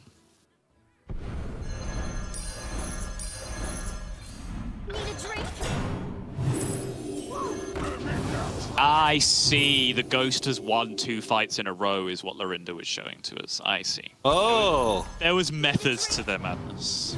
Oh, that's such a bummer. Kureneko was on the cusp. Who are you calling short? But a lot of times, you know, not indicative of the player's strength because people see that they're fighting a ghost that died 3 turns ago and will make their board weaker and get a little greedy. So Yeah, and you can kind of see what's happened here, right? Is that Boogie has looked at the ghost fight and gone, okay, well, I have an option to get into some super greedy Theatar scaling in that case, right? And should still be fine to beat the ghost. And the ghost was actually a little bit bigger than anyone has been expecting. But this Theatar scaling on double ball of minions kind of removes one of the downsides of Theatar, which is kind of feel like you have to go off on the first 3 minions you find, right? Or it ends up being super duper slow. But now you can just cash out these ball of minions onto something else at any point throughout the course of the game. But because of the Nadina that Gyobugi has as well, there's a good chance that he just stays on these ball of minions for a very, very long time from this point. yeah. Oh wow, a golden bird, buddy. Yeah, from Pilfered Lamps. Had the 2 copies, completed the quest. And Pompata is off to the races. 38 health. Hello? 38 health, Pilfered Lamps. That's This is terrifying. large. It is, yeah. Yeah. That's what you're talking about. Well, sometimes you can just accidentally get a bunch of triples with Pilfered Lamps. Oops, I slipped and hit my hero power. Oh, cool. 3 triples. Zap not really going to achieve anything here. Most of this board state been picked apart already. Just the remaining Divine Shield minions to go, really. Looks like Pompata has more than enough to have this covered. So Pompata is at 38 health with Lamps active and is ahead on tempo from other players in the lobby. Is killing people. Yep. Oh dear. Oh dear, indeed. I do still think that Gongi's in a pretty good spot. I think it was Gongi with the mechs. Yep. It is. And Slider's going to fall as well. So down to the top 4 now.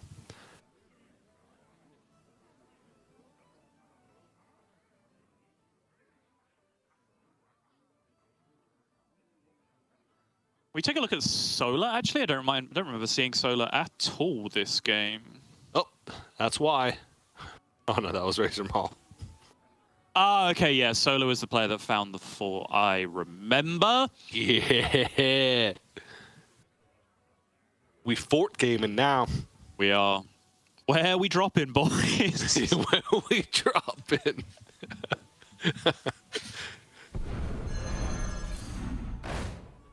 Does look significantly weaker than some of the other boards that we have been looking at, though. Nah. Solo's cranking 90s. Oh, have you seen his 90s? Cracked out of his mind, dude. How do you do, fellow kids? That's what it's like for us, both like mid-30s. To be fair, I did genuinely play tons of Fortnite when the game was actually I know, good. I played with you. That's true, yeah, you did. I forgot about that. There was like one championship where we'd all go cast, and then we'd go back and play Fortnite for like... We'd go back into separate hotel rooms and then connect via the Wi-Fi to then squad up and play Fortnite. Yeah. Yep.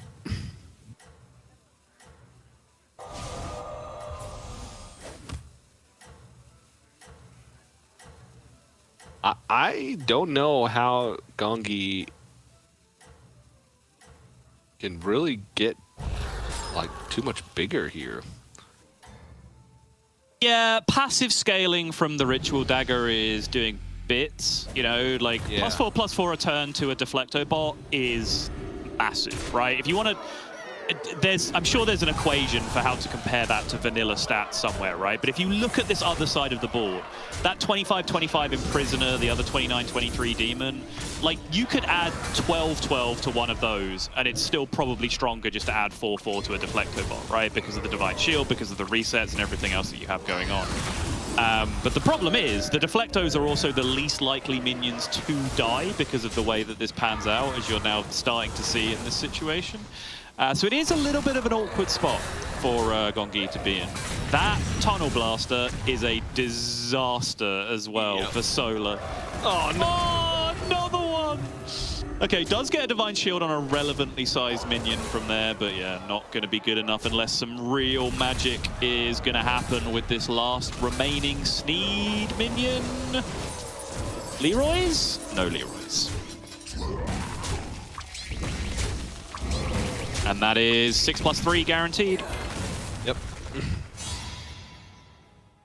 Razormaw also falling, so just a clean sweep down to the top 2 players dropping consistently for the past 3 turns. So down to Pompada versus Gongi. It is going to be Pompada with that pretty powerful Bird Buddy board with double Reborn Kit. I was about to say, we haven't had a Bronze Blessing yet. This might be the last chance. Funnily enough, it's actually a pretty good one. Yeah. Close-ish. That's really close, actually. This Baron is a little bit strange as it stands at the moment. There's not really any board space to take advantage of it. So, yep, just get it directly into the sea immediately. See Pilfered Lamps. Whoops! Triple to Baron. I mean, what's weird about that is like you're just suddenly just one leapfrogger away from having a better comp than what you have from the rest of the entire game, right? With the Golden Frog, but choosing to discount the dream. Did Pompada buy that white mane? I looked away for a second. Yeah, okay. Yeah. Very relevant information as to how this fight is going to go. I'm imagining this white mane is going left. Yeah, I am currently there with you, but I am waiting for this this final 20 seconds or so, just in case Pompada decides to have some sort of absolute Pilfered Lamps disaster. Triple something, take it off his board, just play with 3 minions. Oh, no white mane. Okay. I went to Leroy instead. It kind of serves a similar purpose in terms of getting rid of the deflectos.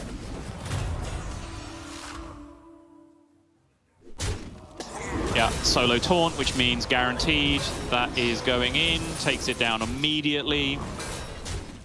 Looking now good. It's pretty much just going to be a battle of stats. The Imp Mama doesn't really get any kind of significant value, however.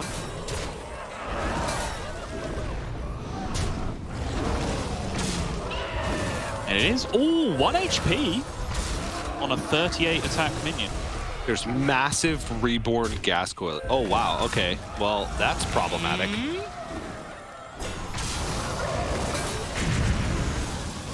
Oh my, this is just so much nonsense. I'm nervous, TJ. I'm nervous. What is even happening? Okay, go left. Did not go left. Now the deflecto attacks before it got reset. That's true. Yeah, that's a really, really big deal. Problem is this Gas Coiler does not get outside 38, right? Actually, it does because no, the Bird Buddy goes in, which means this is going to trade 1 for 1. But yeah, it's an entire Golden Gas, entire Gas Coiler Death Rattle plus the beasts that come from it. Yeah. Oh yeah. Feel him. Never worried. All right, we both collected some points. Wait, that's 20! That is 20. No way! Okay. Double 6-drop from the Gas Coiler, stealing it down. We were worried about Pompada losing for our precious Barov's Blessing points. But in the end, massive scam, it has to be said. What was it? 6-drop, 5-drop, 6-drop, and then a small minion coming off a reborn Gas Coiler in that situation, which is pretty disgusting in terms of total damage in the end. In a position where, honestly, it didn't even look like he was necessarily super favored to win the fight. I think think still favored to win the fight at the beginning, but then he kind of resolved into a position where he didn't really look that favored anymore. But then really, really strong drops from the Gas Coiler, not only to win the fight, which probably would have done when we got down to that last point with the Gas Coiler, but the crucial thing being 6 drops and 5 drops coming out to actually get the kill at the last moment. Absolutely disgusting. Yeah, from this like middle point of this round, I literally had no idea. Yeah. Look at this board, and I don't think anybody could tell me confidently. Oh, it was that attack there. Like, that Deflecto going into the 14 attack Rat Pack meant that the Deflecto couldn't possibly attack again without dying. And everything, like, there was 1 attack and 2 attack and 3 attack tokens all over the board, and the Deflecto went into a 14 attack Rat Pack and cost itself basically all of its health to lose the Divine Shield. So otherwise we could have been dealing with a pretty different scenario overall. Yeah. But nicely done from Pompada, and 38 health ending the game at, which is pretty insane. Given that it's not really even a high tempo hero, and certainly not a high tempo quest. Just a solid game all throughout. And there's our current standing. So Pompada, very poor start, but with that win is going to sneak into the current top 4 standings. With Gongi, Geo Boogie, Sola, and Pompada at the top. But Razormaw and Kuroneko not far behind. Kid, however, incredibly far behind, and we've also reached a point now where Kid is almost mathematically eliminated. Very nearly. It has to be Razormaw and Pompada. Actually, basically the top 4 or the bottom 4 in the next game has to be Sliders, Kuroneko, Razormaw, and Pompada, like in descending order, and Kid has to win in order to have a shot. And then, yeah, Kid would beat Pompada. Pompada would have a 0, a 0.5, and a 7, right? Yeah. Yeah, I suppose it can still be done, but it's looking absolutely dire for Kid. Bring back Kid 5 is what I say. Clearly, Kid 5 had it right all along up until this point. Just rocks up with a name, making fun of Kid, and wins the whole tournament. And then Kid has the chance to run it back, and it's looking like kind of a repeat of what we saw last time with Kid plummeting out early. So bad news for Kid, bad news for me, since I had Kid in my fantasy team as well. My fantasy team not doing great in this group so far, although I did have Pompada, who picked up a win in that one. But still, one more game to go left in the day. That's right, which means we're going to have to go to our last break of the day. But when we come back, we're going to have the conclusion to Lobby B here, the final game. And then we're going to end the day by revealing the top 8. Right, who we're going to be seeing in that final lobby tomorrow for that check format. So don't go anywhere. More Lobby Legends right after this.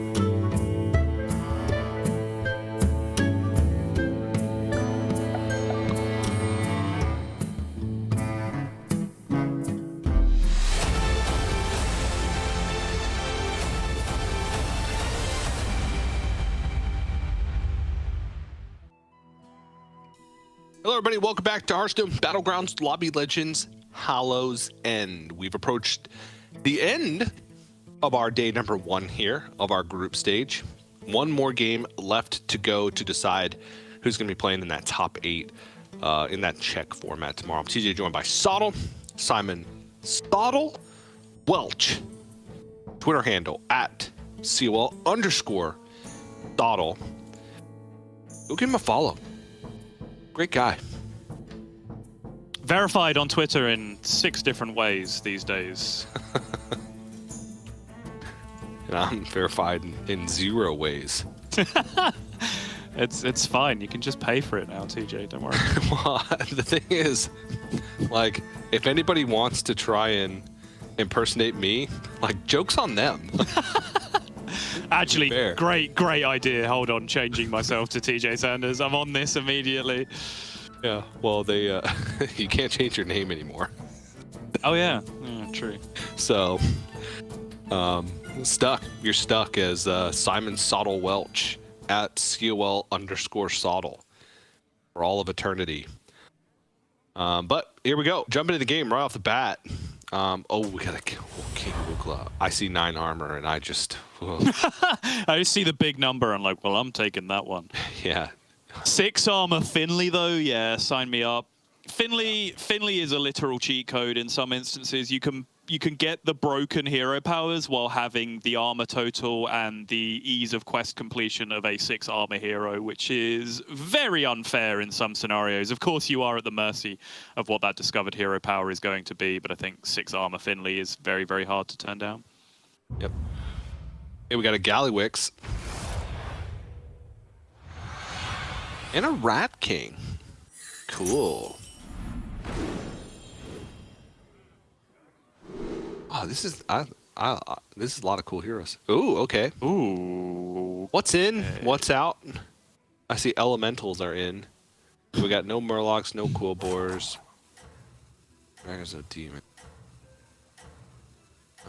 George is... I think it's Lich King, right? Great. Yeah. Yeah, I like Lich King.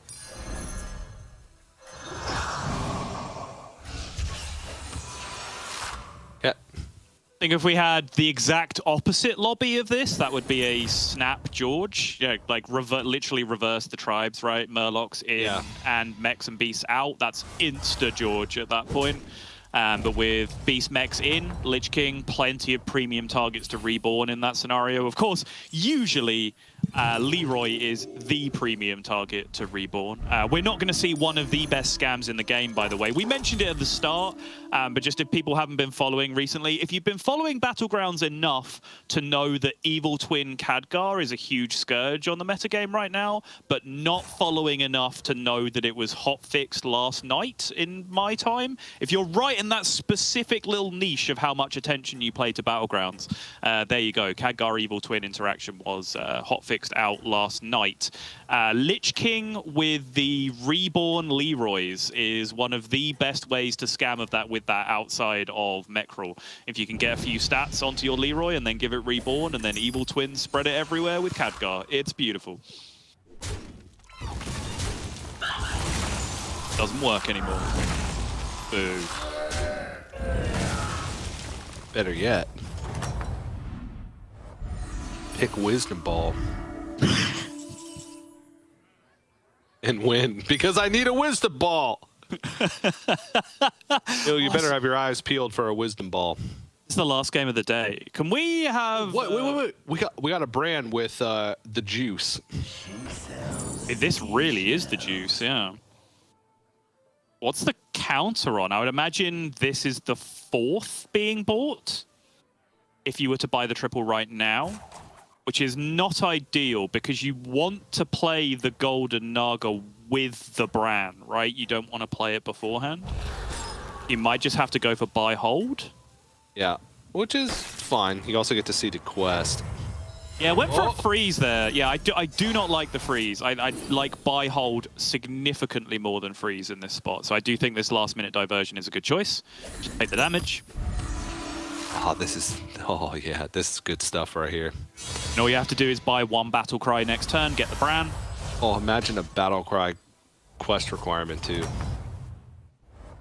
Or even like add cards to hand. You also... Or elementals on Naga, Berserus. Oh, okay. You get that right now. There's a freak. It's elemental. There's a Celemental, a anomaly which completes the Bran, and then the Naga in your hand. Oh my goodness. Oh my goodness. That's perfect. That is literally perfect. Who knows what secrets will uncover?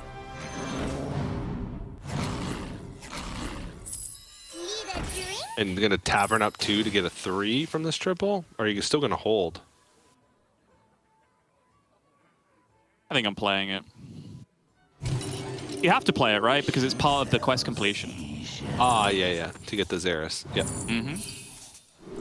Oh my gosh, it's 4 coins.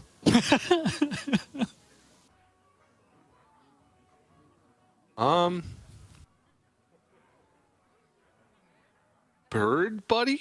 Just take a bird person, yeah. Yeah. Little bit of tempo, why not? I think it's fine. You also take Shoal Commander, and that allows you to hold the water droplet in hand. So you're just playing Shoal Commander as your 4th minion, as a Naga instead of an Elemental. Because otherwise you're gold inefficient, right? Oh, you have 2 spaces on board, my bad. I thought you only had 1 space on board. It doesn't actually matter that much. But picks a Shoal Commander anyway, even given that information, so...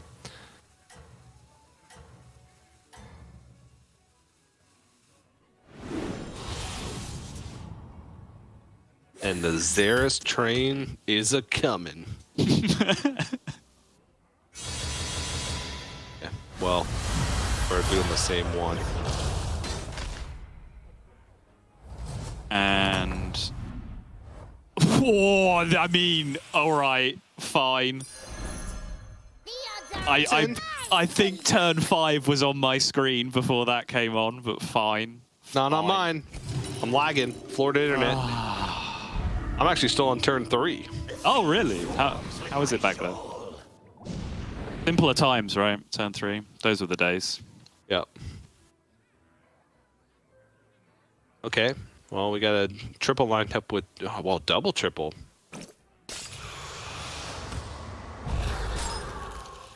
Yeah, didn't hit the flip, though. So, gonna be double 5s next turn. Does have the Gambler to be able to make it happen as well, presuming that was swapped into on one of the turns. You have very little gold to actually be allocated to anything except buying back your Alley Cat, so very likely that was just flipped into on one of the previous turns with the hero power.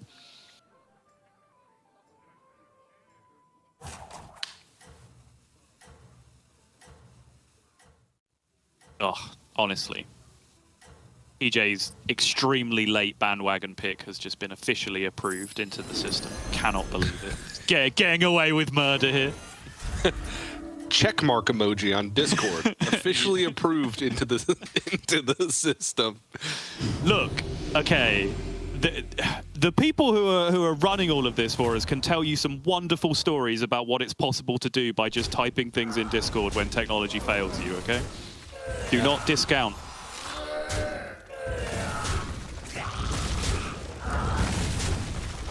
Just watch GeoBoogie just crash and burn from this point. yeah. Oh, it just got super hyped.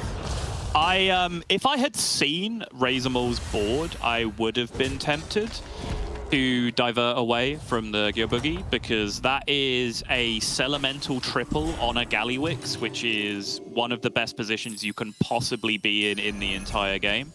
Celemental probably the best early triple in the game, and then even more so on Gallywix because of the way the hero power works. So very, very strong position for Razormaul overall. Ooh. Oh, what was the quest? Cooked book. Elementals are pirates, though. Eight elementals are pirates. Oh my goodness, that's a... Again, one out of 8 currently, if I saw that correctly, which means, yeah, we're on turn 6. Kid still has to play 7 more elementals or pirates to get +1/+1 on the first minion that he buys. Cooked Book is so incredibly slow. Yes, it is massive when you can get it rolling, but my goodness, Kid is so far away from making it happen here. I respect it, though. In Kid's specific position, it makes sense, right? Pirates are in, go for Cooked Book, hit Hoggar, win game. That makes sense. You can argue you don't need Cooked Book if you hit... Oh! Okay, you can argue you don't need the Cooked Book part of that sentence if you hit Hoggar. If you go infinite with Hoggar, you're winning the game anyway because you're infinite. That's a valid argument. But Kid has a fraction of a fraction of a fraction percent chance to qualify from this position. And it all starts with him winning the game. Did you boogie just Xeris into an Eliza? He's on 4, so he can't have facelessed into it. So I would presume so, yes. Unless he tripled into a 5 and then faceless that into an Eliza, which seems like a very unlikely play to make. I would imagine that's what happened, yes. Okay. Well, that's pretty good. That'll at least buy him some time to get rolling. Doesn't have to, like, it's hard to build around it unless you go like Exodia, but... Yeah, meanwhile... Tony. Just gonna tell you, where is Razormaul in the standings right now? Razormaul is on 7 points, 0.5 off the cutoff, which is currently Pompata on 7.5. The tripling into a 5 here and taking a Light Fang is just kind of an interesting decision that I'm trying to dig into the motivation for. And furthermore, then trying to process what you do with 13 gold on this turn.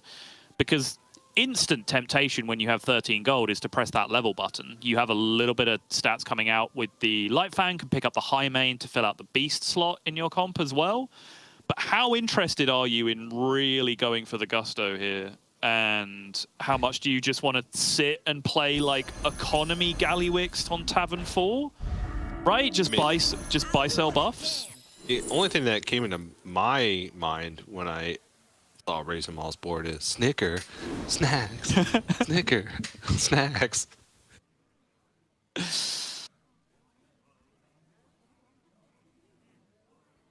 We go over to expert analyst TJ Sanders. Patches is good with pirates. I love catching some waves. Okay, actually using the war gear as a magnetic. Oh, watch. Was- Watch. I'm watching. Well, you're gonna have to watch for a little bit, but there you go. Oh, Oh, yeah, look at all those stats. it wasn't even that many stats. It really wasn't, though. Yeah.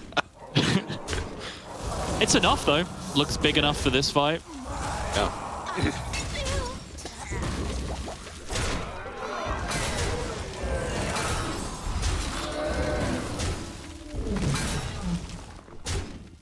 Big enough for this fight by some distance. This is an absolute murder. Oh yeah. Damage cap? 1 off? 14? Yeah.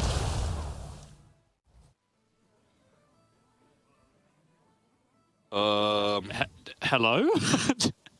Are you okay? I mean, That's turn 8. Yeah, okay. Yeah. I'm looking at some of these other boards and I'm like, okay, this looks miserable. But yeah, it's turn 8. I suppose it's actually fine. turn 8 with Evil Twin, like Tunnel Blasters, clearing up like a lot of these players' boards. Kid is at 4. Kid is at 4, yes. Glad you noticed.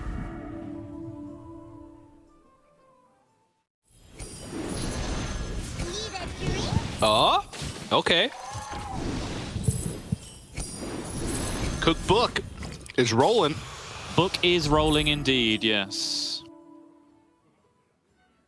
Wait, what is the...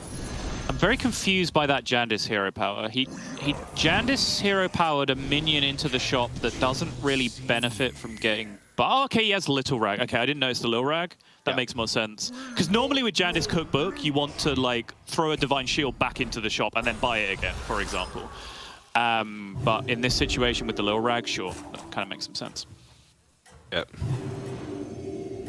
But is it enough stats to beat the double massive, the Evil Twinned Salty Looter? There was a Tunnel Blaster on the other side as well. How big was the salty? It was about the same 20 size as this little rag, right? Roughly the same size. It was 22, but there's also Cthulhu Hero Power Plus. There was a couple pirates in shop. There was a gambler in shop as well, right? Yeah, so it's going to be, what, probably 25? 29. Okay.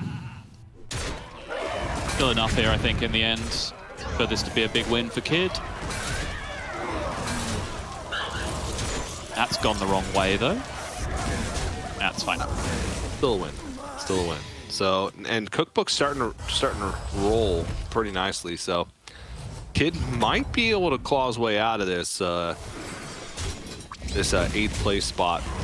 But as we said, still needs a lot to go right. Yes. In this game in order to actually make it into the top 4, because it's coming into this with only 1.5 points. So absolutely needs a win, and then also has to have some other players in the lobby. Oh my gosh. Raise them all is just destroying everybody. How much was that? 3, 6, 10, 15, 9. Okay, well, it wasn't quite lethal without damage cap, but that was a ton of damage in that position. And this is actually a big tempo board that got murdered by the Gallywicks on the other side there, now that you look at it. Oh, a Croc. Third person, Golden Tank, and Croc. Yeah, this is so tempo heavy. Like, this is such an unfortunate fight for Kid to be running into at this exact moment.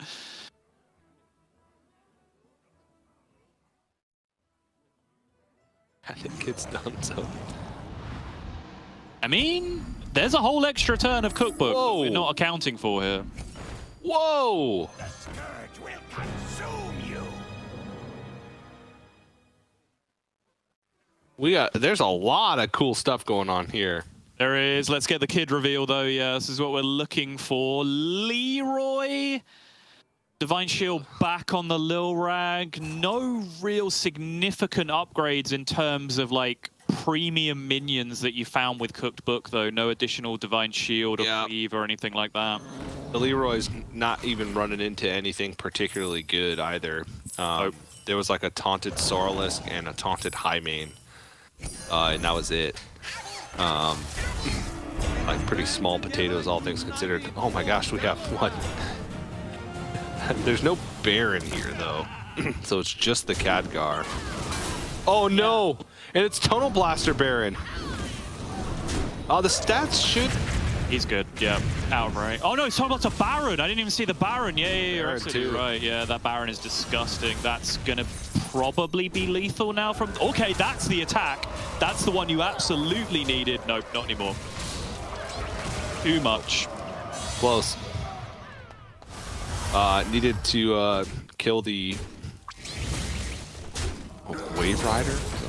Yeah, so if the left Salty Looter had not attacked into the one remaining big minion. Okay. Whoa, Kid gets there. Kid lives to fight another day, and Kid actually leveled to 5 on that previous turn. That was the biggest problem that Kid had, is that he wasn't able to get to 5 freely. But 3 people have died, and I don't believe that they are the 3 that Kid needs them to be. No, Pompada was one of them. Yeah, but Sliders is still alive. But Sliders was lower. True. Sliders would have to go out in 5th, right? Okay. Let me look. All right. Meanwhile... Yeah, Sliders is at 5 points. So if Slider goes out in 5th, that's 3 points. Kid would pass. Okay. All right. The dream lives. The dream lives. And Sola would... Yeah, and... No, Sola's safe now. But also the problem is that was a 3-way tie for 7th, right? So Pompata actually got 1 whole point, which goes to 8.5. Oh my gosh, it'd go to double tiebreakers if that's the case. It would be Kid and Pompata both with a 7th place finish. Or not, or both. No, Kid Pompata would have the exact same record, right? 0.5. Exact same tiebreakers. 0.5 points, 1.7 point. Oh my gosh. I don't even know what breaker there. All right, this is officially the point we stop trying to work this out because we're not going to get anywhere. Back to what's actually happening. It would still have to be Sliders going out in 5th to even matter, right?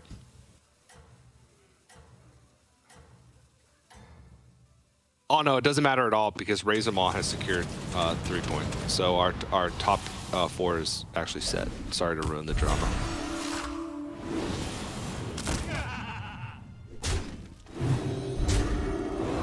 This board, TJ, what is happening? Oh my goodness. It's just double blaster Baron and then 2 big minions. Like, nothing else is relevant at all. Blasters died too slowly. It did, yeah. Off. And that is going to get Solar cooked here, I believe. Yep. Yeah, far too much damage on the other side. Did Kid survive? Kid did survive. Kid's doing everything he needs to, even though TJ is saying it's seemingly irrelevant here. You can always bank on TJ Sanders being wrong. Yeah, because Kid now finishes 8.5 points. If the win, that's the maximum. Oh, I can't talk anymore because I got to do the Barov's Blessing. Okay, Cooked Book is at plus a lot, and there's a Hydra as well. A Hydra that can be bought multiple times here. Also dump some stats from the ball, or now just pick up the magnetic. This is a huge turn for Kid. The pirate's code. Pirate's code. Sell the other pirate, flip the Hydra, sell whatever you flip into, and then buy the Hydra and the magnetic. It's gone a little bit different here. Looks like he's not picking up the module. Okay. Doesn't have enough gold. Well, he could have done if he like he bought the what did he buy? He bought the 3-star pirate instead of the module. Yeah. Leroy! Yeah, there's a Leroy on the other side, but currently it's not next to a taunt. It is not, no. Unless he moves it, I'm probably going with Kid. I am absolutely waiting until the last second to see where that Leroy goes. Yeah. Okay.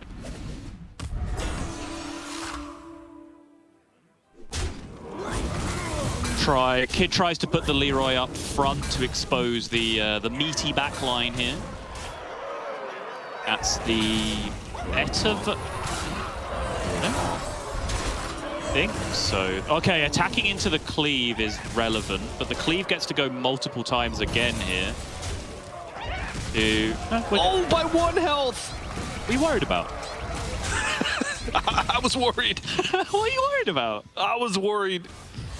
That's like the worst possible pan out, I think, and he still gets there, you know? Kill him. You know? I do know.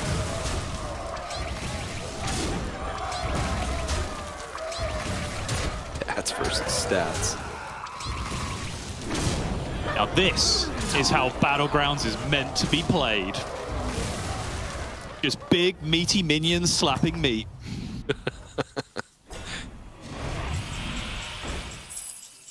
That's a lot of Goldens. Must have had a Tony. Did have a Tony for a few turns. I'll do what I can. Scally, please? Oh, no? What? We don't want second Scally? I'm confused. Takes the gold instead.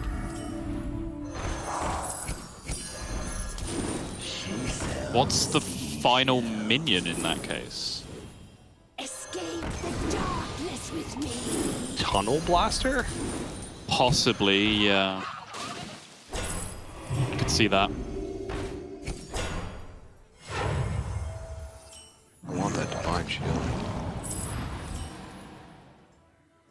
Ooh. The frozen sky. I'll do what I can. There's This time, Scally. surely. Yeah, okay, fine. Okay. Yeah. It'd be like Mech Exodia versus Pirate Exodia. At the end. Yeah. They're both kind of a long way away from Yeah, they are. the actual perfect Exodia builds, if you want to look at it that way, but it is a timeline that exists.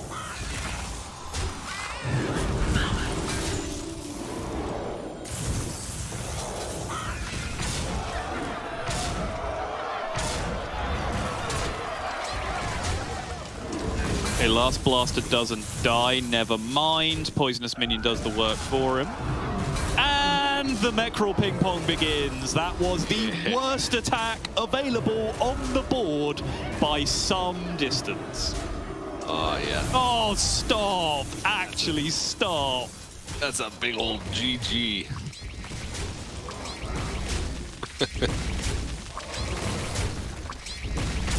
All right, you killed one. The moral victory.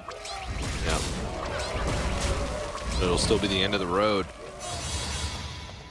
Yeah, Razormaw goes down in 4th at a minimum. That makes things a little bit more complicated. I do think Kid is mathematically eliminated now, but there's a room for sliders to actually move up in the standings, I believe, and maybe sneak in a top 4. There's always room for sliders, TJ.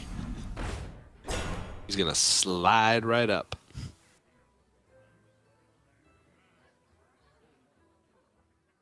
If Harold and Kamar taught me anything, it's that there's always room for sliders. Funny that we literally just had that go. Yeah, we did. I mean, that was 6 hours ago at this point, but It was. It happened today. Yep.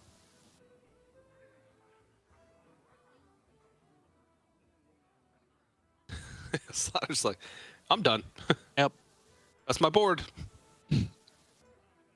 There a presumed flurry of action over on Kid's side instead? Yes, indeed there is. Ooh, Myrmidon. Ooh, a Myrmidon. Did get the Golden Hogger after all. Finally, Tony coming through. That is now a 160, 160.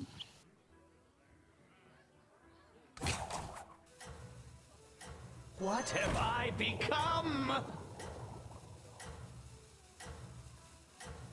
That is big. And you taunt the Leroy, right? Well, it depends. So if I see my opponent showing mechs here, I would taunt the Leroy to play around Deflecto first. But I don't know if if Kid has seen Sliders board recently and knows that there aren't Deflectos up front. I would assume based on this play that he does. That is a weird taunt otherwise. You're expecting to see Deflectos up front. It's like the second weakest minion. There's a rhythm to this. That cleave did nothing. Literally. Absolutely nothing. That Leroy did nothing. Oh, no, my Divine Shield. Psych. Okay, that's a good attack. Now go into the expose. No. Okay, the ping pong begins. Okay, that's good. Still plenty of health remaining. It's a tie? It is a tie. Whew.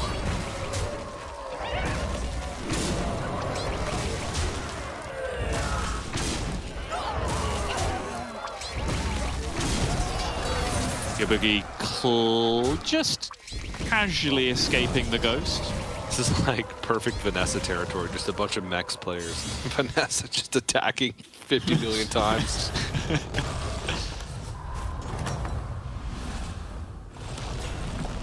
So he comes up here for the Sliders fight. Wow, 2 hoggers in a row, just blown straight past. Way too late for that stuff right now. Yep. Ooh, okay, Kid has found Hogger number 4, which means Kid is now infinite. Just need to find some good minions to end on with the cookbook. Yep, you want to find good minions to end on, and you want to hit as many balls of minions as you possibly can in this situation. There's some stuff.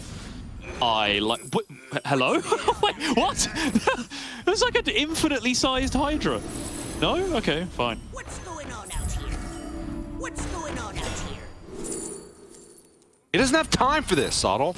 All right. He's got pirates to buy. Apparently he doesn't.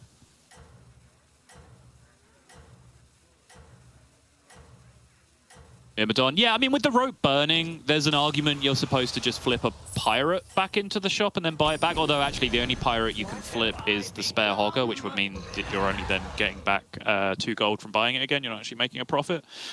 Theoretically, if you had more time back there, you could just flip a pirate back into the shop, buy it again to make money, and then have one more roll to then hit more pirates and continue going. But with the rope burning, I think the play that Kid made the most sense.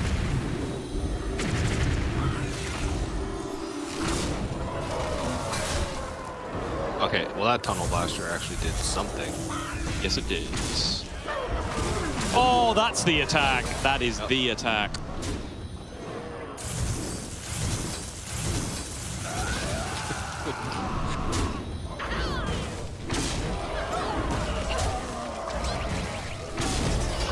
Slowly running out of stats on Geoboogie's side, but I think still plenty to have this covered.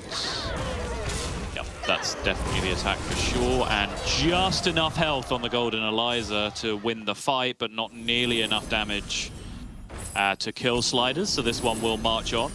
Oh my gosh. The biggest Hydra. A gift for Ashara. Where you sell every other minion and just have that Hydra. Oh, it's so big. That's the one you Oh, want. and a triple Myrmidon. What is it? Oh, God. It's a 750, 750. Okay. What's going on out here? Oh yeah, 15 Before the ball of minions has even been sold. That's true, yeah.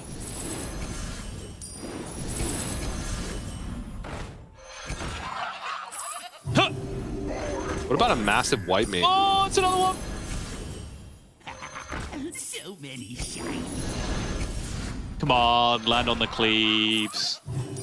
Come on, there we go. I love catching some waves. Needs another one to complete the set. Still has a ton of gold left. Something that we haven't mentioned, I believe, in this tournament is the server is chosen by essentially like the time zone of the events. This is a designated Europe event, I believe, which means it will be being played on Europe. So if this looks slow to you, that's why. Kid is on some serious cross-server action right now, so even doing what he's being able to do right now with the Infinite Hogger stuff is pretty impressive. Oh my goodness. It's so big. Oh my goodness. It's one of those games where you just look up to the heavens and say, bless you, Bob, for banning Murlocs this game. Because this is what you want to do. Let's be honest. No one wants to play Poison Murlocs. This is what we want to do. A crisp 32. And had about 2,000 leftover stats on the board still to play with at the end of it. Yeah, all the way down to 4 health, and Kid has clawed this one back, and I don't think Sliders is anywhere near big enough. Especially with the cleaves. If this was just big stats with no cleaves, then maybe like the Meckerel ping pong could just go on forever. Oh! And that'd be the chance. Replicating Menace. This is just a mini game at this point. We're not trying to win the lobby. We're trying to make the biggest cleaves possible. That's What about the a game. Cyclone? No? Okay. No. That doesn't make cleave bigger, TJ. Were you not listening? Yeah, but it Oh, magnetic! No, buy the magnetic. Oh, what? Ah! So many shiny. What is happening? Neil got too excited. He pressed the button. Yeah. It was Lorinda's nap time. He just fell asleep on the stream deck. Oh, another ball as well.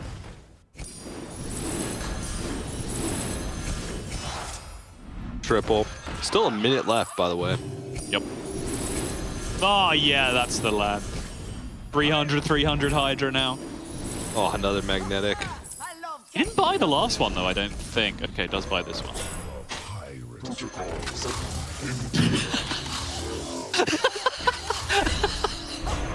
I love catching some waves. Oh, don't give it Torn. Now it's just going to get anticlimactically Leroyed at the start of the fight. Come on, we've played this game before. He doesn't care. Oh, I know.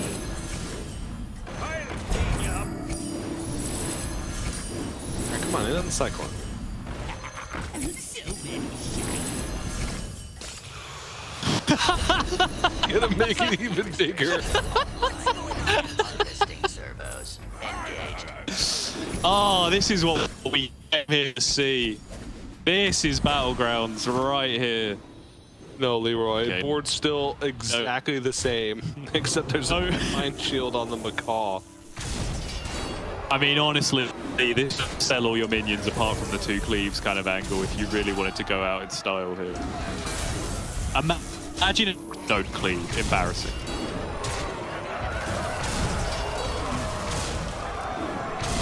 He's gonna kill one thing. The corrupted Myrmidon that's a tripled 250 is almost no longer his biggest minion, by the way, with how insane that turned. Oh, I wonder if he just sold everything except for the Myrmidon. If he would still win. Probably not, but there you have it. Kid claws his way all the way back from a near defeat in 8th, all the way to a first place finish from 4 health. Unfortunately, I don't think it's going to be enough, but at least Kid went out in style and showed what he's capable of after a pretty rough first couple games in that lobby. But yeah, that's the happiest I've been to not have a Murloc game in this lobby, because we would have never gotten that much excitement. No, and to be fair, like if Murlocs are in, you can still get in that same position, but you play it very differently, right? Like that's when you're then picking up the Cyclones and the Deflectos, and you're playing for Divine Shields and resets and that kind of thing instead. And sure, you can have your giant Divine Shield cleave Foe Reaper as well in that mix. But Kid just knew full well that poison wasn't really what he had to worry about at all. So Divine Shields were just not super relevant. Like honestly, as soon as the stats got as big as they got, the minions individually didn't really matter that much. He just, in the end, just chose to lean super hard into the cleaves because of cleaves being pretty effective against mechs overall, against most kinds of Baron comp. Picking up cleaves is going to get a lot of work done for you. So yeah, very nicely played for Kid. I'm glad that he had the opportunity to show us what he can do, given the opportunity. As I said, it was an incredibly greedy cooked book to take, even in the scenario he was in. But the scenario he was in made it necessary, right? He had to get the win. He had to have the near perfect pan out of everyone else getting the results he needed as well. I don't think that is the reality. And yeah, in the end, you see it is still some distance away.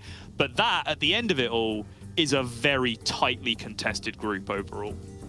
Yeah, so top 4 is going to be Geoboogie, Gongi, Sola, and Sliders, who barely edges out Razor Maul on a tiebreaker, which is the highest finish. Sliders, with that second place in that last game, secures it. So a heartbreaker for Razor Maul being that close, having the points but not having the high enough finish.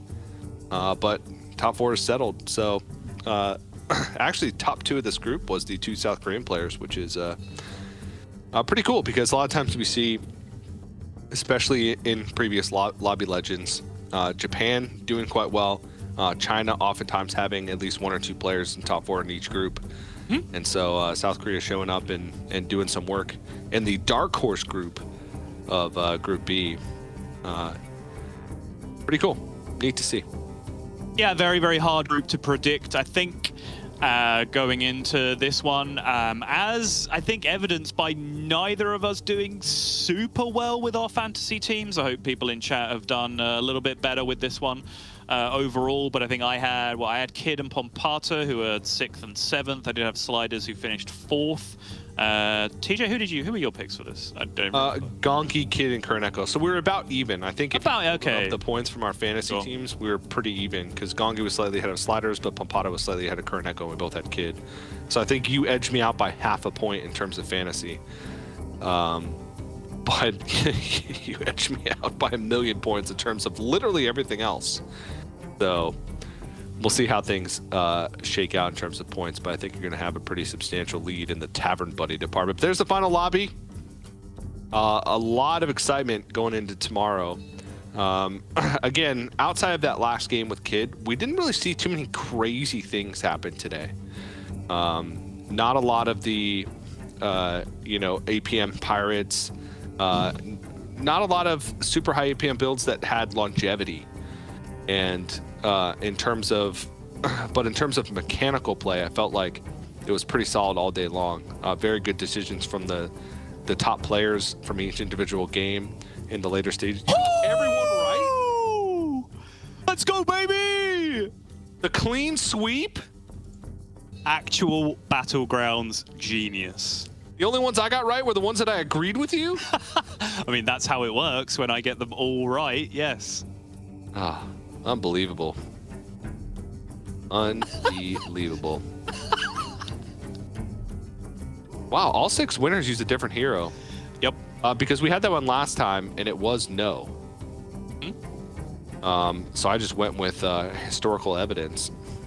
So the reason I went yes on this occasion, like I agree with you, that one is kind of coin flippy, but because the meta right now is so tempo focused, it's not like, oh, you know, you get Gallywix, you win the game, you get Millhouse, you win the game. So everyone's picking Millhouse, everyone's picking Gallywix. You kind of just pick a tempo hero, of which there are like 60 in the game, and then you play for tempo. So I felt like the chances of it being spread across 6 heroes was pretty more likely than not. And I feel like I should at least get partial credit for Wisdom Ball because there was a second place finish. Oh, it's That's actually a lot. Liked. I know. That's actually really close. I made up a lot in the Barev's Blessing picks because I won two of them. 2 additional ones than you, I believe, because I think they're 25 points apiece, just a flat 25 points. Yep. I think I swept Barev's Blessing. I think I got them all right, which carried me. And fantasy team, it was just my Group A that beat me on the fantasy team. And Puzzle Box, joke's on you, Puzzle Box only worth 10 points a question. That is uncomfortably close. I do not like it. All right. I'm coming in hot tomorrow for some points. Oh, you mean I actually have to try again tomorrow? Yeah. I'm curious to see how the chat did. We are a little bit behind, so they don't have full tallies because of the delay.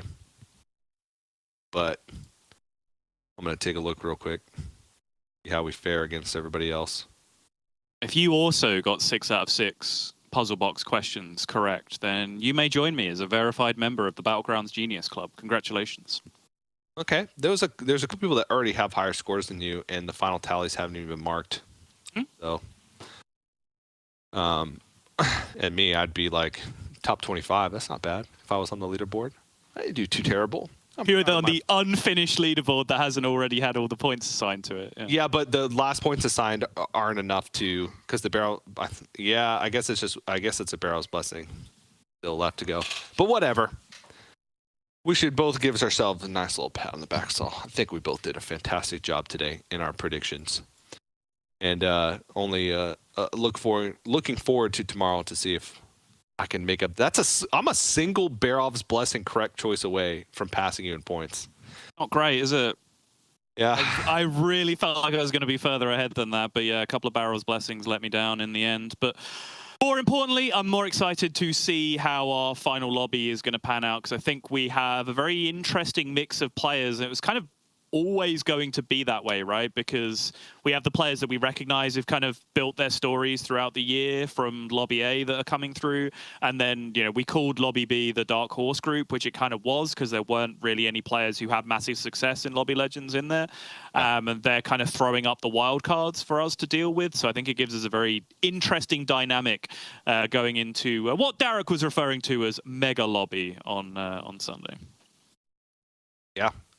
Which should be fun. Yeah, if you look at the historicals of the players from Group B that actually made it in, all the players with significant experience in Lobby Legends were eliminated from that group.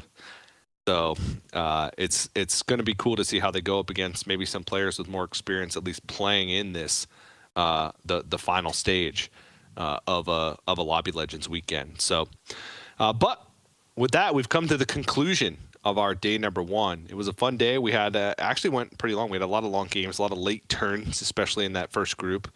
But we did get to see a lot of awesome Battlegrounds action. Of course, we'll return tomorrow, which will be same time, same place for that final check format lobby to determine our Battlegrounds Lobby Legends 7 winner. So with that, from myself, from Sottle, from Lorinda, our spectator, and from the broadcast crew here, thanks for watching, and we'll see you tomorrow for more Lobby Legends action.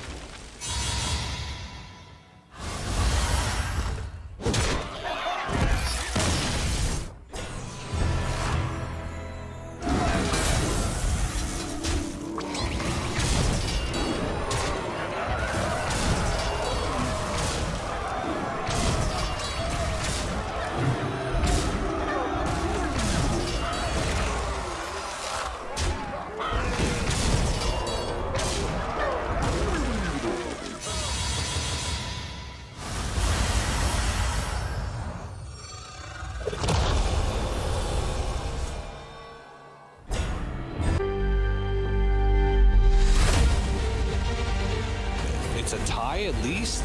Leroy got Divine Shield. I think Sleepy's got this. That's it. Oi, oi, oi. He barely wins. Nice one from Sleepy.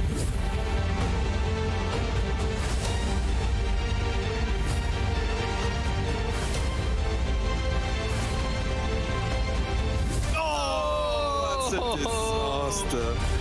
Yep, Yanase realizing that that's going to be enough.